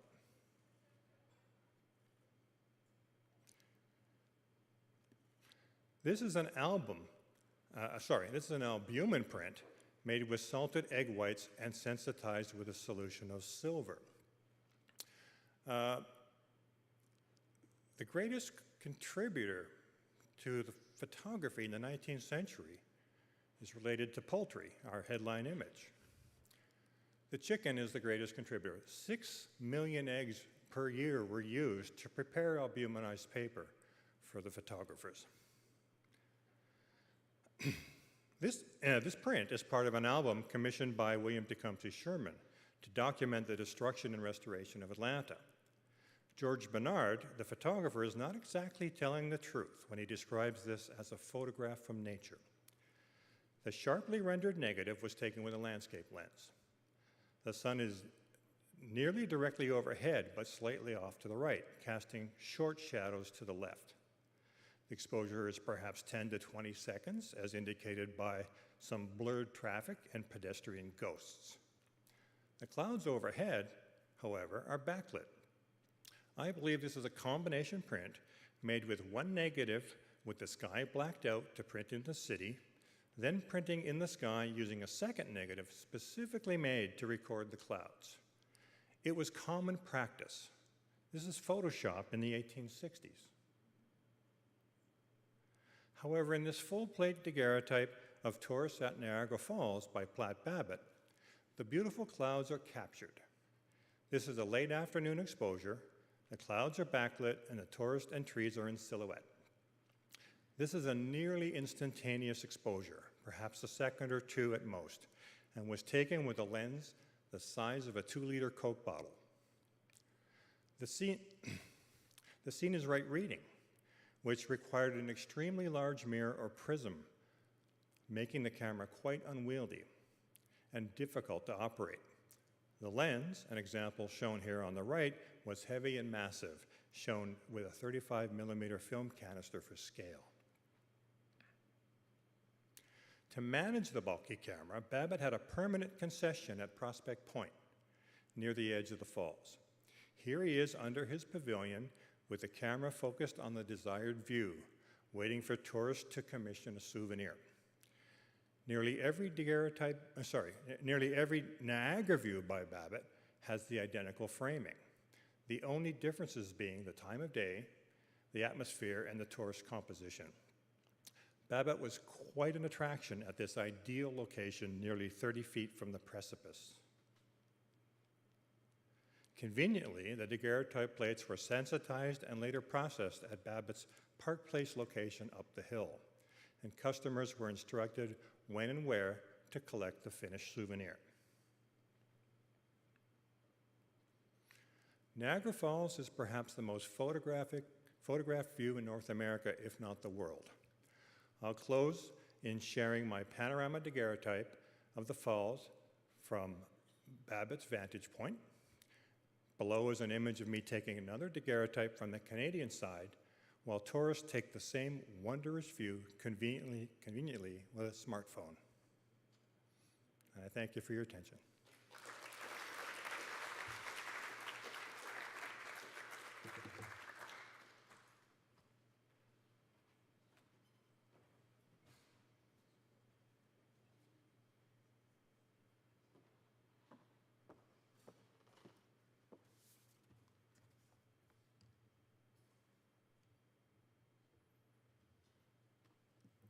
So earlier this morning, Keith gave us this description of the exhibition as a history of photography from the ground up.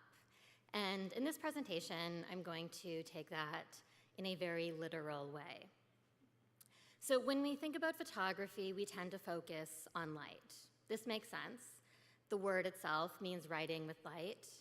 And light is really central to how we understand the medium. It exposes, it reveals. It symbolizes truth, clarity, and creativity. But light is only half of the story. Oh, I guess it's this one.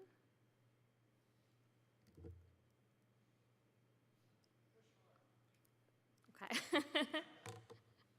So it's the interaction of light with light-sensitive minerals that makes the image. Without silver, for instance, there would be no image to form. And focusing solely on light tends to lead us to overlook this more material dimension.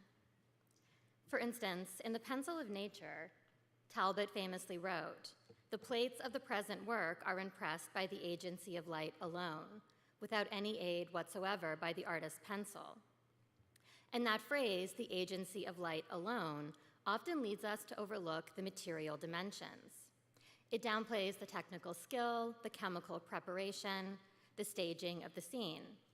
And it's important to keep in mind that Talbot is writing this at a moment when industrialization is starting to displace artisanal labor, a context that shaped how photography both developed and was understood. So this focus on the immaterial, on ideas, on vision, on light, is really central to many of the dominant stories we tell about photography. But what if, instead of asking only where photography comes from in terms of ideas, we asked where it came from in terms of matter? What if we explored the material history of photography, its relationship with the earth beneath our feet? So today I'm going to work back from a simple premise. Photography begins underground, and then move through 5 sites of production that tell us something about this more earthly history of photography. So let's begin in one possible origin point for 19th century photography, a daguerreotype of a California gold mining camp captured at the height of the gold rush. The image crystallizes many of the core themes in early American photography, but it also points us to the materiality of the process itself. Because the metals and minerals used to make photographs were sourced from these very mining towns. So the same extractive economy that builds the West also supplied the raw materials of photographic technology. When James Marshall discovered gold at Sutter's Mill in 1848, it drew thousands westward in search of fortune. And some of that gold, once extracted, found its way back to the camps as currency, but also transformed into photographic chemicals. Gold was used as a toner and also to sensitize photographic emulsions. In this way, gold helps document the very history it helps set in motion. And other metals and minerals extracted from the region were also used in photography. As we've heard, daguerreotype plates were copper, and the US was a major copper producer, with California's copper boom starting in the 1850s. Tariffs on copper imports in 1869 helped consolidate the US copper industry, and the US came to supplant the UK and later Chile as the primary global supplier. And then there's mercury. In the daguerreotype process, mercury vapor was used to develop the image, exposing the latent picture on the plate. Mercury was discovered in Northern California in 1845, breaking Spain's long-standing monopoly on the material. The ornamental case that held the daguerreotype opens up another set of material histories: wood, brass, velvet, silk. But the mineral history of photography is soldered to silver. The plate itself is coated in silver, and it forms the image itself. Silver bullion is chemically reduced to silver halides, which darken when exposed to light, forming the image. And it's silver's remarkable light sensitivity, combined with its relative affordability, that really allows photography to scale up as an industry.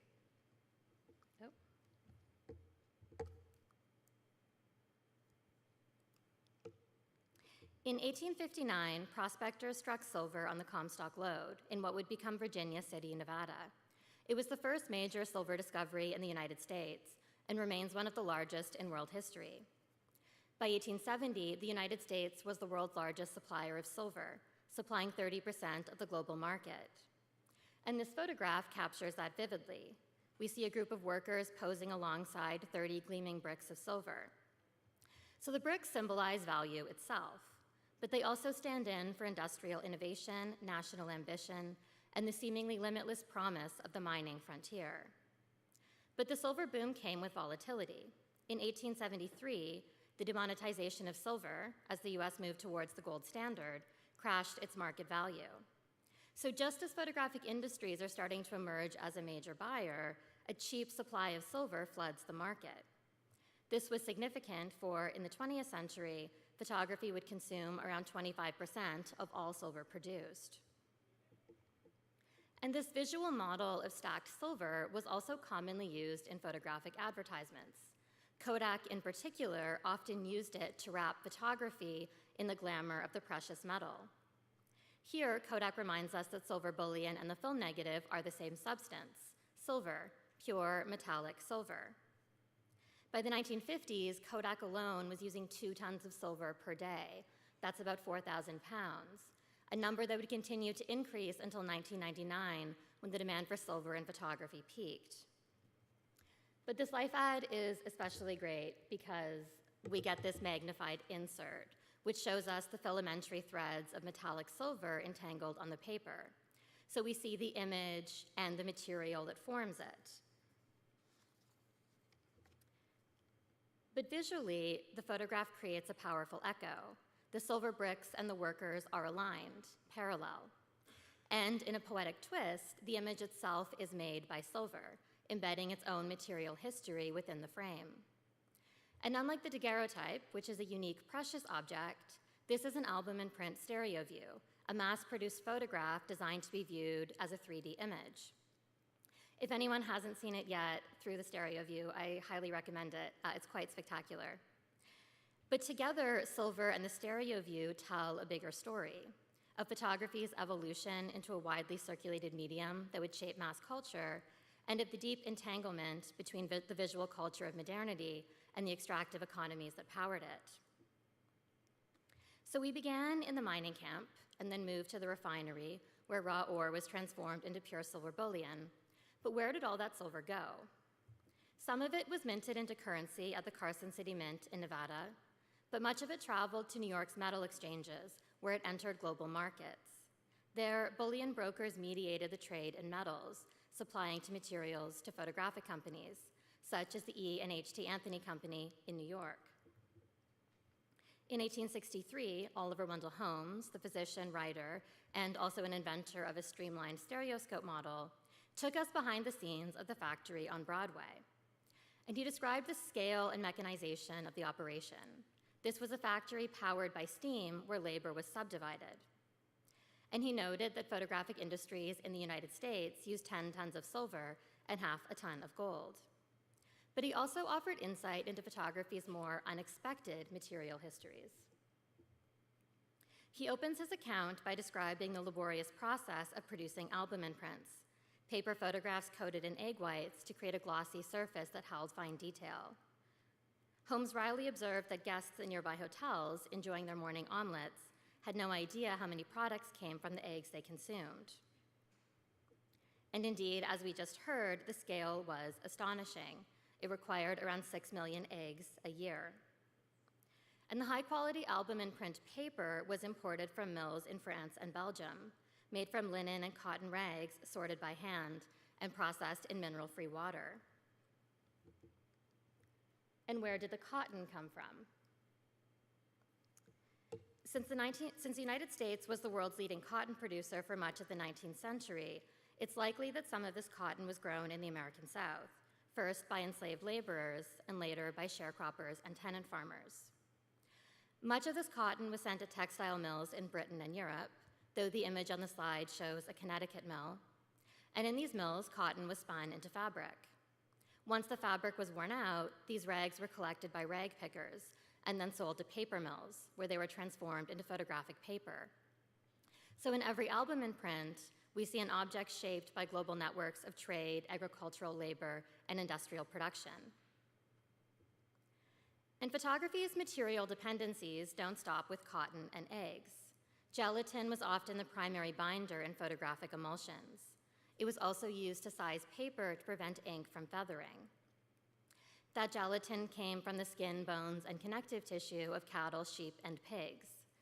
Eventually, photographic industries generated so much need for animal byproducts that slaughterhouses became integrated into the photographic supply chain. And this turned out to be quite significant. In an infamous example, in 1882, just as Kodak was beginning to grow as a company, widespread complaints of fogged and darkened plates stopped production. So the issue was in the gelatin, but they couldn't locate the root cause. And the crisis nearly destroyed Kodak.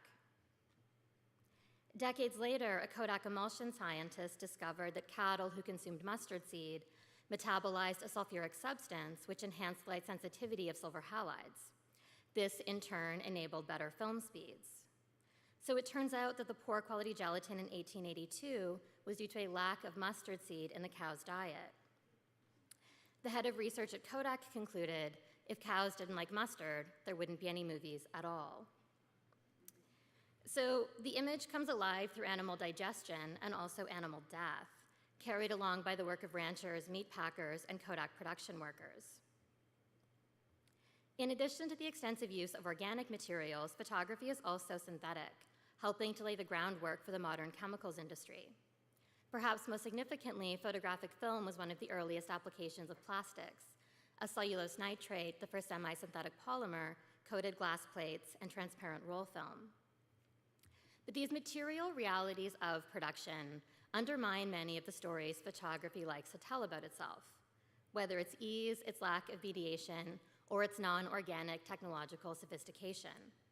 Photography has long been invested in appearing immaterial, a lightness, pure vision, unchained from the earthly work of production and reproduction.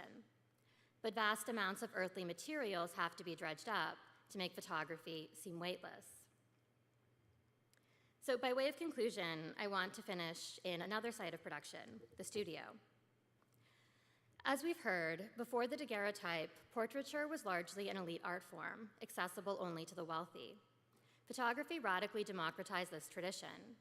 Suddenly, the emerging middle class and working class could capture their likeness, assert their identities, and represent themselves. Many people chose to pose with the tools of their trade, creating occupational portraits.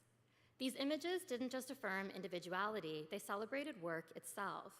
They asserted the dignity of labor and the value of working people in a rapidly industrializing society. Photographers also self-presented in photographs, highlighting photography as skilled labor.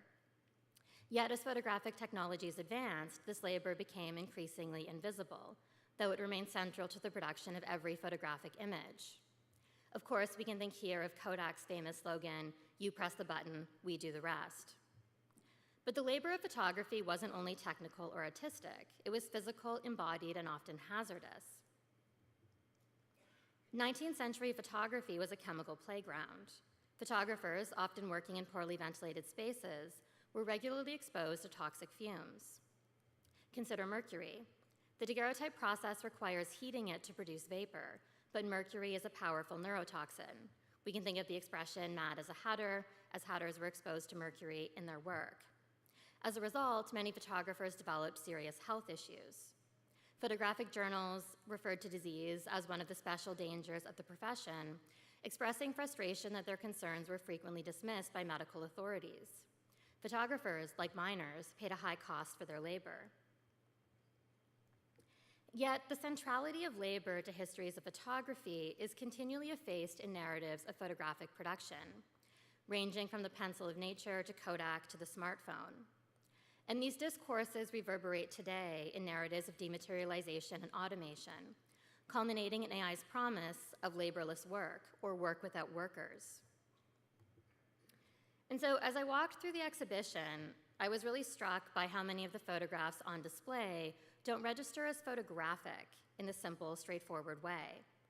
Often, when we speak of the photograph, what we're really referring to is the 20th century silver gelatin print, a format associated with immediacy, objectivity, and the visual authority of photojournalistic truth. But what makes early photography so valuable is precisely how it destabilizes some of these assumptions. It shows us that there's no single definition of what a photograph is or what a photograph does. If we compare a deeply personal object, like the encased tintype, really tiny and paired with a lock of hair, with a cyanotype in a sort of industrial sublime, offering us the visionary perspective of the builder, grounded in the elemental allure of Prussian blue. These processes produce images that are at once natural and unnatural. To truly understand them, we must take their physical form seriously. And by tracing these material and chemical histories, we begin to see photographic technology differently. It's not just an art form, but it's also an industrial process rooted in the earth, powered by human and animal labor, and embedded in global networks of production, extraction, and trade. So photography is not just a way of seeing the world, it's also a way of understanding how the world has been built. And I want to suggest that this is especially urgent for us to consider right now. We're living in a moment where artificial intelligence looms large in the cultural imagination. And often when we talk about new technologies, we adopt narratives of inevitability. AI is coming, automation is unavoidable, we must adapt or be left behind. And photography is often folded into this logic. We might say it too was inevitable. The conditions were right in the 19th century for a mass democratic medium of image making to emerge. And in many ways, that's true. But as we move through the exhibition, this straightforward sense of inevitability is challenged. We encounter many photographies, not just one, each with distinct material histories, labor processes, and cultural meanings. It reminds us that there's nothing inevitable about which technologies we adapt or how we choose to use them. And many of the central questions we're wrestling with today about technology, labor, creativity, and automation were being worked out in photography over 150 years ago.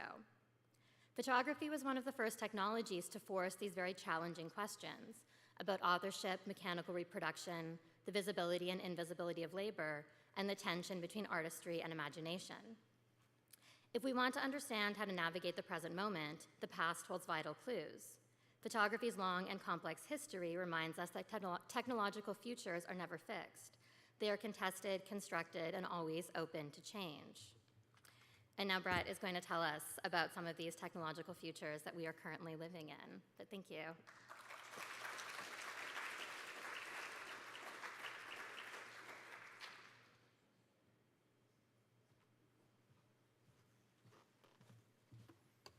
Thank you. And I'm the last one, and it is really bright up here. Okay.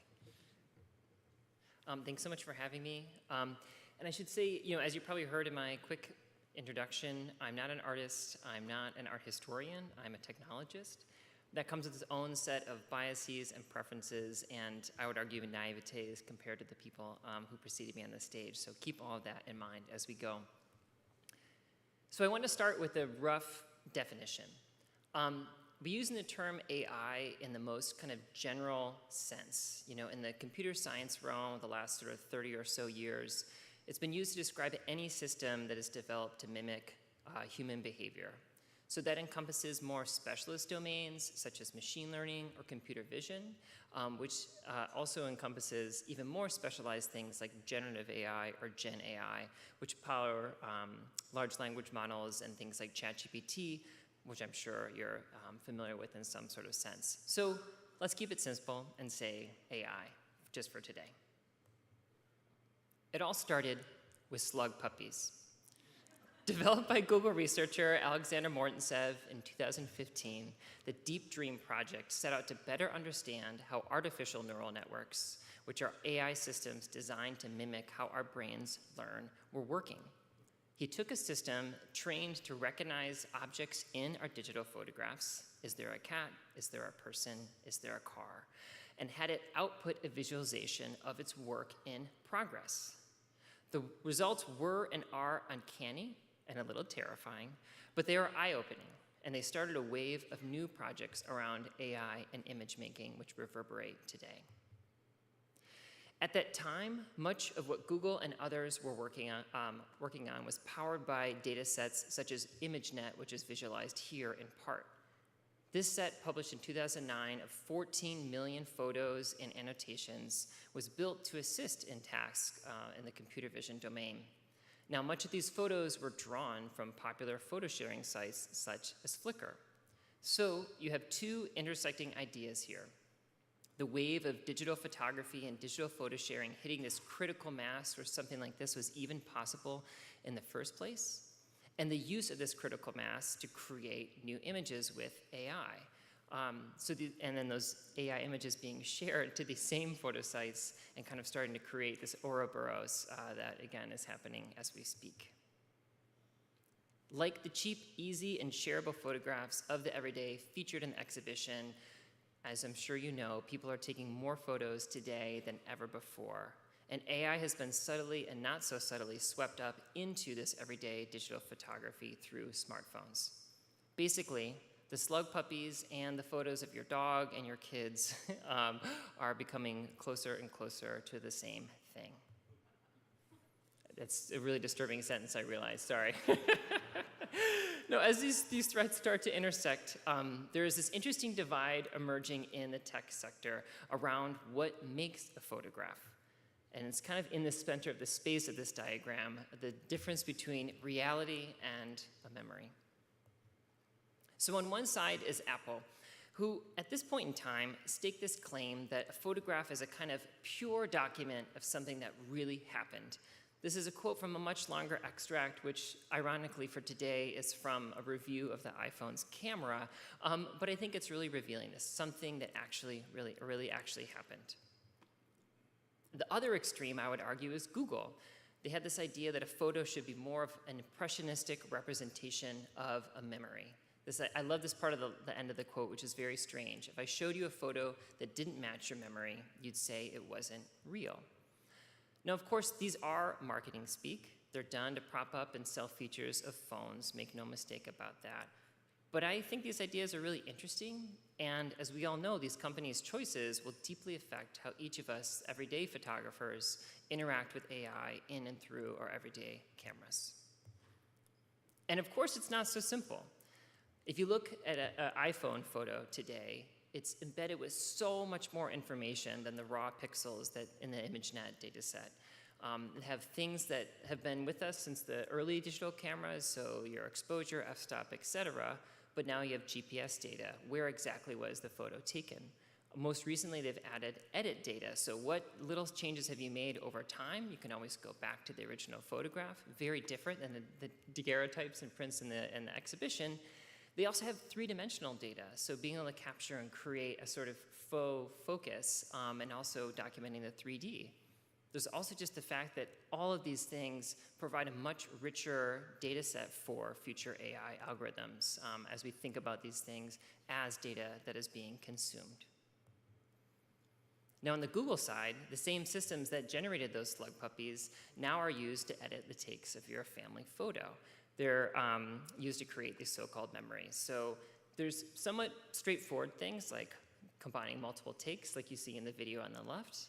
On the right, you're seeing a more complicated operation where they're removing all the people who are in this beach photo to make this sort of magic moment of just you and one person.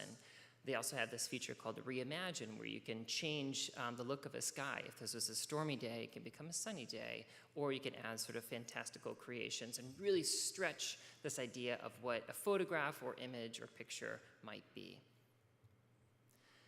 While very far removed from hand-colored photographs or even hand-created collages or even Photoshop, these features, I think, power and come from the same basic instinct.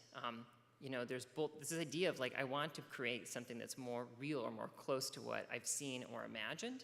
And of course, they fall into the same discussions that have been happening, you know, since the era of this exhibition. What makes a real or true photograph? Now, this idea of capturing the real versus crafting a memory has been pushed to its extreme on two really different fronts at this moment in time. The first, I think, is this idea of expanding on what we think of as a capture of a scene.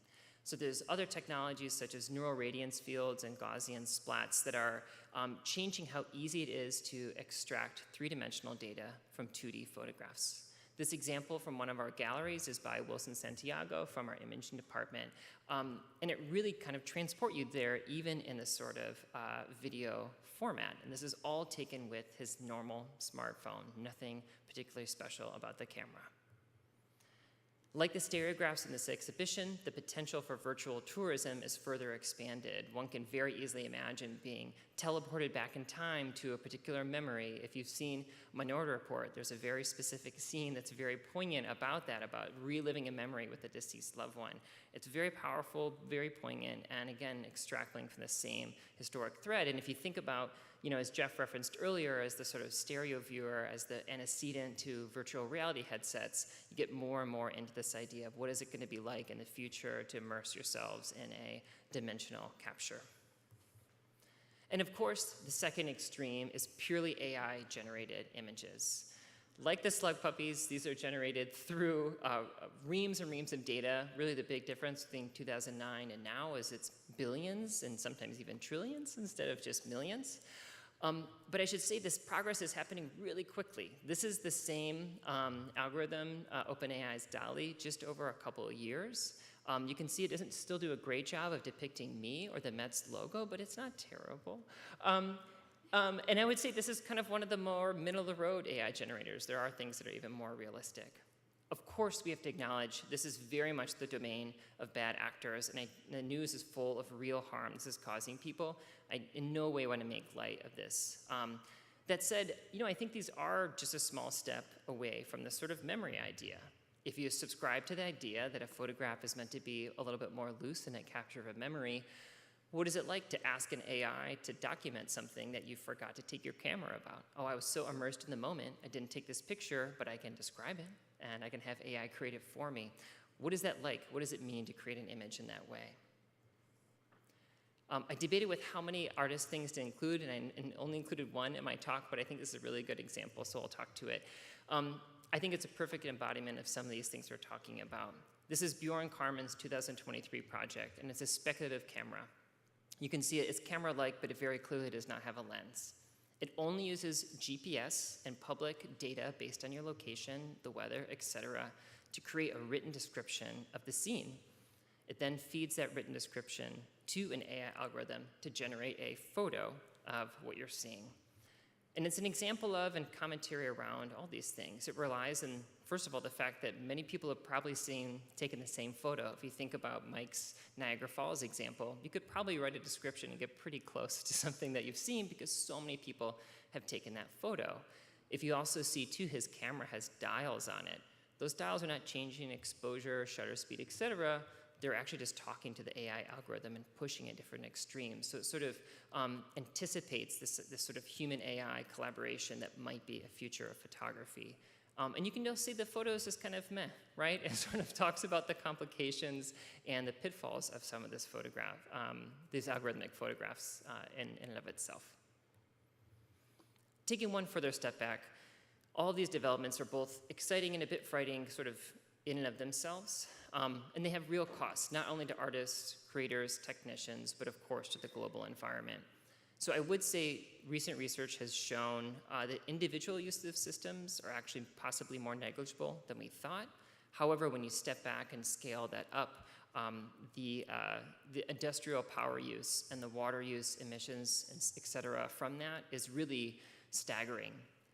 The graph on the right is really about power use of data centers, and if you see on the bottom, you probably can't see because it's very small, but the light blue is coal power powering these data centers. So if you think about the emissions associated with just that alone and the exponential growth, it's very easy to understand where that is and is heading. I should say, in a fascinating sort of way too, data centers are what store our cloud photos. As we're taking more photos and feeding these algorithms, all these things are kind of interwoven and interrelated. Now, as a techno-optimist, I do think this will drastically improve over time, and these companies have not only a moral, but in most cases, a revenue-based imperative to change it, but it's really important to think about this both at an individual and policy level at this exact moment in time. Now, on the individual side, we need to make informed decisions on what we're doing with the photos that we take and the way we share them. The creative potential unlocked by the huge amount of information captured even in the photograph of the reel from your iPhone is sort of delicious food for past, present, and future AI algorithms. As with social media writ large, our personal labor is being rapidly and freely turned into profit-generating products.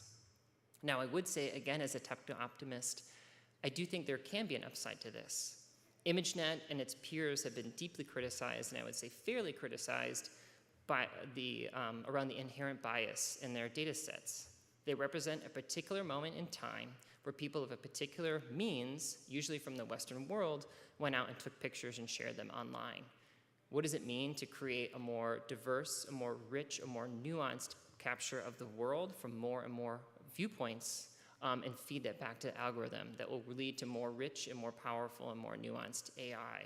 So I think it's a give and take, and I think it's many, many things are true at the same time here.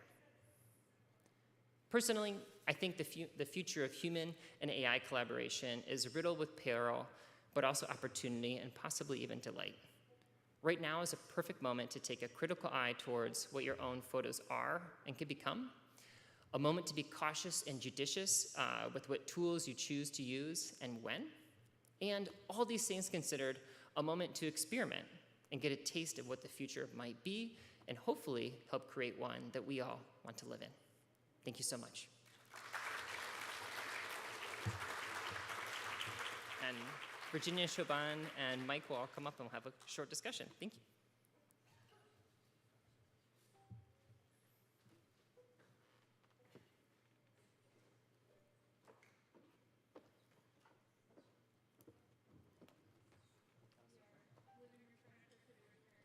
Oh, yes. Send in the chairs. There we go. There's one microphone there. And then, cool.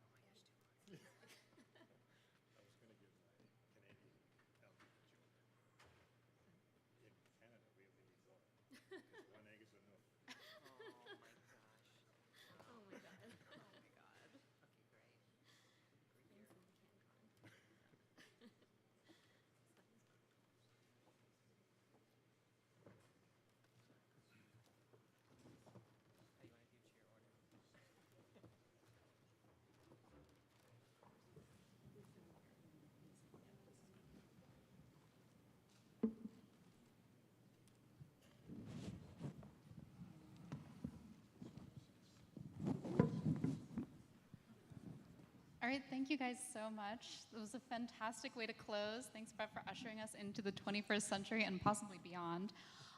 We have a lot of terrain to cover and not much time to do it in, so I thought we could maybe work our way backwards a little bit. And in the spirit of ambition, maybe we should start big. For the question that all of you guys have already been posing in some form or another, I don't mean to be impish when I ask this, but what is a photograph in 2025? Does this word have purchase anymore, or should it be sort of consigned to the annals of history? We don't use tintype or ambrotype or daguerreotype anymore, although we do still continue to talk about them. But we don't use them to describe contemporary image making. And we've talked a lot in this session about what a photograph isn't. You know, it's not as simple as light writing, as nice as that sounds. Mike and Siobhan have shown us that it's neither cheap nor easy, but it reminds us it's not always truthful. Is this term still of use? Should it be retired? Do I have to start? It's a really good question, and it's hard to say. I mean, I think it's really tricky, right? I was listening to everyone today, and some people said photos, a lot of people said pictures or image. If you go on your phone, it says photos, right? And so it's kind of stuck in our lexicon at this way. And it's interesting if you look at how recent AI photos are made. You know, they start with pure noise and they sort of come into focus, this process called diffusion, and that will probably change, but it is really different than capturing something on a sensor or a medium or something like that. So personally, as the sort of tech dude or whatever, I think like it would be great to have a split, actually, in a way of like something that is documented from life in a way versus something kind of generated. It's a little bit more honest, a little bit more clear. Do I think that tech companies are going to embrace that? Probably not. But that would be my tiny tech argument to split it. For photo people, sometimes we use this term like indexicality, but as a sort of universal quality of all photographs. But Jeff put it maybe better, more poetically this morning when he said, it's that sense that the photographer and his or her subject are breathing the same air, that something has really passed before the lens. Is that still the case in an AI-generated image to some extent? Are these images that are being mined and smushed together and spat out into something new, do they still have that trace of reality? I was thinking about this, seeing James's sort of these really beautiful kind of moving indexes of human trauma and human pain.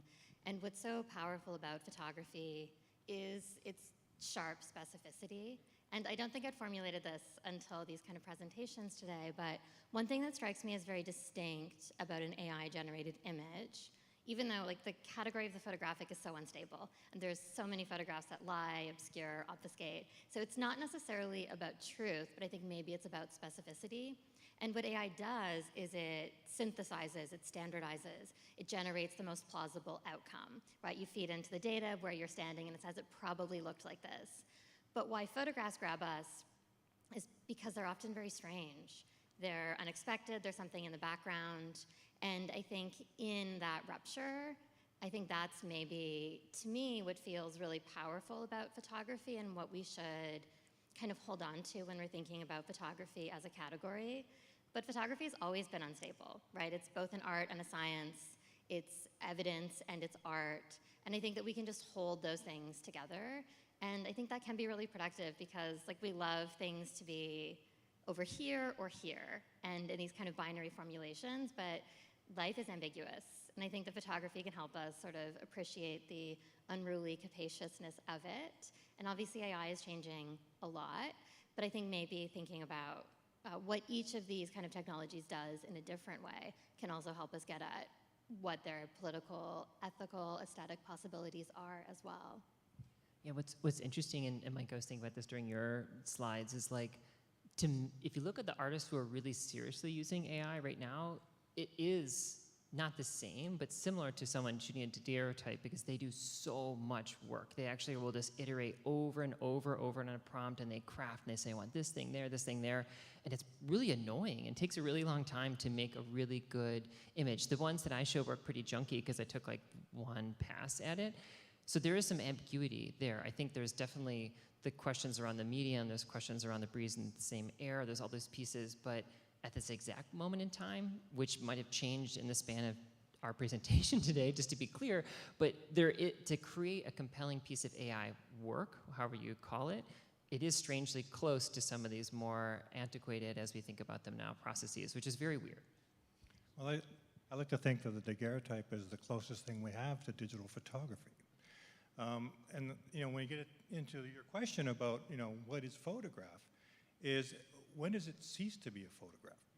And so for me, you have to have light involved, right? So light energy works. It's quantum physics that creates a daguerreotype. Is the same as what creates a digital image, and they're singular captures for me. But at a certain point, we can do a collage with clouds and a city scene.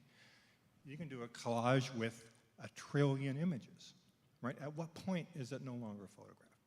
And I'm still waiting for an answer for you about what technology from today, that's 10 years old, will be around in 200 years. That is, I mean, predicting the future is totally impossible. and I really don't know. I mean, it's so interesting to think about.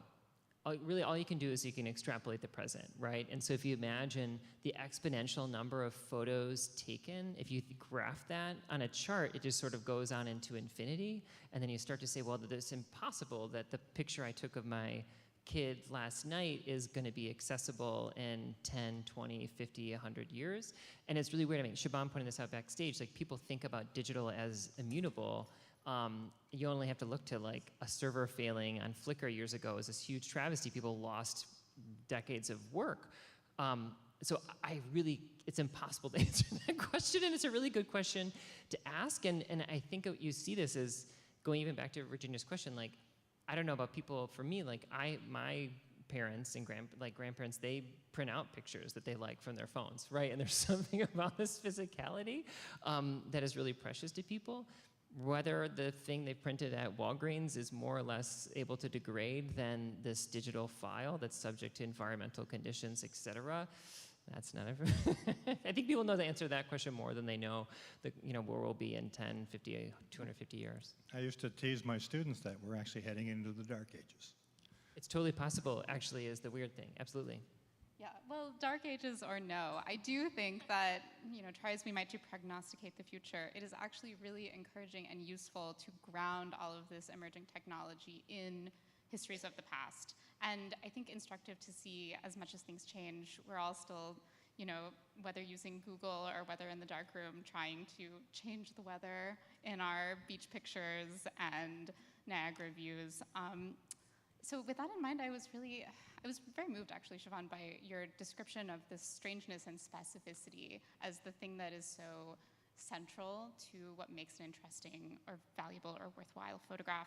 And consequently kind of alarmed by this discussion of like the memory argument versus the reality argument that you described so interestingly, Brett, in your talk. But I must ask, like, do we think that perhaps this is a tale as old as time? Mike, Siobhan, do you see this exact kind of argumentation playing out in the annals of the archive? Is that something that you come across, say, in like advertising for Kodak or E&H.T. Anthony even? I'm not sure what the question is there. This dichotomy, is photography a document or does it create a memory? Is that something that you come across in your historical research? Yeah, interesting. What once was a memory is now a document. Certainly so. You know, the photography came to us looking as the desire to stop time. You know, it's a time technology, right? It's, you know, if you wanted to remember something, you know, photography was the first real means to do it efficiently and effectively. And as that original piece of time moves through time, it changes meaning. And it can be both a document, a historical record, and the more it becomes a historical record, the more its original meaning is lost. So that's really the challenge when we try to engage with our historical record, is what is this photograph about? You know, and you know, if you don't understand, you know, some of the things about, you know, it came from the earth, and this is the labor that was involved, and you know, this wasn't really that possible, it's pretty hard to get the full meaning from a photograph. You know, so it's really important to continue to understand the technologies involved and to preserve the knowledge of the technology so that we be able to preserve future knowledge. Yeah, I think that's absolutely true, and I really appreciate all the work that you both have done to sort of bring this invisible labor to light, whether it's thinking about how many omelets have to be made from all of those egg yolks, or, you know, describing the really backbreaking labor of the mines that generate this material. Could you talk a little bit more about what inspired you both to sort of turn back to this really grueling physical reality of picture making, and what you think the stakes are of that kind of research? I think that in so many ways, like the conversations that we're having now about technology, these conversations, these debates really culminate in the 19th century, right? We have this idea of the annihilation of space by time, and all of these incredible technological changes that in some ways are incredible and also cause incredible social, environmental harms. And I think that photography is a really powerful tool to explore these questions, because we can also go back to these kind of more like specific individual moments and also think about the sort of like aesthetic possibilities. And so it's not just the sort of good or bad binary, but it allows us to sit in that complexity. But I think for me, what's interesting is how much this desire for something that's like totally immaterial and weightless, how persistent that is. I mean, if we think in the current moment, the most popular photo editing software is Adobe Lightroom, right? This obviously is a play on the darkroom, which would be the most tangible space of labor in photography. The cloud is this like promise of a kind of ethereal immateriality. The cloud actually runs along telegraph lines late in the 19th century under the ocean. So they're directing our attention to the atmosphere, but it's actually going underground. And those kind of shifts are very interesting. Like, why do we want it so badly, right? Why do we want this idea of image making or work or technology with no human costs? And so it just feels really important to kind of return those histories back. But if you look at 19th century photography, I mean, the images up there, they're very material. They make their materiality and their objectness known. If you read photographic journals, trade papers, they're always talking about like metals and supply chains and diseases. And so it's something that's always there, it's just not always surfaced. And so it feels like there's a lot we can learn about our current moment if we just go back and kind of pay attention, right? What worked, what didn't, what were the costs, and how can we do things a little more thoughtfully in the current moment? The history of photography, in my mind, has been easier, cheaper, faster.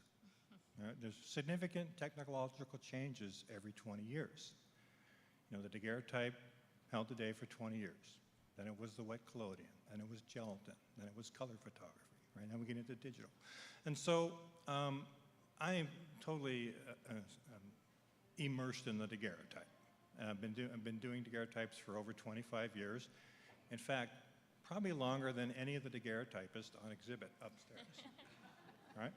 And what's interesting is, you know, the daguerreotypes never really had the opportunity for full artistic expression, because at the time it was a medium of commerce. I can tell you today, it's not really that much a medium of commerce. To be able to use the medium in new ways is fascinating for myself and many of my colleagues that work with it. And so I think you asked what has drawn me to the daguerreotype. I make things with my hands. And the daguerreotype, unlike any 20th century process where you're relying on a manufacturing industry to provide you with your products, to create your war scenes or whatever, everything I do is made by me by hand, except for grinding the lens. I'll get there. But anyway, so it's that, for me, that's a real challenge. It's a major part of my work and my aesthetic. Well, it's thrilling to hear more about that work and also to talk with you all about this expanded history of photography to which we are all still contributing. You know, for the first time ever, really, in preparation for this talk, I started playing around a little bit with AI and image generation and asking ChatGPT and Google Gemini, like, what does a 19th century American portrait look like? And I even plugged in some of the images from Willie's collection just to try to train its eyes a little bit. And unfortunately, the results were very homogeneous and I confess a little bit depressing. You get a lot of jowly looking, austere white guys in neckerchiefs posing in a very formal photo studio, despite, you know, whatever additional prompts I gave it. And I am, again, a total novice in this area. But I think or hope that some of the research that you all are doing is expanding that canon, training new algorithms into a broader horizon of possibilities for the 19th century in photography and beyond. So with that, I hear the dulcet tones of the banjo approaching. I think we are going to hand it back to Hubby Jenkins to close us out on a wonderful evening of photography. Please do consider seeing the exhibition upstairs if you have time tonight. Thank you.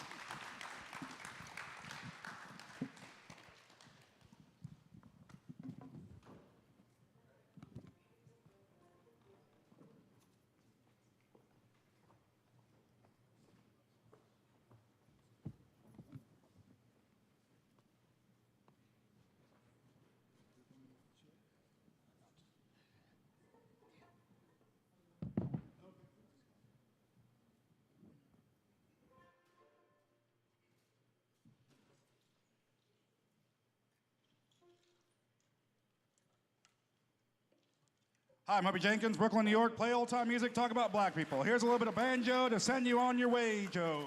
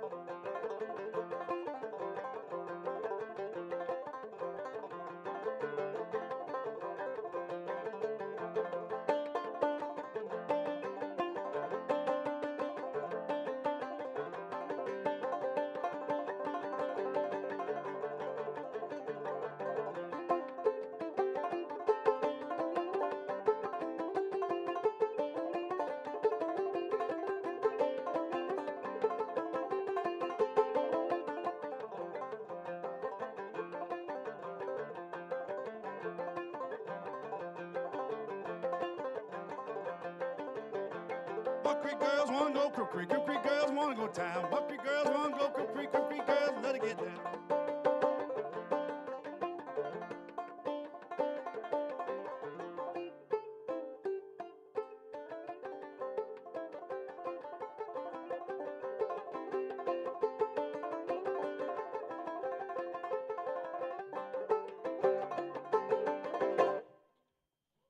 Thank you very much.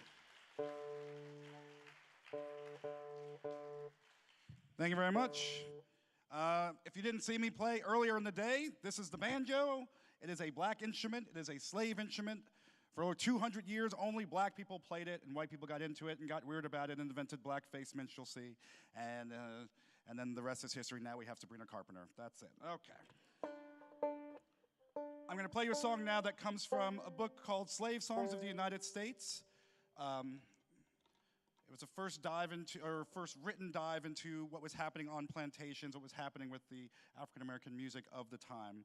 And it's a collection where we get songs first written down, like Michael, Row Your Boat Ashore, Roll Jordan Roll. I don't know why I'm blanking on a bunch of other songs that are in there. What I'm going to play for you now is one called Poor Rosie, which was a proto-blues, a pre-blues song that was very popular and spread like wildfire, apparently. And so I'll give you this little version of Poor Rosie.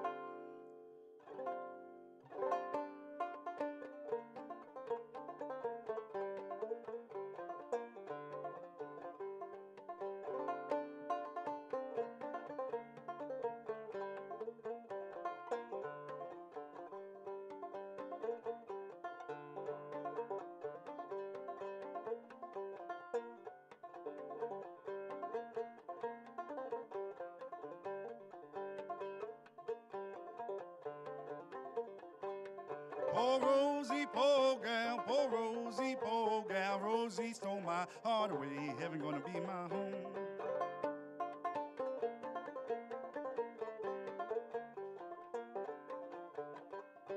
For I stay in hell one day, I'll pray my soul and life away. Oh, poor Rosie, poor gal, poor Rosie, poor gal. Rosie stole my heart away. Heaven gonna be my home. Heaven gonna be my home. Heaven gonna be my home.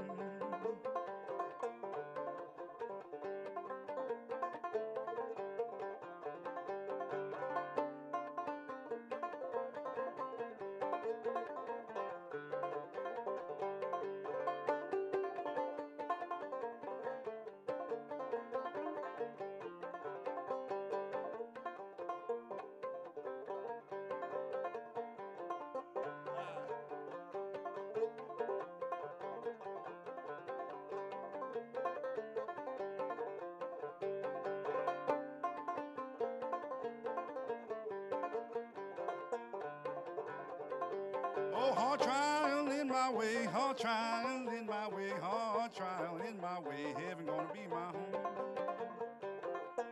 Heaven gonna be my home.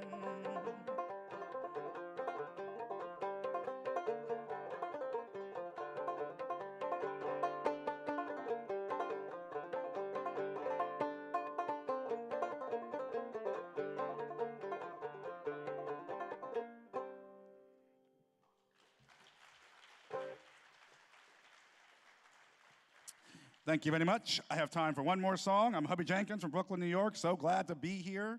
I spent so much time in this museum. I feel like a work of art just being on this stage right now. So let's end with, another North Carolina old-timey banjo dance song. So if you feel like you need to stretch and shake it out, now's your time. Let your hair down. If you can't let it down, just take it right off.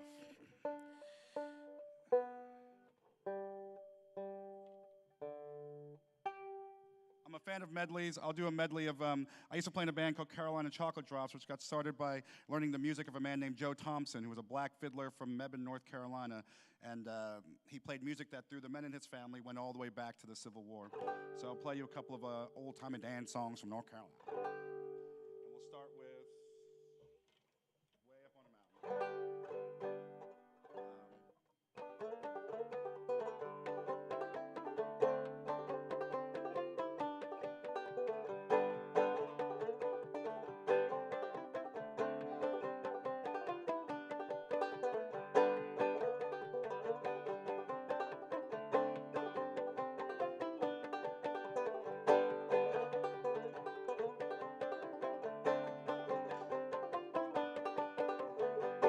way up on the mountain, way up on the mountain, way up on the mountain, where the eagle builds its nest.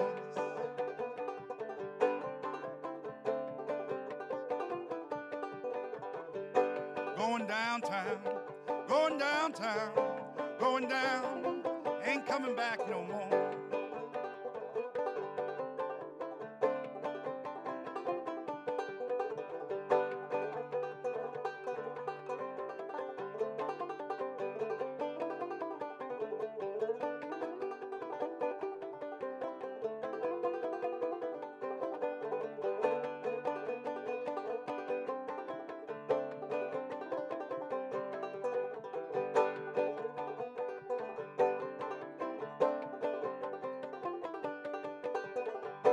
Way up on the mountain, way up on the mountain, way up on the mountain, where the eagle builds his nest.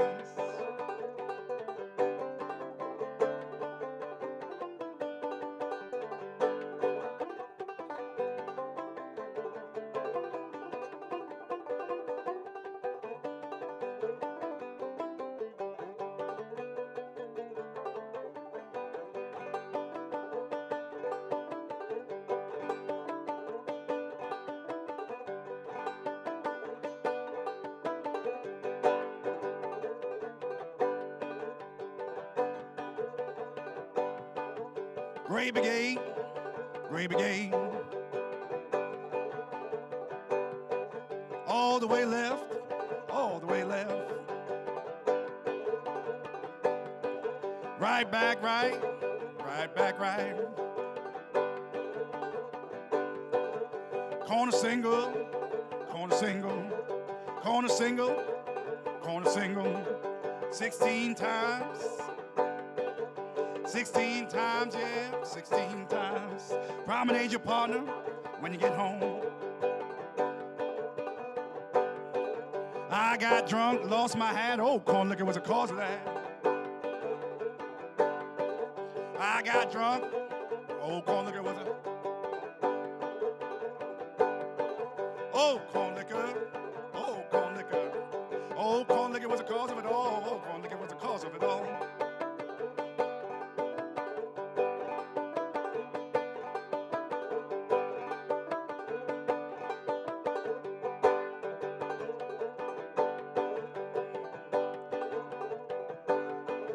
I got drunk, fell in the ditch. Oh, corn liquor's a son of a.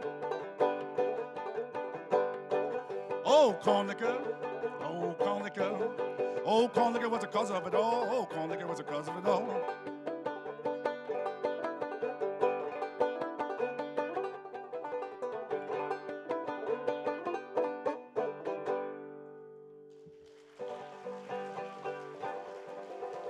Thank you very, very much.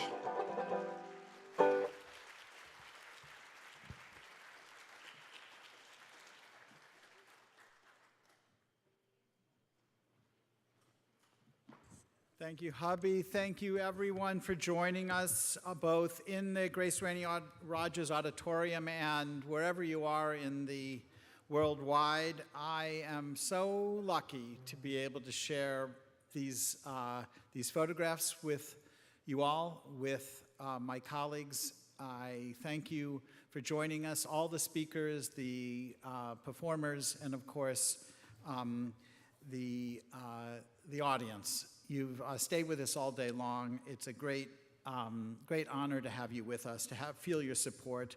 We love the medium of photography in all of its forms here at the Met. And I want to thank Willie Schaefer again for building the collection, for the Meritzes, for acquiring it.